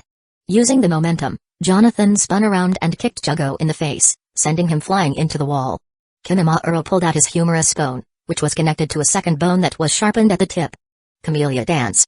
Kimimaro swiped at Jonathan's head. Before the tip of the bone could slice him, he backed up a single foot to dodge it. Kimimaro then stabbed Jonathan's head 3 times, all of which were dodged with head movements. Jonathan raised his leg and kicked at Kimimaro's face. Bang. The kick was blocked with Kimimaro's weapon made of thick bones. When Kimimaro looked, he was stunned because there was a noticeable crack in his weapon. The macabre bone pulse didn't just utilize Kimimaro's own bones, it hardened all of his techniques in order to deliver an impenetrable defense.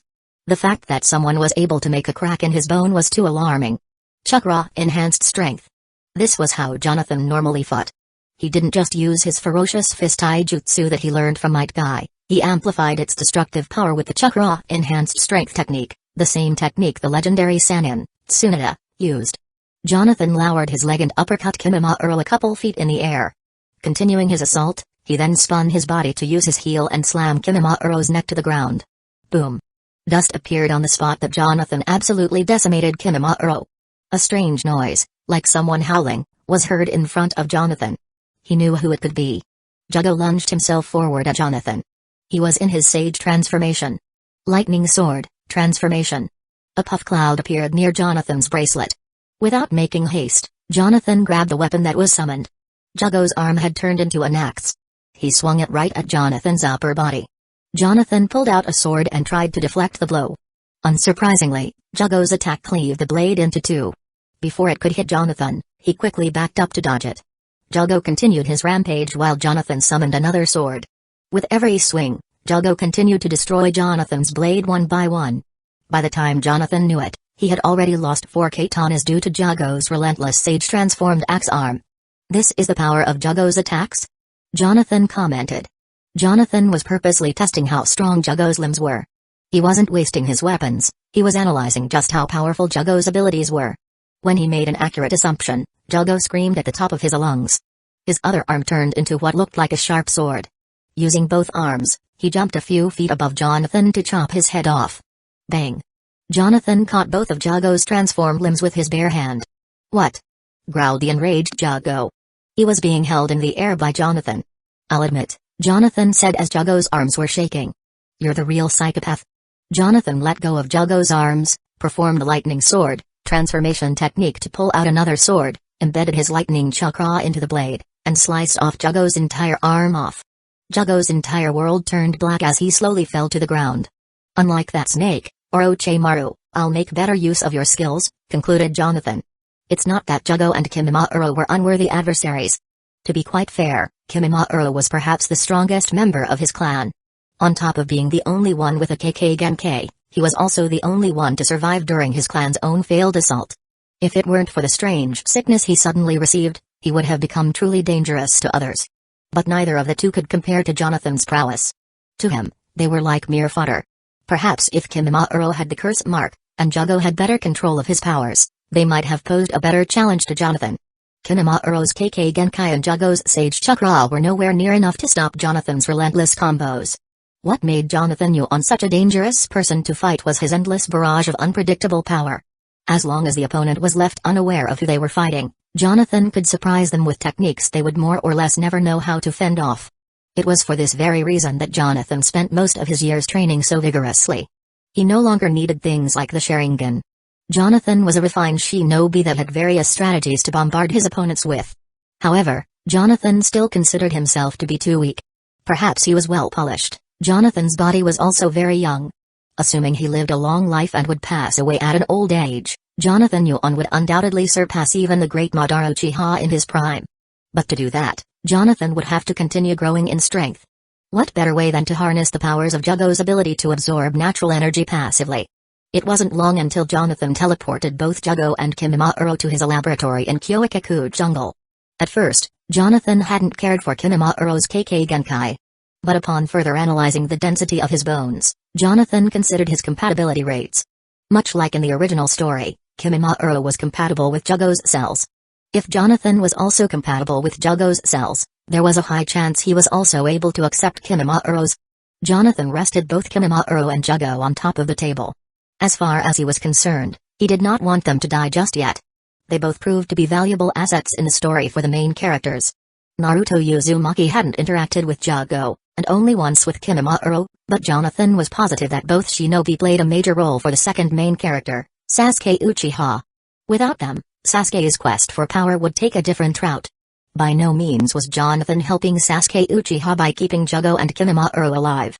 His goals were for his own benefit. The more the story reflected the original story, the more of an advantage he would always have.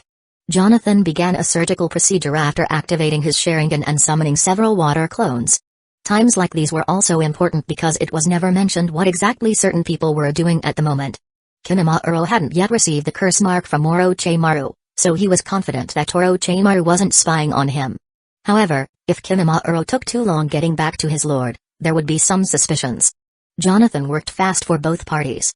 After slicing off one of Jugo's sage-transformed arm, he had more than enough cells to begin a proper procedure. Regarding Kimimaro, it was mainly his blood cells that were collected. Both shinobi were sedated and placed under a Ganjutsu with the Sharingan, Jibakugan technique. No matter how much pain they felt, neither would wake up during the procedure. There was something that Jonathan took into vast consideration. That thing was Kimimaro's later sickness. In the original story, Orochimaru was plagued with a disease that caused him to cough up blood periodically. From Jonathan's analysis, his symptoms most closely resembled cancer. People on Earth often made fun of the diseases, going as far as calling it ninja cancer. But even if it was just a fictional world on Earth, it was real to Jonathan. When he was on Earth, he never found something like cancer remotely funny. Now that he was living in the ninja world, he had to be careful. This same sickness was similar to what Itachi Uchiha would soon exhibit, and by no means was Jonathan looking to fall into the hands of an uncommon, terrible disease. This is why Jonathan Yuan was prepared. Using his cellular regeneration technique as well as his cellular activation jutsu, Jonathan cleansed the blood he siphoned from Kimimaro. He understood what sort of hemoglobin-related molecules his blood was emitting based on sheer observation haki. If Jonathan wanted, he could cure Kimimaro of this disease before it worsened. But why would he do something like that? If Jonathan cured either Itachi or Kimimaro, it would impact their own stories even further. As Jonathan finished analyzing Kimimoto's blood, he cured all types of illness. From the research he conducted, Jonathan diagnosed Kimimaro with sickle cell anemia. Jonathan destroyed all the sickle cells and only kept the healthy ones to transfer into his body.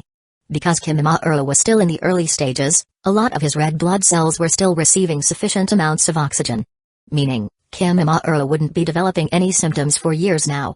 Even if Jonathan cured Kimimaro, Orochimaru would take over his body to become much stronger than he already was. By not curing him, Jonathan was truly doing Kimimaro a huge favor. About half an hour passed, and Jonathan successfully transferred the right amount of Kimimaro's cells into his body. He decided to start off with him first, so assuming he was compatible, he would also determine his compatibility with Jugo's cells. At worst, Jonathan's body would reject Kimimaro's and he would probably have bones growing out of places they weren't supposed to be. Jonathan was prepared. 66 pen pals. Most of Kimimaro's cells were transplanted into Jonathan's arms. Assuming that Kimimaro wasn't a match, Jonathan would immediately slice his whole arm to prevent the macabre bone pulse from going too out of control. "One key, Kimimaro?" Jugo faintly asked. "I'm right here, Jugo." Kimimaro looked at the sleepy Jugo. The two were standing outside the cave that Jugo had tried imprisoning himself in. "You seem to have been in a daze," he said. "Yeah." Jugo may not have shown it, but he felt embarrassed. But he wasn't the only one. Kimimaro and him couldn't remember how much time had passed while they were inside the cave. The last thing either of them honestly remembered was walking outside and then a blank period as the sunlight blinded their sights. Watching the two was a man sitting on a faraway tree. He was flipping a stick in the air before catching it and throwing it back up. The stick spun about 2 or 3 times and landed right back in the man's hand. That man was Jonathan Yuan. "Where we're headed isn't too far from here," Kimimaro assured. The stick that Jonathan was flipping wasn't a stick at all. It was his own humerus linked with his onna that had a sharp tip. "This might be more complicated to control than I originally thought," Jonathan claimed while looking at his weapon. Sickness would never be the death of Jonathan Yuan. As long as he had high-level medical techniques, a tailed beast that could also expedite his regeneration skills, and vast amounts of medical herbs at his disposal, Jonathan was safe. If one were to look at Jonathan's face, they would see that one of his eyes had a black sclera with a yellow iris. The transplant had been successful. Jonathan wasn't considering how to control the macabre bone pulse KK Genkai, he was trying to balance the passivity of his newly acquired trait, passive absorption of natural energy whilst moving. Jonathan Yuan was not like Jugo. He knew how to control himself and whatever power he had. Much like Kabuto Yakushi, Jonathan only needed to focus intently and keep his mind, body and spirit in complete harmony. The idea might seem easy when written on paper, but it was truly a process that only those with an astute personality could accomplish. Jonathan wasn't just balancing those things, he also had a tailed beast and other KK Genkai. One wrong move and Jonathan could possibly end up exploding. Perhaps something like that would never actually happen, but Masashi Kishimoto and the team behind Naruto the franchise didn't think someone like Jonathan could happen either. Now that Jonathan finished his task here, he returned to Hueco jungle. Not a single trace was left that the Jade Shinobi had interacted with some of Orochimaru's guinea pigs. As long as his Genjutsu was dispelled and he healed both Shinobi of all their injuries, he was safe. Some may have had the idea to place a flying Raijin mark inside Jugo's body, but that posed a risk. Jugo was going to be experimented on inside and out. The last thing Jonathan would want is for Orochimaru to find out one of his test subjects already had a seal placed on him. At Hueco jungle, Jonathan didn't have any time to rest. His mind and body were still groggy from having undergone yet another surgical procedure. But taking a breather from his work only lasted a few hours when he needed one. Jonathan had a laboratory to monitor, a garden to tend, other experiments to conduct, plans to revise, and an abundance of techniques to perfectly execute. The biggest of those techniques was the reanimation technique. Jonathan could perform the reanimation jutsu, yes, but the execution of the technique was still in its beta stages. If he tried to reanimate, say someone who had the chakra levels of a Kage, they could likely break out the technique. What he needed to work on now was developing a special tag to help bind the reanimated corpse's free will. This sounds easy, but it truly wasn't. Aside from that, Jonathan had genuinely forgotten how many techniques he'd perfected over the years. When he last counted, that number exceeded 50. Now that number had surpassed 60 or 70. For one ninja to have not just learned but perfected that many techniques was inconceivable.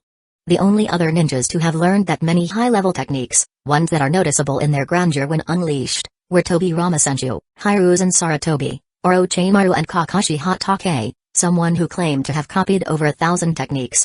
But that's just it. Most of those techniques each of those ninjas claimed to have learned over the years in the original story were hardly ever shown. The majority of Jonathan's techniques, however, were all S-ranked in scale.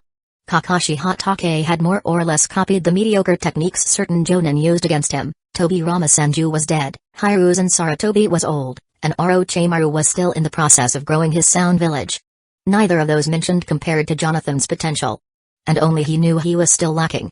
At a lavish hotel, one that's tailored only for high-class individuals, the receptionist humbly accepted the ryo given to her. "Thank you for your visit here, ma'am. Would you like your receipt?" the receptionist kindly asked. The person she was speaking to gently extended her hand out to receive it. The receptionist handed her a slip of paper, and the two departed from one another. When the person looked at the receipt, their total amounted to approximately 400,000 ryo per night's stay. A total of 3 nights were spent here. That meant the person's amount paid just now was 1,200,000 ryo, which was almost equivalent to $30,000 per night. Even in America, the most expensive hotel there was the Plaza, located in New York, United States of America. But even that was an exorbitant amount of money to pay. The person crumbled up the receipt and threw it away. "I've got to find a cheaper hotel next time," the person said to herself embarrassingly. "Excuse me, ma'am," the receptionist yelled out. The woman turned around to see what she suddenly wanted. Exiting her receptionist booth, she approached the woman and gave her a cloak, saying, "You'll need to be careful out there. I heard that a sandstorm's coming soon." "Right," she replied. "Thanks, but I'll be fine." "Are you sure?" the receptionist asked confusingly. "Yes. Thanks for your consideration. I'll have to leave now." "Oh. Okay," the receptionist said, feeling a tad dumbfounded. She was kindly rejected yet had a slight sensation of desire to know who that woman really was. As the woman walked out the doors, a calm wind caused her hair to cover her face a little. Using her hand, she gently brushed her hair back. The sun reflected through her shining, bright eyes as she gave a light smile due to the warm weather outside. That elegant woman was Izumi Uchiha. This hotel had recently been built in the Land of Wind. That was the only real area in the ninja world that even had harsh sandstorms. Izumi walked forward, continuing her path. She first stepped on a sidewalk that had green grass around it. When she exited the vicinity of the hotel's range, she was walking on sand. Most of the Land of Wind consisted mainly of that. It was nothing special, as a lot of its citizens managed to adapt to the environment. Izumi was no different, seeing that she hadn't had a scratch on her. People who lived as travelers tended to at least look like they were foreign travelers. And yet, Izumi didn't even look like a kunoichi. She had on a luxurious kimono. Her skin also looked flawless, like she had been bathing in medicinal hot spring water. "Itachi, you still haven't told me why you joined the Akatsuki organization," Izumi thought curiously. "I know why you slaughtered our clan, but that doesn't explain things." From Izumi's perspective, she never had a real family after the Nine Tails attack. Both her mother and father died that day, causing her to awaken her Sharingan. Then there was Fugaku Uchiha, someone who kept her in the dark. He not only tried to nurture her like a well-oiled machine, but he went so far as to keep her trapped in a locked cage. Izumi had to live with the burden of her clan keeping the secret of her mother's death. Because she grew up with no one to love or be loved by, she had no sentimental value towards anyone in her clan. This was also the reason why she never fully developed her childish crush on Itachi Uchiha. After finding out that Itachi slaughtered the Uchiha clan, she honestly didn't feel anything. This was because of Jonathan Yuan. Izumi's parents might have died as a result of the Nine Tails suddenly attacking the Leaf Village, but that didn't mean she hated the Nine Tails or Naruto Uzumaki for being its Jinchuriki. From what she understood after reading the Leaf's restricted reports, the Nine Tails were likely being controlled with a Sharingan. On top of that, the Nine Tails wasn't the one who was responsible for her mother's death. But how did Izumi Uchiha come to all these conclusions, and why was she aware of a lot of these details exactly? After about an hour of traveling, Izumi Uchiha stopped at a remote oasis. There were a couple of palm trees and a small, crystal-clear lake. Izumi sat down with one leg over the other. A few seconds passed, and she removed her shoes to dip her feet in the water. She was a tough kunoichi, but her feet had been burning up due to walking on hot sand for the last hour. Izumi felt relaxed after feeling the cool sensation on her lower body. The sun caused the water to sparkle a little. Since it was so bright out, the sun caused Izumi's face to look serene and quite alluring. Izumi looked at her reflection and could tell how beautiful she had grown over the years. She was no longer that caged Uchiha from the leaf, she was her own person who was free. Just as she was contemplating things, she saw a shadow circling around her. Looking up, a black bird descended from a nearby palm tree. Izumi calmly smiled. It wasn't any ordinary bird, it was a crow. It had been many years since Izumi Uchiha left the Hidden Leaf Village. Since that time, she had spent much of her time traveling. Or in her terms, hunting a savage. Despite what she had been through due to one man and her clan, she hadn't been at all spiteful. Though vengeful, she had a sense of humanity. If there was one thing Izumi Uchiha was not that others in her position would be, it was spiteful. Izumi was a free-thinking individual. She extended her arms out as the crow flapped its wings to land on her. Crows were not native to the land of wind, so she recognized the summoned creature as one of Itachi Uchiha's. When Izumi touched its beak, a puff cloud appeared. When it cleared, a rolled-up letter was left behind.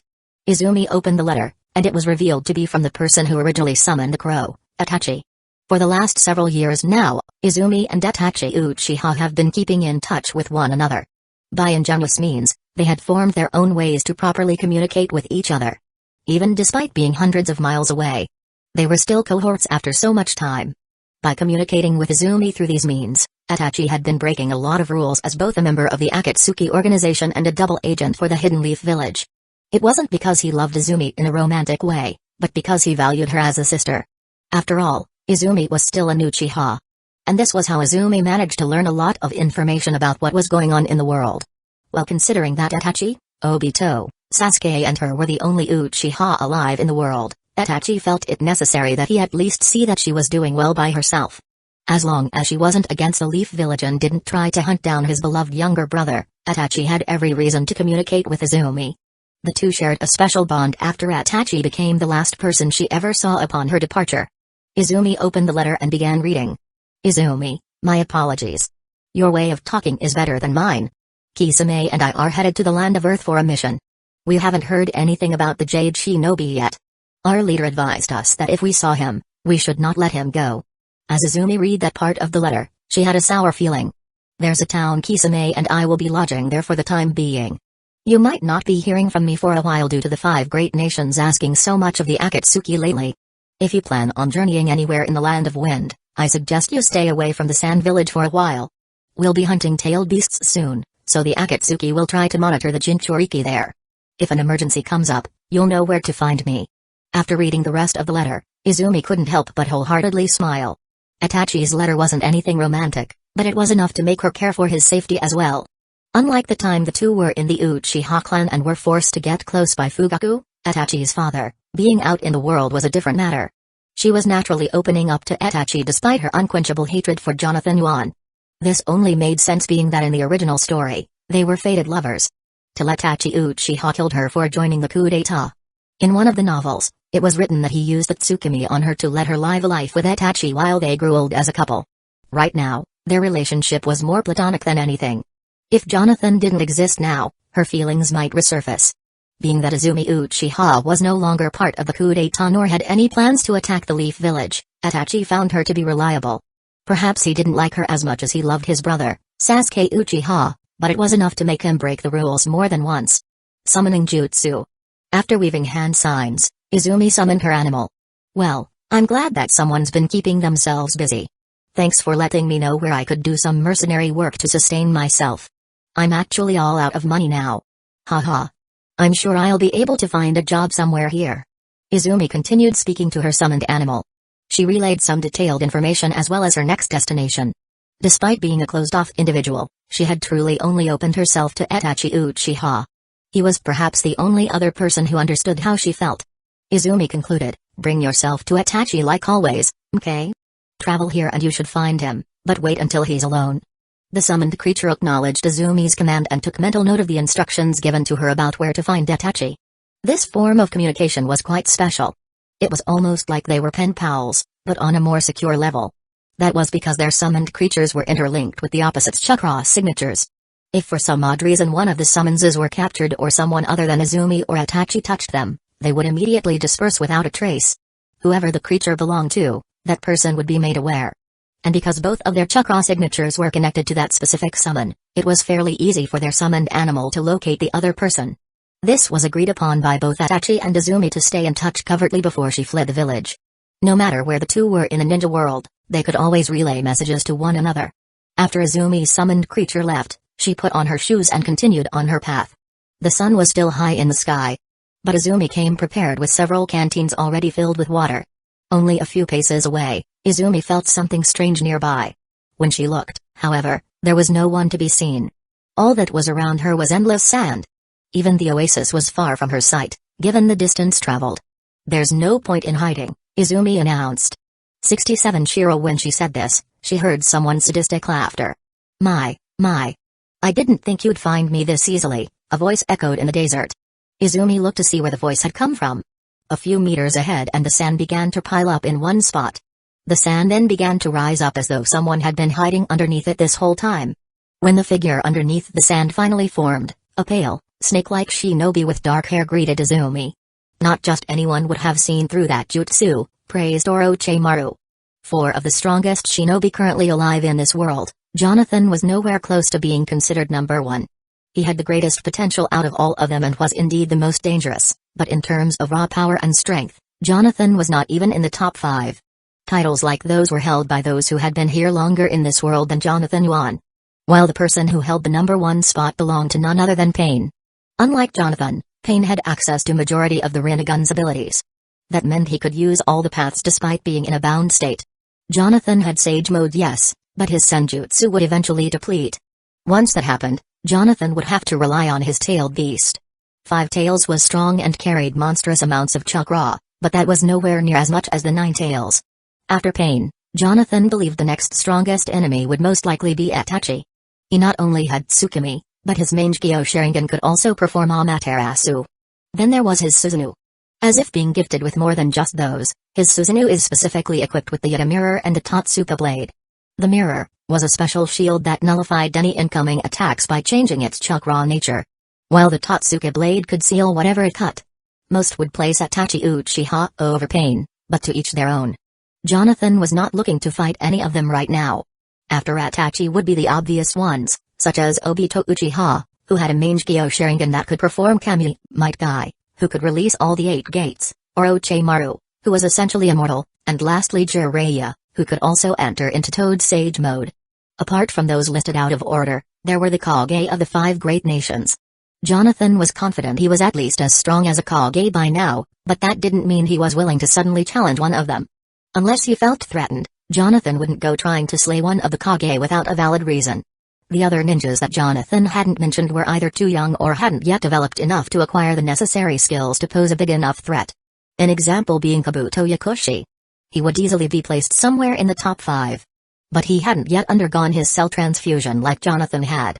Once he did that, he would then acquire his Snake Sage mode upon perfecting his reanimation technique in order to be a pivotal factor in the 4th Shinobi World War. To have gone through that much trouble, Kabuto Yakushi would be Jonathan's greatest foe. As for his teacher, Orochimaru, he had yet to have his arm sealed by the 3rd Hokage, Hiruzen Sarutobi. That meant he had an array of techniques, both forbidden and non-forbidden, to help him either escape or triumph efficiently. Had Jonathan been born at an earlier date, he would have tried to stop Orochimaru from learning the reanimation technique from the leaf. It was already too late for those things, so all Jonathan could do was harness as many skills as he could foster in the event he ever encountered any of those ninjas. Regarding Kaguya Otsutsuki, Madara Uchiha, or one of the Boruto characters, like Momoshiki, they were either dead, sealed or wouldn't came to this world for several decades. Jonathan stood outside the confines of his laboratory. This lab was heavily guarded by Jonathan. It had several hidden ceiling tags that created an invisible barrier to shield it. On top of that, he had his flying Raijin seals laced in specific areas to help him teleport his lab. This was the reason why the only known inhabitant, Monkey King Inma, never stumbled across it while here. Kyoikaku Jungle was a calm territory.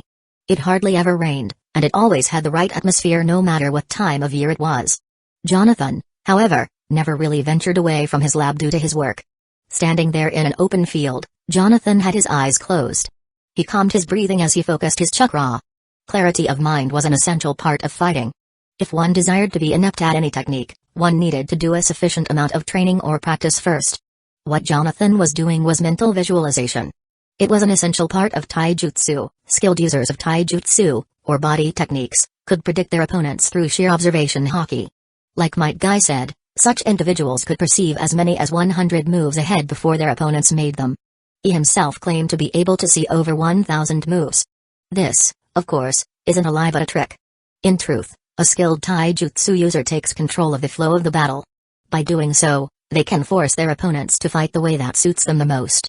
This entails that all the user's attacks, strategies and counters will create multiple opportunities to obtain a win. Jonathan had been fighting like this for most of his life, both in the ninja world and on Earth, but when applying that with taijutsu alone, he hadn't had any sparring partners. To correctly train his taijutsu, which was a mixture of other various taijutsu, he needed to use them in fights to gain real experience. Most of Jonathan's fights that dealt with hand-to-hand combat were mainly won because he either had the Sharingan or Sage mode. If Jonathan desired to conquer the ninja world in order to return home, he absolutely needed to perfect taijutsu. And that was without other techniques as catalysts. Jonathan finished his breathing exercise and decided it was time to teleport to the Sand Village. He had never done something without a purpose. Even this little exercise played a role. Since he didn't want to risk going to the Leaf Village to further his taijutsu skills, he knew of an even better taijutsu user than even Rock Lee. That ninja's name was Shira. Who exactly was Shira? This ninja was yet another filler character that truthfully deserved more story. He might have been unnecessary, but his very existence made Rock Lee feel obsolete. Born in a small town near the northern border of the Land of Wind, Shira was a self-taught taijutsu specialist.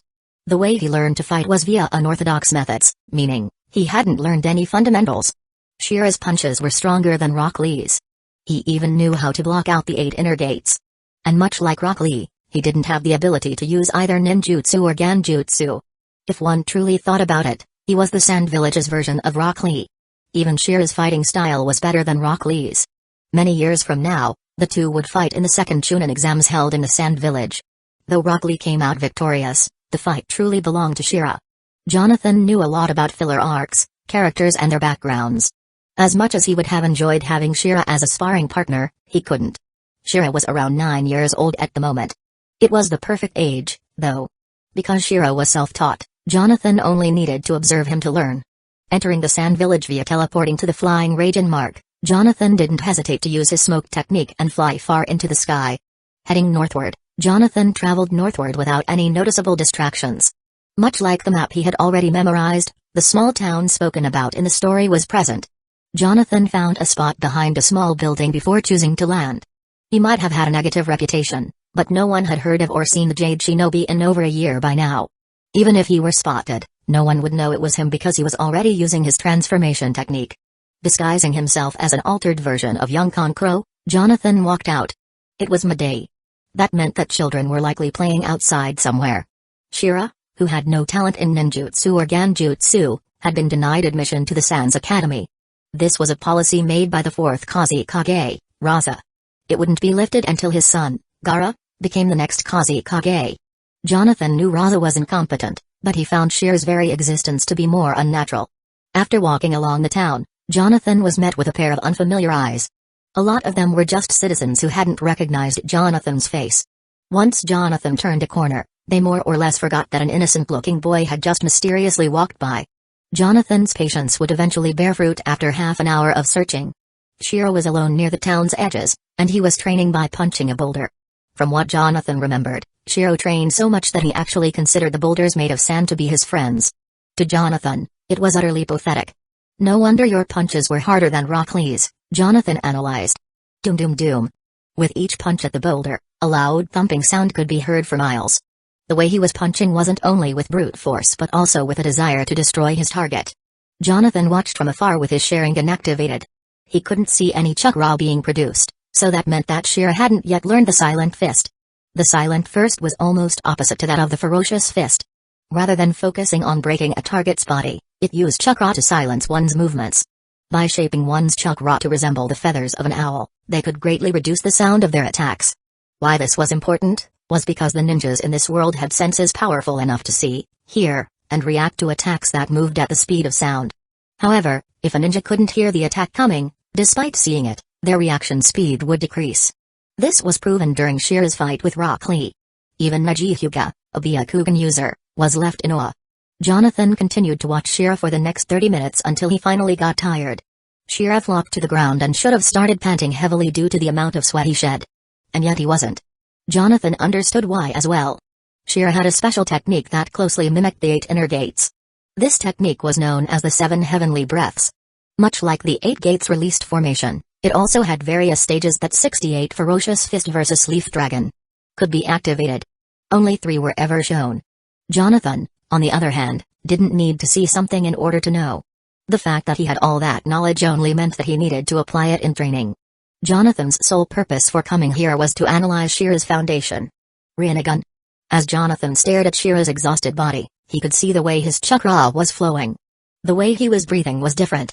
Rather than inhaling and exhaling a large quantity of oxygen like normal people, he was circulating the oxygen in his lungs to re-energize himself. This was the foundation he created for the 7 heavenly breaths jutsu. The Sharingan alone wouldn't have been able to see it, but now that Jonathan had the Rinnegan, things were within his reach. Not wasting any more time in the Land of Wind, Jonathan performed the Flying Raiden technique to teleport back to Hueco jungle. It would have been pointless to slay Shira now, despite him just being a filler character. Cracking his neck without using his hands, Jonathan inhaled a large amount of oxygen to invigorate his whole body. He could feel his lungs expanding. They felt like they were about to burst. Using his chakra control, Jonathan began circulating the chakra to flow throughout his muscles. When he did that, his blood cells rapidly increased their cellular functions. Jonathan had never done drugs before, so he could only compare the feeling he'd felt as if someone had started doing them. It wasn't euphoria, it was a sense of hyperexcitability. Jonathan prevented himself from smiling as he tried to calm down. The only other thing he had in mind of doing right now was 1,000 push-ups. After exhaling out all of that chakra, Jonathan became pacific. He clenched his fists upon understanding that he had already learned the first activation of the 7 heavenly breath technique. Activating the second and third didn't feel like it would be a problem. Rather, Jonathan was going to exceed those unseen limitations to see how far this technique could compare with the 8 gates released formation. 11 Roughly a few days had passed since Jonathan learned the 7 heavenly breath technique. What he needed now was a valuable sparring partner. But not just anyone would suffice. Jonathan needed someone who could be used. And he knew just the right person. "Mommy, why do you always leave rice balls here again?" asked a girl. "They're for your grandfather, sweetie. He eats them often." "Where is Grandpa then?" the girl continued. "Let's not ask too many questions," the mother answered. The two left a meal on a tombstone before eventually departing. Jonathan departed Hueco jungle and entered the Leaf Village. Of all the places he didn't feel comfortable traveling to, it was this particular area. Not only were the main characters present, but if Jonathan made the wrong move, he could be discovered. When he arrived, he made sure to have already transformed himself into an altered version of an older Kiba in Yuzuka without his signature trademarks. Not being in a rush, Jonathan casually walked to his destination. Even though there were sensors in the village, he only needed to either suppress his chakra or not perform any noticeable techniques that would get him noticed. Times were peaceful at the moment, and Jonathan knew this was a prosperous moment where the Leaf Village was gaining leverage in their growing economy. "Shut up!" Jonathan heard not too far off. When he looked, he saw Naruto Uzumaki running towards him. "Get back here, you little punk!" a man screamed. Jonathan watched as an 8-year-old boy turning 9 soon ran right by him. The man tried chasing him, but Naruto was already long gone. For the majority of Naruto's childhood, he was not only looked down upon but also the Leaf's outcast. That was primarily because he was to blame for the Nine-Tails' sudden attack. Jonathan observed Naruto as he leapt over a building to escape. Why he cared to see Naruto was for his reaction. Jonathan had Hagoromo Otsutsuki's chakra within him. And Naruto was the reincarnation of Ajura Otsutsuki, one of Hagoromo's sons. On top of that, Jonathan also bore the 5 tails. What Jonathan was testing was to see if Naruto would respond after being in such close proximity. He didn't. Poor thing, Jonathan sympathized. "It's unfortunate I can't slay you now. But in time, I'll make sure you die a painful death." Jonathan hadn't held any sentimental value to Naruto Uzumaki. But after experiencing so much in the ninja world, he couldn't help but feel sorry that his talents were being wasted. After a few paces, Jonathan made it to his destination. Stopping at the Leaf's library, Jonathan walked inside and started looking for a scroll. Because Jonathan looked like an average Leaf citizen, he hadn't at all looked suspicious. One of the many perks to being a ninja. The scrolls were all categorized, so it was quite easy for Jonathan to find what he was looking for. When he found the scroll, he wasted no time in opening it. This specific scroll held the contents for the Leaf Dragon technique, a taijutsu skill that a grand specialist knew how to perform. That specialist was named Chen.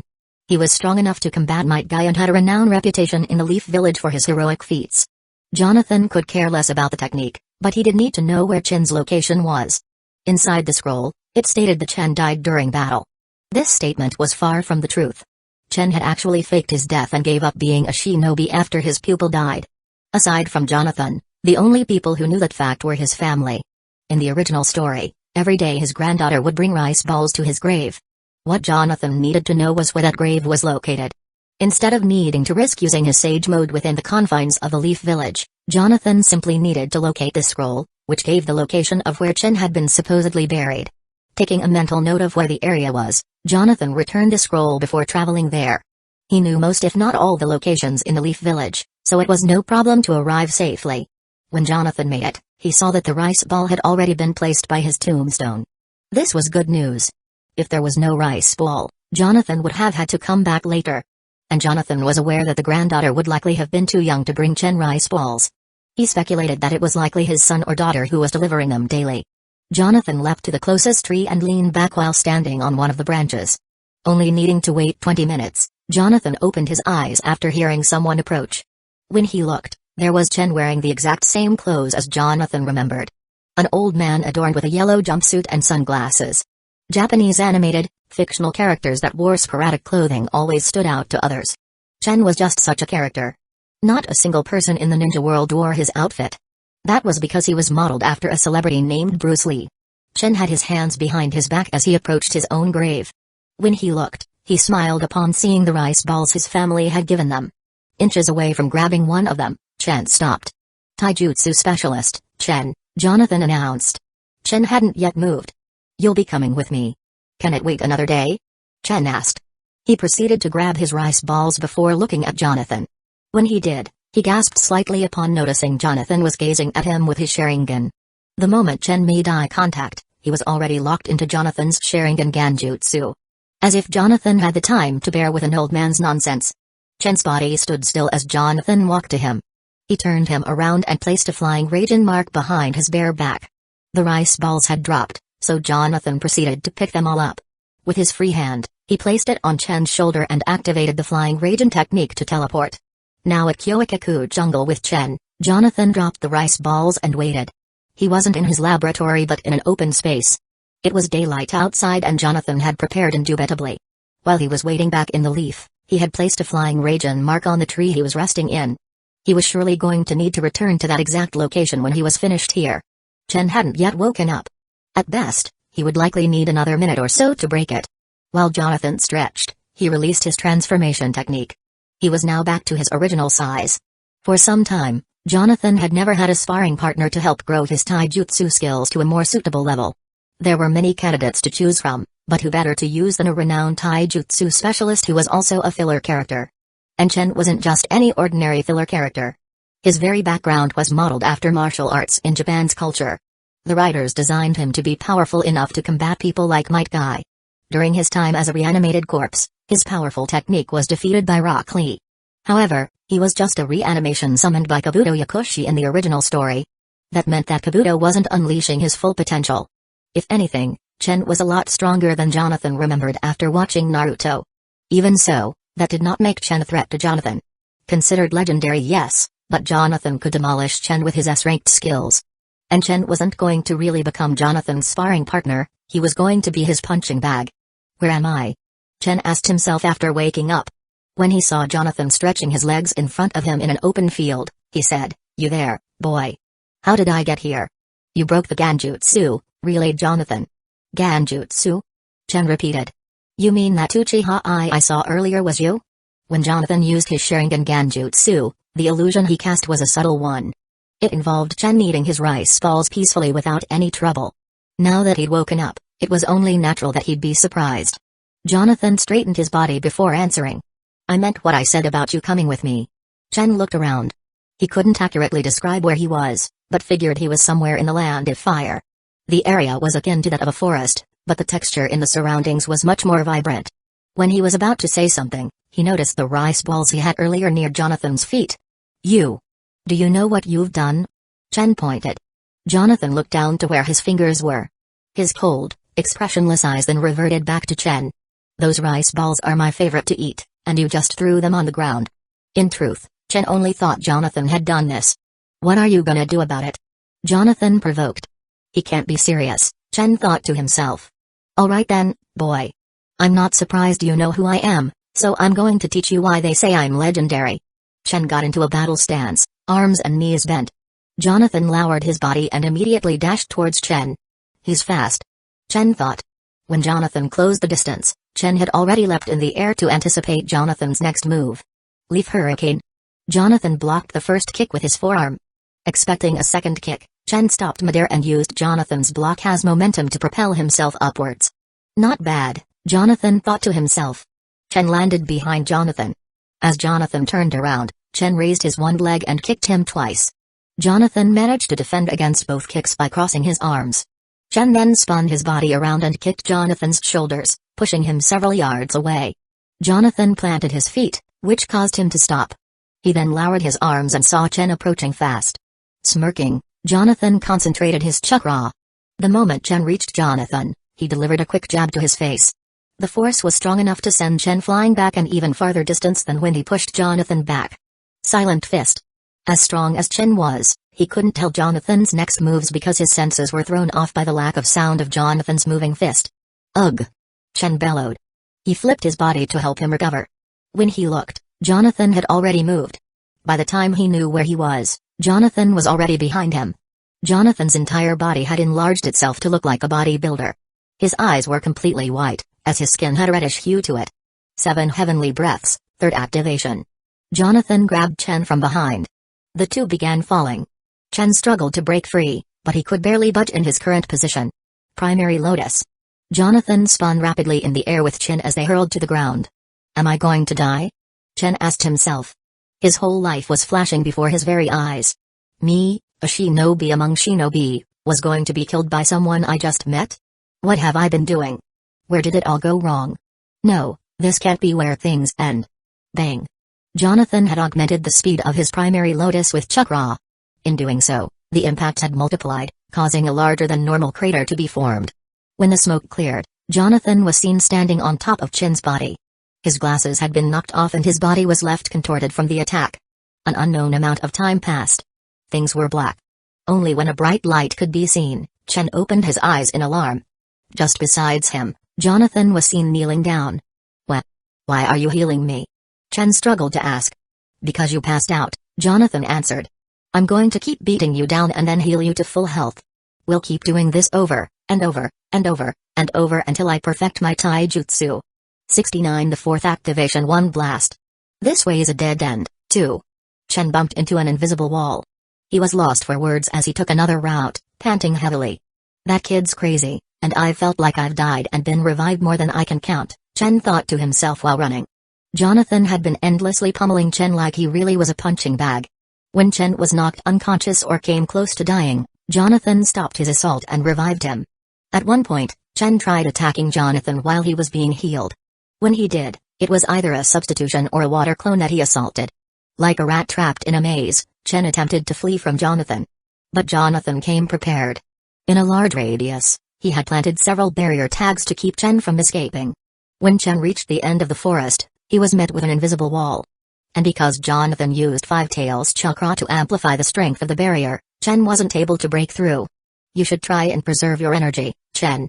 Jonathan's voice could be heard, but Chen couldn't pinpoint his location. He turned around frantically. When Chen felt the ground rumbling, he quickly leapt forward. Crack. The ground burst open as Jonathan appeared, eyes closed and with many bruises on his face. Unlike Chen, who had been receiving multiple healings from Jonathan, he himself decided to bear with the pain. Chen landed safely and quickly began spinning to perform his ultimate taijutsu technique. Leaf Dragon. Jonathan opened his eyes upon feeling the wind circulating around him.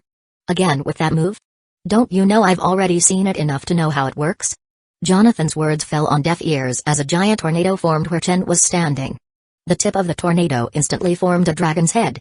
Roaring at Jonathan, it rushed to devour him. 7 Heavenly Breaths, 4th activation. Jonathan's muscles expanded as his skin tone became more saturated. He then crossed his arms as the dragon swallowed Jonathan whole. Within the tornado, Jonathan was receiving multiple cuts on his body. The scarier part was that Jonathan wasn't being lifted off the ground by the wind's vehement force. Rather, he was slowly walking forward. This kid. Just what kind of enemy is he? Chen said as Jonathan slowly got near his location. Chen tried to increase the technique's power by spinning more rapidly. It only stopped Jonathan for a split second before he started moving again. Jonathan could barely feel the stinging sensation from the cuts he was receiving.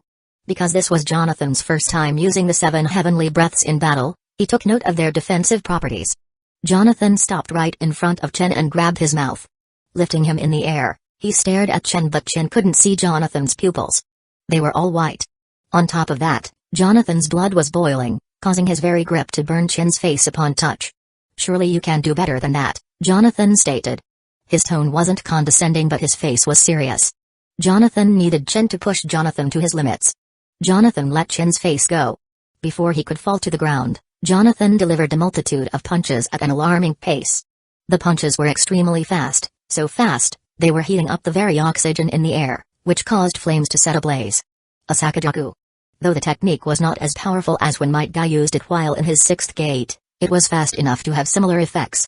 Jonathan, however, only punched Chen 2 times, as opposed to the many hundreds of punches he purposely missed. The reason why was because Chen had already been knocked unconscious by it. The Sakajaku was essentially an instant kill technique when unleashed.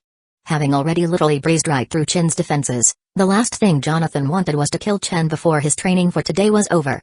After Jonathan's last punch, he stopped and released his 7 heavenly breaths technique by exhaling a large amount of air from his lungs. Chen slowly dropped to the ground, face first. Jonathan looked down at him without any trace of remorse. He instead hunched over to grab Chen's foot as he dragged him back to near the center stage. This was Chen's 5th time trying to escape from Jonathan. And this was their 10th ongoing battle, which had already lasted 3 days. Jonathan was serious about his training, using the most effective method to gain the best results. On the first day, Chen figured he was losing footing during his exchanges with Jonathan, so he activated the 7 heavenly breaths technique. Chen had little to no counter against it. Once Jonathan started fighting Chen on equal grounds, he noticed Jonathan was adapting quickly to his fighting style. It had become such a danger for Chen that Jonathan had started using his own techniques against him. But that's not what Chen had become afraid of. He thought Jonathan was an Uchiha at first, but not once had Jonathan even used his Sharingan during battle. Jonathan wasn't just analyzing the battle, he was doing it all without his Sharingan or any other techniques like his chakra enhanced strength or his cellular regeneration. Jonathan understood his body's limitations, so he purposely pushed himself to go beyond what he could handle. Even though he was bleeding internally and had an array of cuts and bruises, he could just heal himself almost immediately. This would cause his body to become even stronger once the torn fibers were replaced with new ones. His unorthodox training method was paying off because he had just unlocked the 4th activation of the 7 heavenly breaths technique. Never before had it been shown that there were more than 3. And while this technique may not have been strong enough to combat the 8th gate, the Gate of Death, it was powerful enough to fend against Rock Lee, who used 5 gates while Shira only used 3. More so, Jonathan had also added several martial art techniques to his arsenal. They were the Leaf Dragon and Severe Leaf Hurricane. Jonathan threw Chen's unconscious body to the grass. Because of the glade, Chen looked like he was sleeping calmly, with sunlight shining through some of the leaves on his face. Jonathan kneeled down a little after summoning a syringe with green liquid inside of it. That syringe was just one of many Jonathan had stored in his bracelet via the lightning sword transformation technique. He flicked the tip of the syringe's needle and injected it into Chen's neck. This was a special sedation that Jonathan brewed up in his laboratory. It was a mixture of naturally potent herbs from his garden. Like a tranquilizer, it could knock out an African elephant for a whole 24 hours. Depending on the amount of dosage used, of course. Jonathan only gave him enough for 30 minutes. It was a small amount, and he had been doing this every time after knocking Chen out. Once he did, Jonathan began healing Chen while he was still asleep. It also allowed Jonathan to catch a breather by rehydrating himself. For 3 days he hadn't gotten any real rest.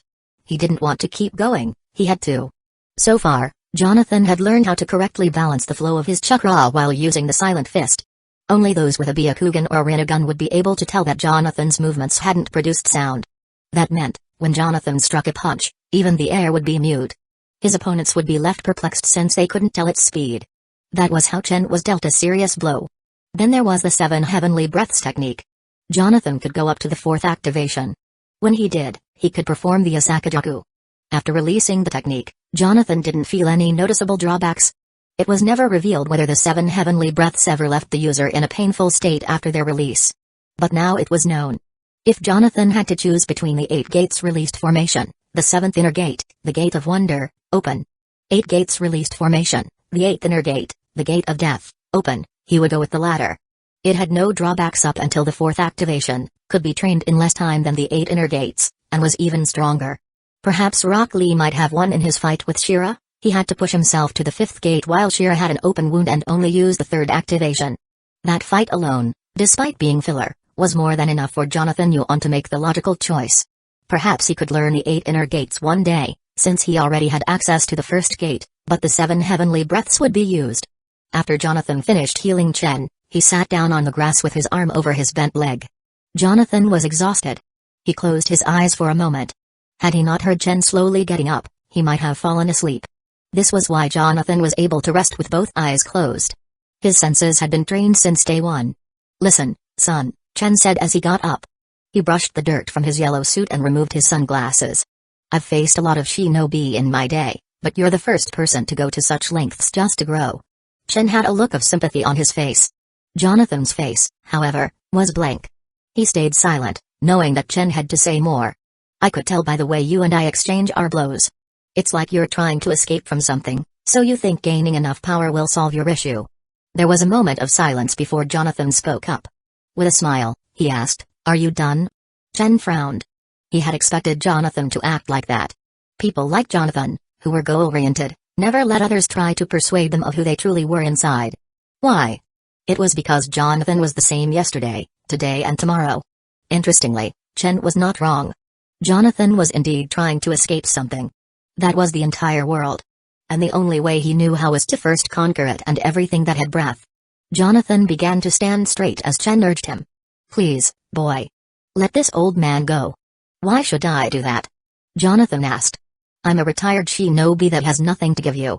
On top of that, you'll eventually run out of chakra from having healed me so much. Why don't you tell me what's bothering you so much to go to such lengths?" "I see." Jonathan understood. "What you're saying is that you don't have the will to fight." 70 solid foundation. Obviously I don't want to fight anymore. I'm flying rage and slice. Before Chen could finish his sentence, Jonathan teleported to the mark on his back. Katana already instantly summoned from his lightning sword, transformation technique. Jonathan slashed Chen's head right off. Not a single sound, not even from the sword's swing, was heard. "That's too bad," Jonathan said as he watched Chen's head slowly fall upside down to the ground. The face he was making was one of terror and shock.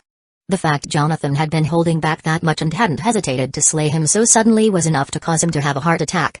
"I'll have to go train something else now." Those were the last words Chen heard from Jonathan's expressionless face as his head hit the ground. Things went black for a second until he managed to open his eyes once more, only to see Jonathan walking away, swiping his blood off the sword's blade. Two-wind style, great breakthrough. A gust of wind blew the leaves off several large trees. This jutsu was a wind elemental technique that could be used for defensive and offensive purposes. Of all the elements that were scientifically underrated, wind was one. The person who performed the technique was Jonathan Yuan. Rinnegan activated, he had gotten much better control over utilizing its properties. One such property was being able to learn most of any technique that was known. He had always known how to perform the technique's hand seals, tiger, ox, dog, rabbit, and snake, but he hadn't perfected the wind element just yet. Even now, it still hasn't been perfected. He was only able to execute a couple of wind techniques that allowed him to harness the power of the wind element. Jonathan performed a great breakthrough again by exhaling a large amount of wind in front of him. When he did, the roots from the trees almost tore from the ground. Jonathan could execute his wind techniques quite well. His next goal was to perfect the amount of strength his techniques could produce based on the amount of chakra used. This was the basis of his shape transformation. The Rinnegan allowed him to speed up the process. He perhaps spent only a couple hours out of the last 5 days training again. During that time, Jonathan had learned the wind sword technique. It was an underutilized wind-style jutsu that allowed him to create an invisible sword. Jonathan had been working on amplifying the technique to have more than one sword form. By changing its shape transformation, he could try to cause a multitude of swords to appear in a large radius. If he could perfect it, the swiftness of the technique would have few defenses for an opponent to counter. It could even cut earth if Jonathan used it right. And as much as he wouldn't mind learning other wind techniques, those two alone were sufficient. Jonathan had built a solid foundation, allowing him to learn techniques at a faster pace compared to others. Now that he knew how to form all 5 main elements, he had the Sharingan to copy and remember the hand seals of most jutsu, and the Rinnegan to help execute those jutsu onto perfection. If a shinobi tried performing a jutsu Jonathan hadn't practiced, he could use that same jutsu he witnessed with near-perfect accuracy. Trying to perfect every jutsu to reach a seemingly unattainable goal was not easy. But that's what separated Jonathan from other people. Nothing was too hard for him. He had a will to return home at any cost, a mind that was steadfast and, more importantly, he had unyielding faith. After finishing up the first part of his ninjutsu training, Jonathan went on to learn something more practical. For several years now, Jonathan hadn't been able to focus on his sensory-type skills. He knew how to sense chakra, a technique that took him ages to practice by mimicking the Yamanaka clan's secrets, but he hadn't learned the derivative functions of it. Chakra was a native substance to all life in this world. It could be manipulated, altered and more importantly, it could be disguised. To do so, Jonathan needed to learn the chakra disguise technique. It was not something he made up either, as it was a legitimate technique that could help change his chakra signature or even imitate others. Because Jonathan's chakra signature was known by a handful of people, such as Conan, Itachi and even the Leaf Village's Kakashi Hatake, he had no choice but to be as wise as a serpent in his movements. The ninja world was not a place Jonathan liked traversing through. It was filled with all types of ninjas who could sense other people's chakra. Now that his face was widely known, Jonathan had spent most of his days in Hueco jungle. It was almost time for him to start venturing across the land. Before doing so, however, he had to learn the chakra disguise technique. It would help in masquerading his chakra signature, which will in turn prevent anyone he's come across from recognize him. And although Jonathan knew how to conceal his chakra, he was not performing the chakra suppression technique. It was close, but not entirely. His version leaned more toward chakra control than an actual skill. The chakra suppression technique was useful, yes, but unless he was a Natsutsuki, it wouldn't serve him well. When using that technique, the user wouldn't be able to perform jutsu. Jonathan hadn't completely given up on it, though. In time, his plans were to perfect most if not all reliable techniques that could help him achieve his ultimatum. To perform the chakra disguise technique, Jonathan first utilized his water clone technique. Afterwards, he held a tiger hand seal with one hand, activated his Rinnegan and focused on his sensing technique. The Rinnegan drained a lot of chakra, but he had much more control over it than when he had first awakened it. He could see his water clone's chakra flow, which was his exact chakra signature duplicate. Though it didn't carry as much chakra as he did, it was still recognizable. He focused on the very chakra of the water clone without trying to disrupt his own. The clone squinted his eyes a little, feeling a slight sting before dispersing into liquid. Jonathan understood himself better than anyone. He would bear the pain in order to achieve his goals, even if the person causing that pain was himself. He summoned 3 more water clones to repeat the process. As difficult as it might have seemed, it was quite simple because of the years Jonathan had spent training. The first and foremost thing Jonathan knew, which was crucial in the ninja world, was chakra control. If someone couldn't control their chakra, they wouldn't be able to execute jutsu. Chakra was the basis of life in this world. Jonathan Yuan had advanced chakra control. It didn't take Jonathan long to learn the chakra disguise technique. It took an even shorter amount of time to perfect it. Once he had done so, he needed to put the technique into practice. There were only a handful of people who recognized Jonathan's chakra signature. So, only a select few Jonathan felt would be useful. Jonathan traveled to the one place where the most people had likely recognized his chakra before, the Hidden Leaf Village. Not only had Jonathan technically been born here, he went around constantly performing jutsu. And he did his best to stay away from the dangerous clans to prevent himself from being discovered. One of those clans was the Hyuga clan. His destination this time was going to be a familiar one. Jonathan performed the transformation technique and teleported to a back alleyway with the flying Raijin technique. This year's Chunin exams are gonna be interesting, wouldn't you say, Inoichi? Asked a blonde shinobi. It's a possibility, Inoichi responded. Something got you down? He asked. Inoichi finished signing the paper on his desk before answering. No, it's just the last member from our clan failed. I'm hoping this year we have someone who can become a Chunin to help the tradition. Oh, you mean the Inoshikacho? Inoichi Yamanaka was an avid man. He not only had a bold reputation in the Leaf for being the head of the Yamanaka clan, he was also a censor. I'll let you get on with your work, sir, the man said, departing. Inoichi stretched his arms as he leaned back in his chair. His days were normally spent in his clan's office. Missions in the Fire Country were scarce now, and there were a variety of shinobi in his clan that were sent out aside from him. The Leaf Village was in a peaceful state, and would be for a while. It wasn't until Inoichi heard a knock at his door that he straightened himself and said, "Come in." When he saw the person enter, he said, "Oh, you're back already, Santa?" Santa Yamanaka had a strange look on his face. "Back from where?" he replied. "You were just here. Did you forget something, Santa?" "Sir, this is my first time visiting," Santa stated. When Inoichi heard that, he gave a suspicious look. "I don't have time for your games, Santa. Why did you come back?" "But, sir," Santa earnestly beckoned. "It really is my first time here. Why would I play games with the head of the clan?" Inoichi's eyes widened as he looked at Santa intently. "Ugh, sir?" Santa questioned with a drop of sweat. After a few seconds, Inoichi rose from his seat and ordered, "It's nothing. Santa, you stay here for a second. I have to go and check something." "Of course, sir." "Is it something important?" Santa asked. "Don't worry," Inoichi responded. Shutting the door behind him, Inoichi left his office. Santa stood there, listening to Inoichi's footsteps walk away. He then lowered his head, causing a shadow to cover half his smiling face.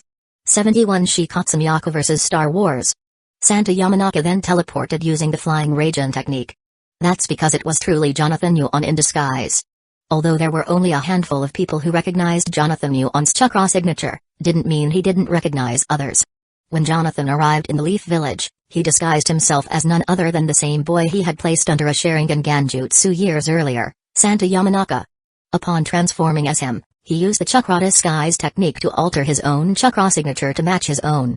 Waiting casually in secret, he entered Inoichi's office after the real Santa Yamanaka departed. All without him being spotted by anyone. Inside, Jonathan baited Inoichi into using his sensory technique. He knew that by acting suspicious in front of the head of a clan, he would try and investigate. Ninjas were strong, but prominent ninjas, those strong enough to be heads of clans, were always on alert. How fortunate for me, Jonathan thought to himself. Even I wasn't aware this year's Chunin exams were going to be held soon. Jonathan had spent most of his days in his laboratory. There was so much he had to do that he forgot about a lot of things happening outside. But that didn't mean his memories of the ninja world were lacking. Why he found this year's exam so fortunate for him was because there was a special event that would unfold. Now that he had perfected the chakra disguise technique and managed to fool even a reputable censor, he felt confident in walking casually amongst the leaf. As long as he didn't cause any disruption in the chakra flow, he would always be able to move secretly. Even if that certain ninja had the ability to see chakra, it wouldn't matter. Jonathan made his way to the Jonan station before first disguising himself as an altered version of Iruka Umino and performing the chakra disguise technique. His chakra signature mimicked that of Tuki. Jonathan had spent a lot of time with Tuki, so he remembered him quite well. Everyone in this world had chakra, whether they were shinobi or not. And using Tuki hadn't mattered since he was long dead. Jonathan slew him, and not many ninjas, save Shisui Uchiha, really recognized Tuki's chakra. Inside the Jonan station, it wasn't at all difficult for Jonathan to walk by. He was familiar with the building and knew where to look for things. Because he had on a Chunin flak jacket, people immediately assumed he was a ranked ninja. Jonathan found the file unit and searched for information on the exams. A sheet of paper outlined all the participating ninja as well as their respective villages. It even had the date the exams would start. More importantly, it gave Jonathan insight into the main characters. Based on the date of the exams, that meant that the main character, Naruto, was turning 9. Only 3 years until he graduated the Leaf's Academy. Once he did, the story's main plot would unfold. There were many Machiavellian plans Jonathan desired to execute. However, some of them required a lot of time to pass. That was mainly because certain people weren't in the right places for Jonathan to seek them out yet. As long as he knew where he was in the original story, he could go to those areas. Jonathan skimmed through the list of ninjas participating in the exam. When he found the name he was looking for, he smirked slightly. Idate Morino, a shinobi from a filler arc that would fail the exams. To Idate Morino was the younger brother of Ibiki Morino, a Chunin in the Leaf Village who conducted the first part of the exams. Neither of them were of Jonathan's interest, however. It was the arc itself that held more significance for him. That was because the main thing featured in that arc was the blade of the Thunder Spirit. This sword was made out of concentrated lightning. Wielded by the second Hokage, Tobi Ramasenshu, it was also strong enough to slice through things like the Chidori and the Rasengan. The weapon itself was weak, but if Jonathan could get his hands on it, he could amplify it through modifications. All he needed to do in order to find the weapon was to keep track of Idate Morino. No. Don't kill me. Idate Morino screamed. I've given up trying to be a ninja. I quit, I don't wanna die. A man named Aizen was holding onto his hair while strapped to a chair inside a wooden house. Across from them was Aidate's older brother, also strapped to a chair, Ibiki Morino. He had a swollen black eye. That was because Aizen had been torturing him. Just decipher the scroll, Aizen calmly said. You don't really want me to kill your little brother right before your eyes. Jonathan Yuan was watching this scene unfold before his eyes. It was exactly as he remembered it in the original story. Of course, no one was able to see him since he was in his smoked form, lodged between the house's crevices. A few minutes later, Ibiki managed to escape from his chair to help free his younger brother. Jonathan watched as Aidate frantically ran outside the house. Several paces away, Aidate turned around because the whole house was on fire. His eyes stared as it burned in the flames. Had Aidate Morino only passed the exams, things like this wouldn't have happened. Had he listened to his older brother, perhaps his path might have been different. Aidate ran in terror, believing his older brother to be dead. He looked back, tears running down his face. Boom. Aidate fell to the ground because he had hit something. He sniffled a little as he wiped his tearful eyes. When he looked up, Ibiki Morino was looking at him. Oh. Ani-san, Aidate said. Everything's going to be alright, Aidate. Ibiki held out his hand. I'm so sorry, Ibiki. Screamed the panicking Aidate. He grabbed Ibiki's hand and was pulled up forcefully. As Aidate was going to hug his brother, Ibiki pulled out a sword from nowhere and sliced Aidate's head. Aidate's eyes widened as it fell to the ground. But why? Earth style, rupturing earth. Jonathan Yuan opened a hole in the ground and threw Aidate Morino's body inside. He then closed the earth and ran back to where the real Ibiki Morino and Aizen were. By no means was Jonathan going to spare someone who had foreknowledge of the events that happened here. Only Ibiki Morino was going to be allowed to live. Aidate, his younger brother, was only a filler character that served no purpose whether he was alive or dead. That was because after this event, he didn't return to the Leaf Village, choosing to hide rather than be redeemed. That bastard, Ibiki, Aizen thought to himself. He was walking through a dark forest with burn marks. Because Ibiki had headbutted him earlier, he also had dried up blood near his nose. If I don't make it to the Rain Village, this'll be for nothing. Aizen tried to compose himself as he continued walking to his destination. Who exactly was Aizen? A ninja born in the Leaf Village who would later defect to the Rain Village for his own personal gain. It wasn't enough for him just to switch sides, he also had his own pupil take the Blade of the Thunder Spirit, a leaf treasure, along with a secret scroll he could use for himself. Aoi would not have any significance to the original story for another 2 to 3 years from now. Huh? Aizen gasped. How did you find me? It was dark but Aizen could see Ibiki Morino waiting for him atop a tree branch. However, it wasn't truly Ibiki, it was Jonathan disguised as Ibiki. It's easy to find someone when you can sense their chakra signature, Jonathan answered. Sense? My chakra? Aizen repeated. He then thought to himself, no. That's not possible. I never heard that Ibiki was a sensor. I don't really care for the scroll in your possession. All I need is the sword, demanded Jonathan. Like heck I'll give you anything. Aizen responded angrily. Even though there was suspicion about Ibiki, it was nowhere near enough to think that it wasn't him. Jonathan hadn't just transformed into Ibiki, he had even left behind the injuries Aizen had given him during his torturing. To add something extra, Jonathan covered his clothes with ashes from the fire. You're not someone I consider worthy of being a sparring partner, you know. What are you spouting now? Aizen demanded. I apologize, Jonathan said. You wouldn't have any understanding of what I was talking about even if I told you. Jonathan raised his palm towards Aizen, continuing, however, I am interested to know how quick I can dispose of someone as weak as you. Lightning chakra began surging around Jonathan's palms. You think I'm weak? Aizen screamed. He dug into his weapons pouch and swiftly threw a kunai. Jonathan moved only his head to dodge. Lightning still flowing through his palms, Jonathan laughed slightly. Humphrey. What's he smiling about? Aizen wondered. When Aizen tried to leap, he could not. What's going on? He thought. Aizen looked down at his legs and saw a hole with a blood stain around his garment. Jonathan's attack had been so fast that Aizen hadn't felt anything. Only when he finally saw it did he holler in pain. Arg. Aizen collapsed to the ground while holding the injured area. Just when did he? As he was still thinking, Jonathan jumped down from the tree.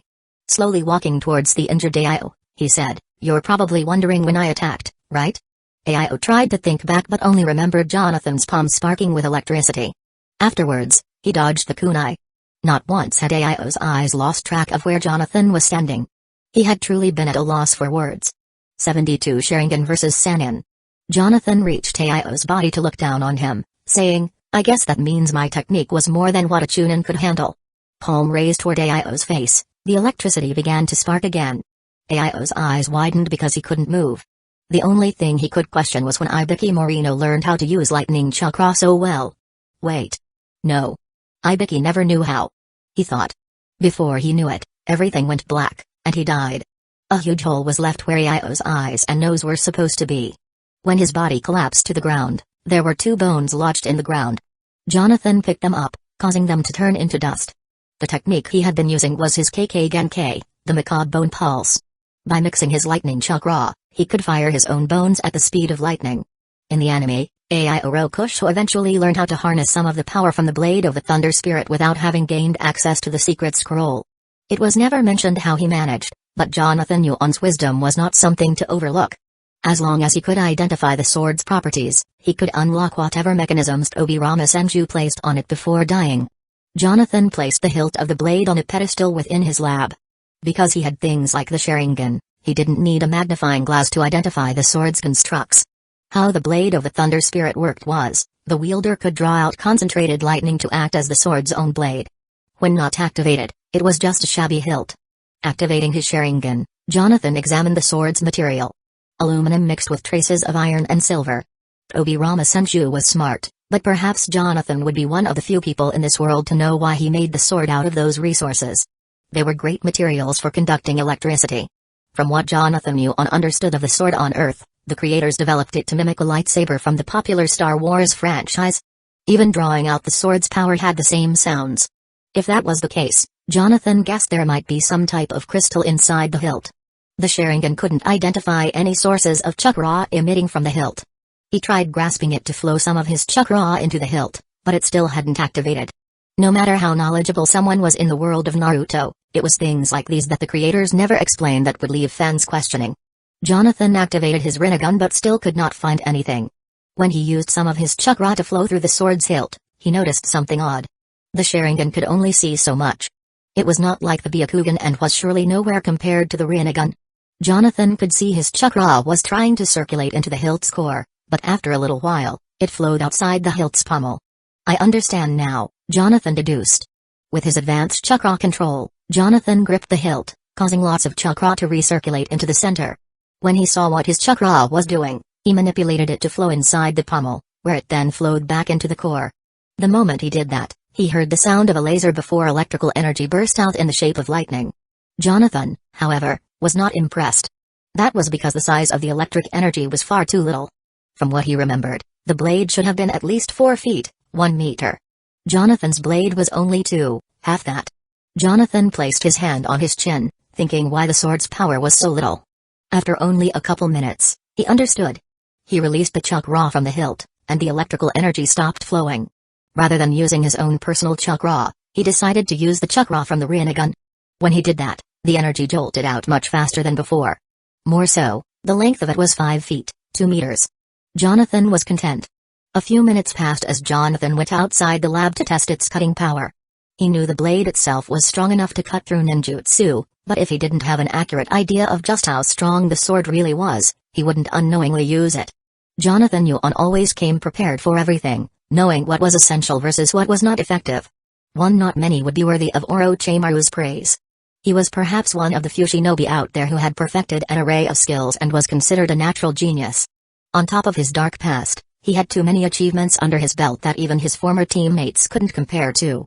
What made Orochimaru even more dangerous was that he was nearly impossible to kill. A pale shinobi that got kicked out of both the Leaf Village and the Akatsuki? Izumi Uchiha taunted. Orochimaru found Izumi charming. He smiled with a hand resting on his face, saying, "You've heard of my reputation already, Izumi?" A lot of people who've heard of Orochimaru would often be intimidated if they hadn't had any qualms with him. He not only participated in 2 great ninja wars, but he had also earned the title of being a lord. "Why are you after me, scum? It's not nice to talk to your elders like that, little girl." Izumi also had her own reputation. She was blatantly disrespectful. Having been raised without parents or having been shown kindness and love by others, her attitude and demeanor were more apprehensive than others. It was like she had a shield in front of her that deflected anyone that came near. Izumi squinted her eyes, smirking. I think we both know why you're here, Snake. Oh.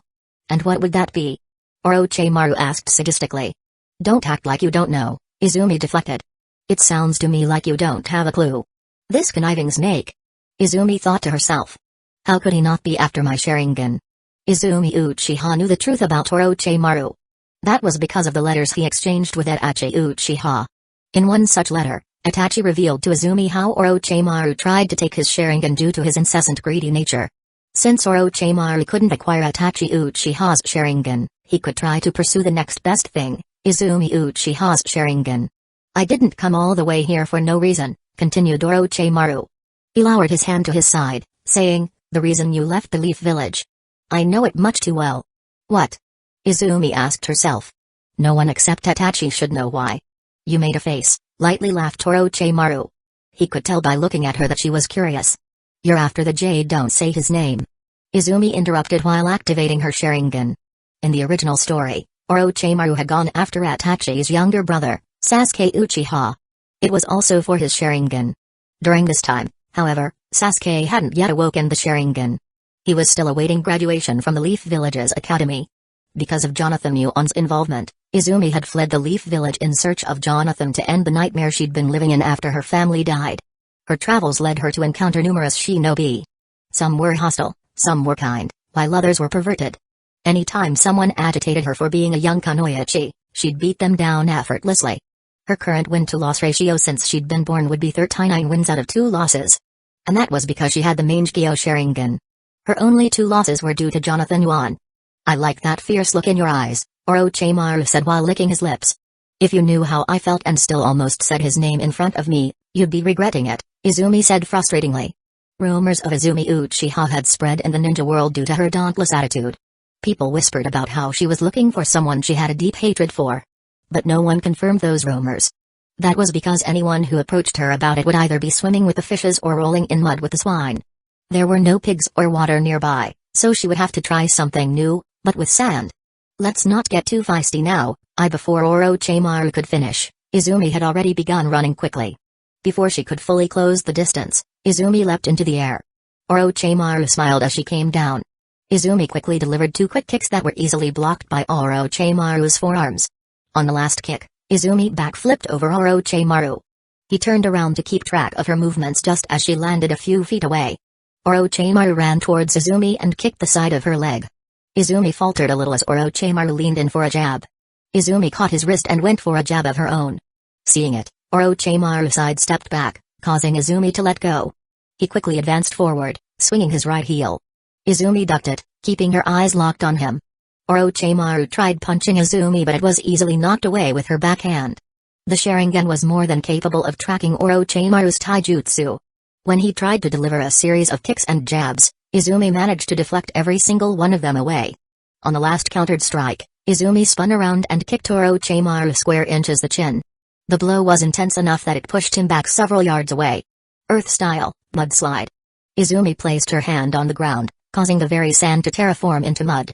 Orochimaru was impressed at the size of the technique. Already, a wide area was being covered. Substituting against a jutsu like that was not likely to happen. Orochimaru bit his thumb before slapping both palms on the sand. Summoning jutsu, Rashomon. A large gate with the face of a devil erupted from the ground, blocking Izumi's mudslide technique.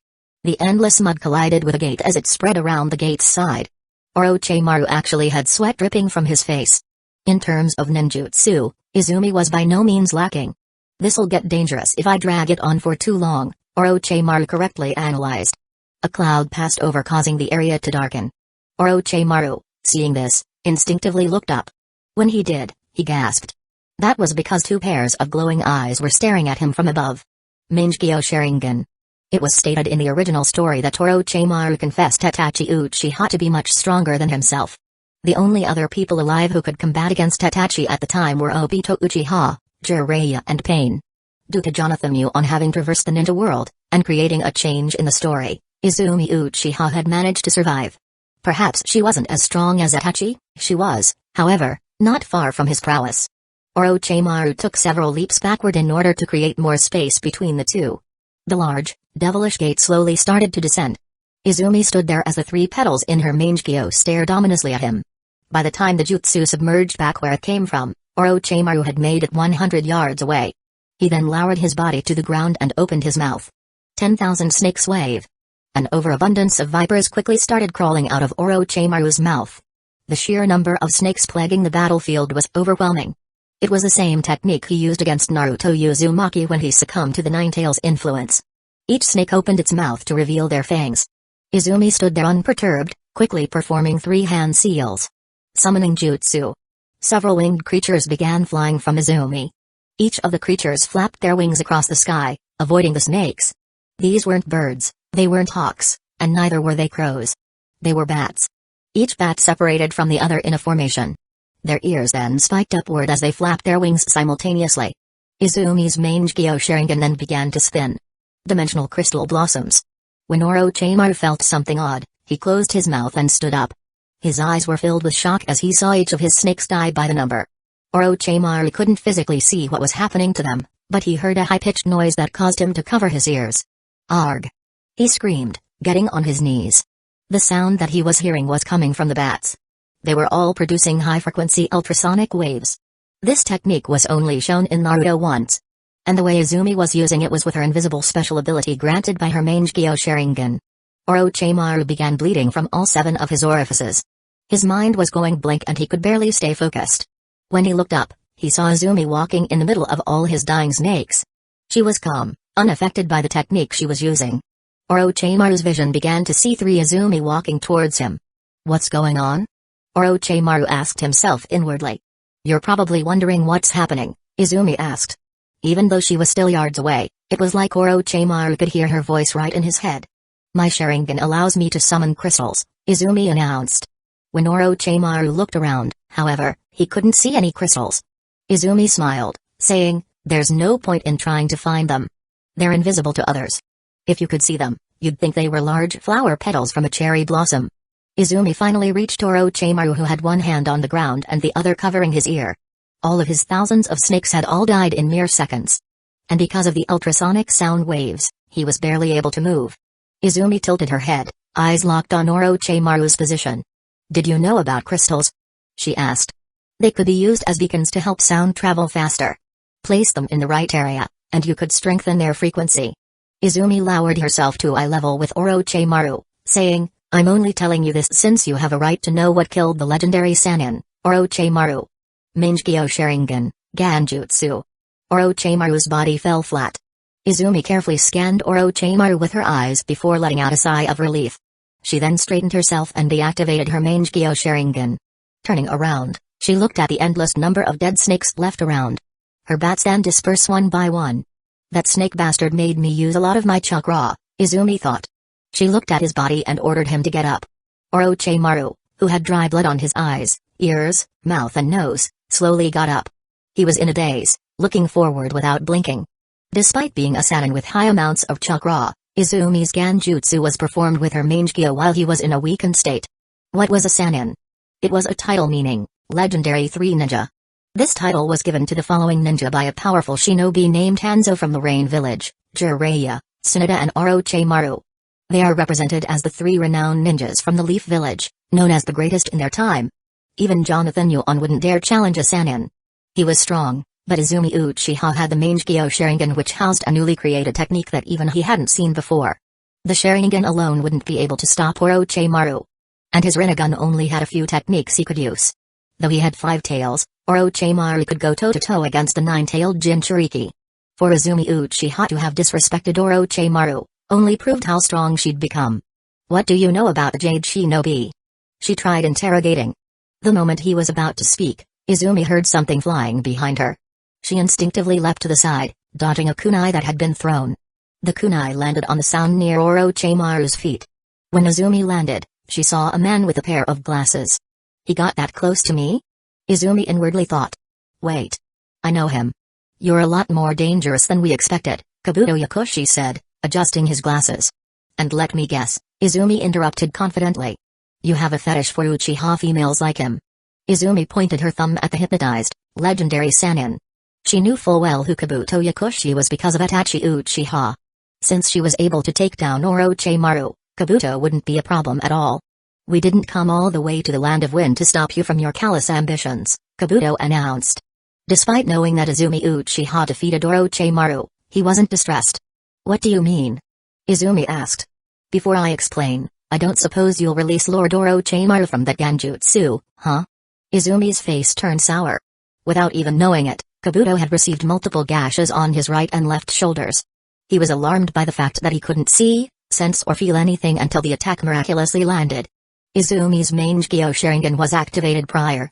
Ask me that again, and it'll be the last question you ever ask again, threatened Izumi. If Kabuto knew Izumi as well as Adachi did, he would understand that her threat was an empty one. Izumi was not a murderer, as she only sought to kill one person and one person alone. But because of her Mage Sharingan abilities,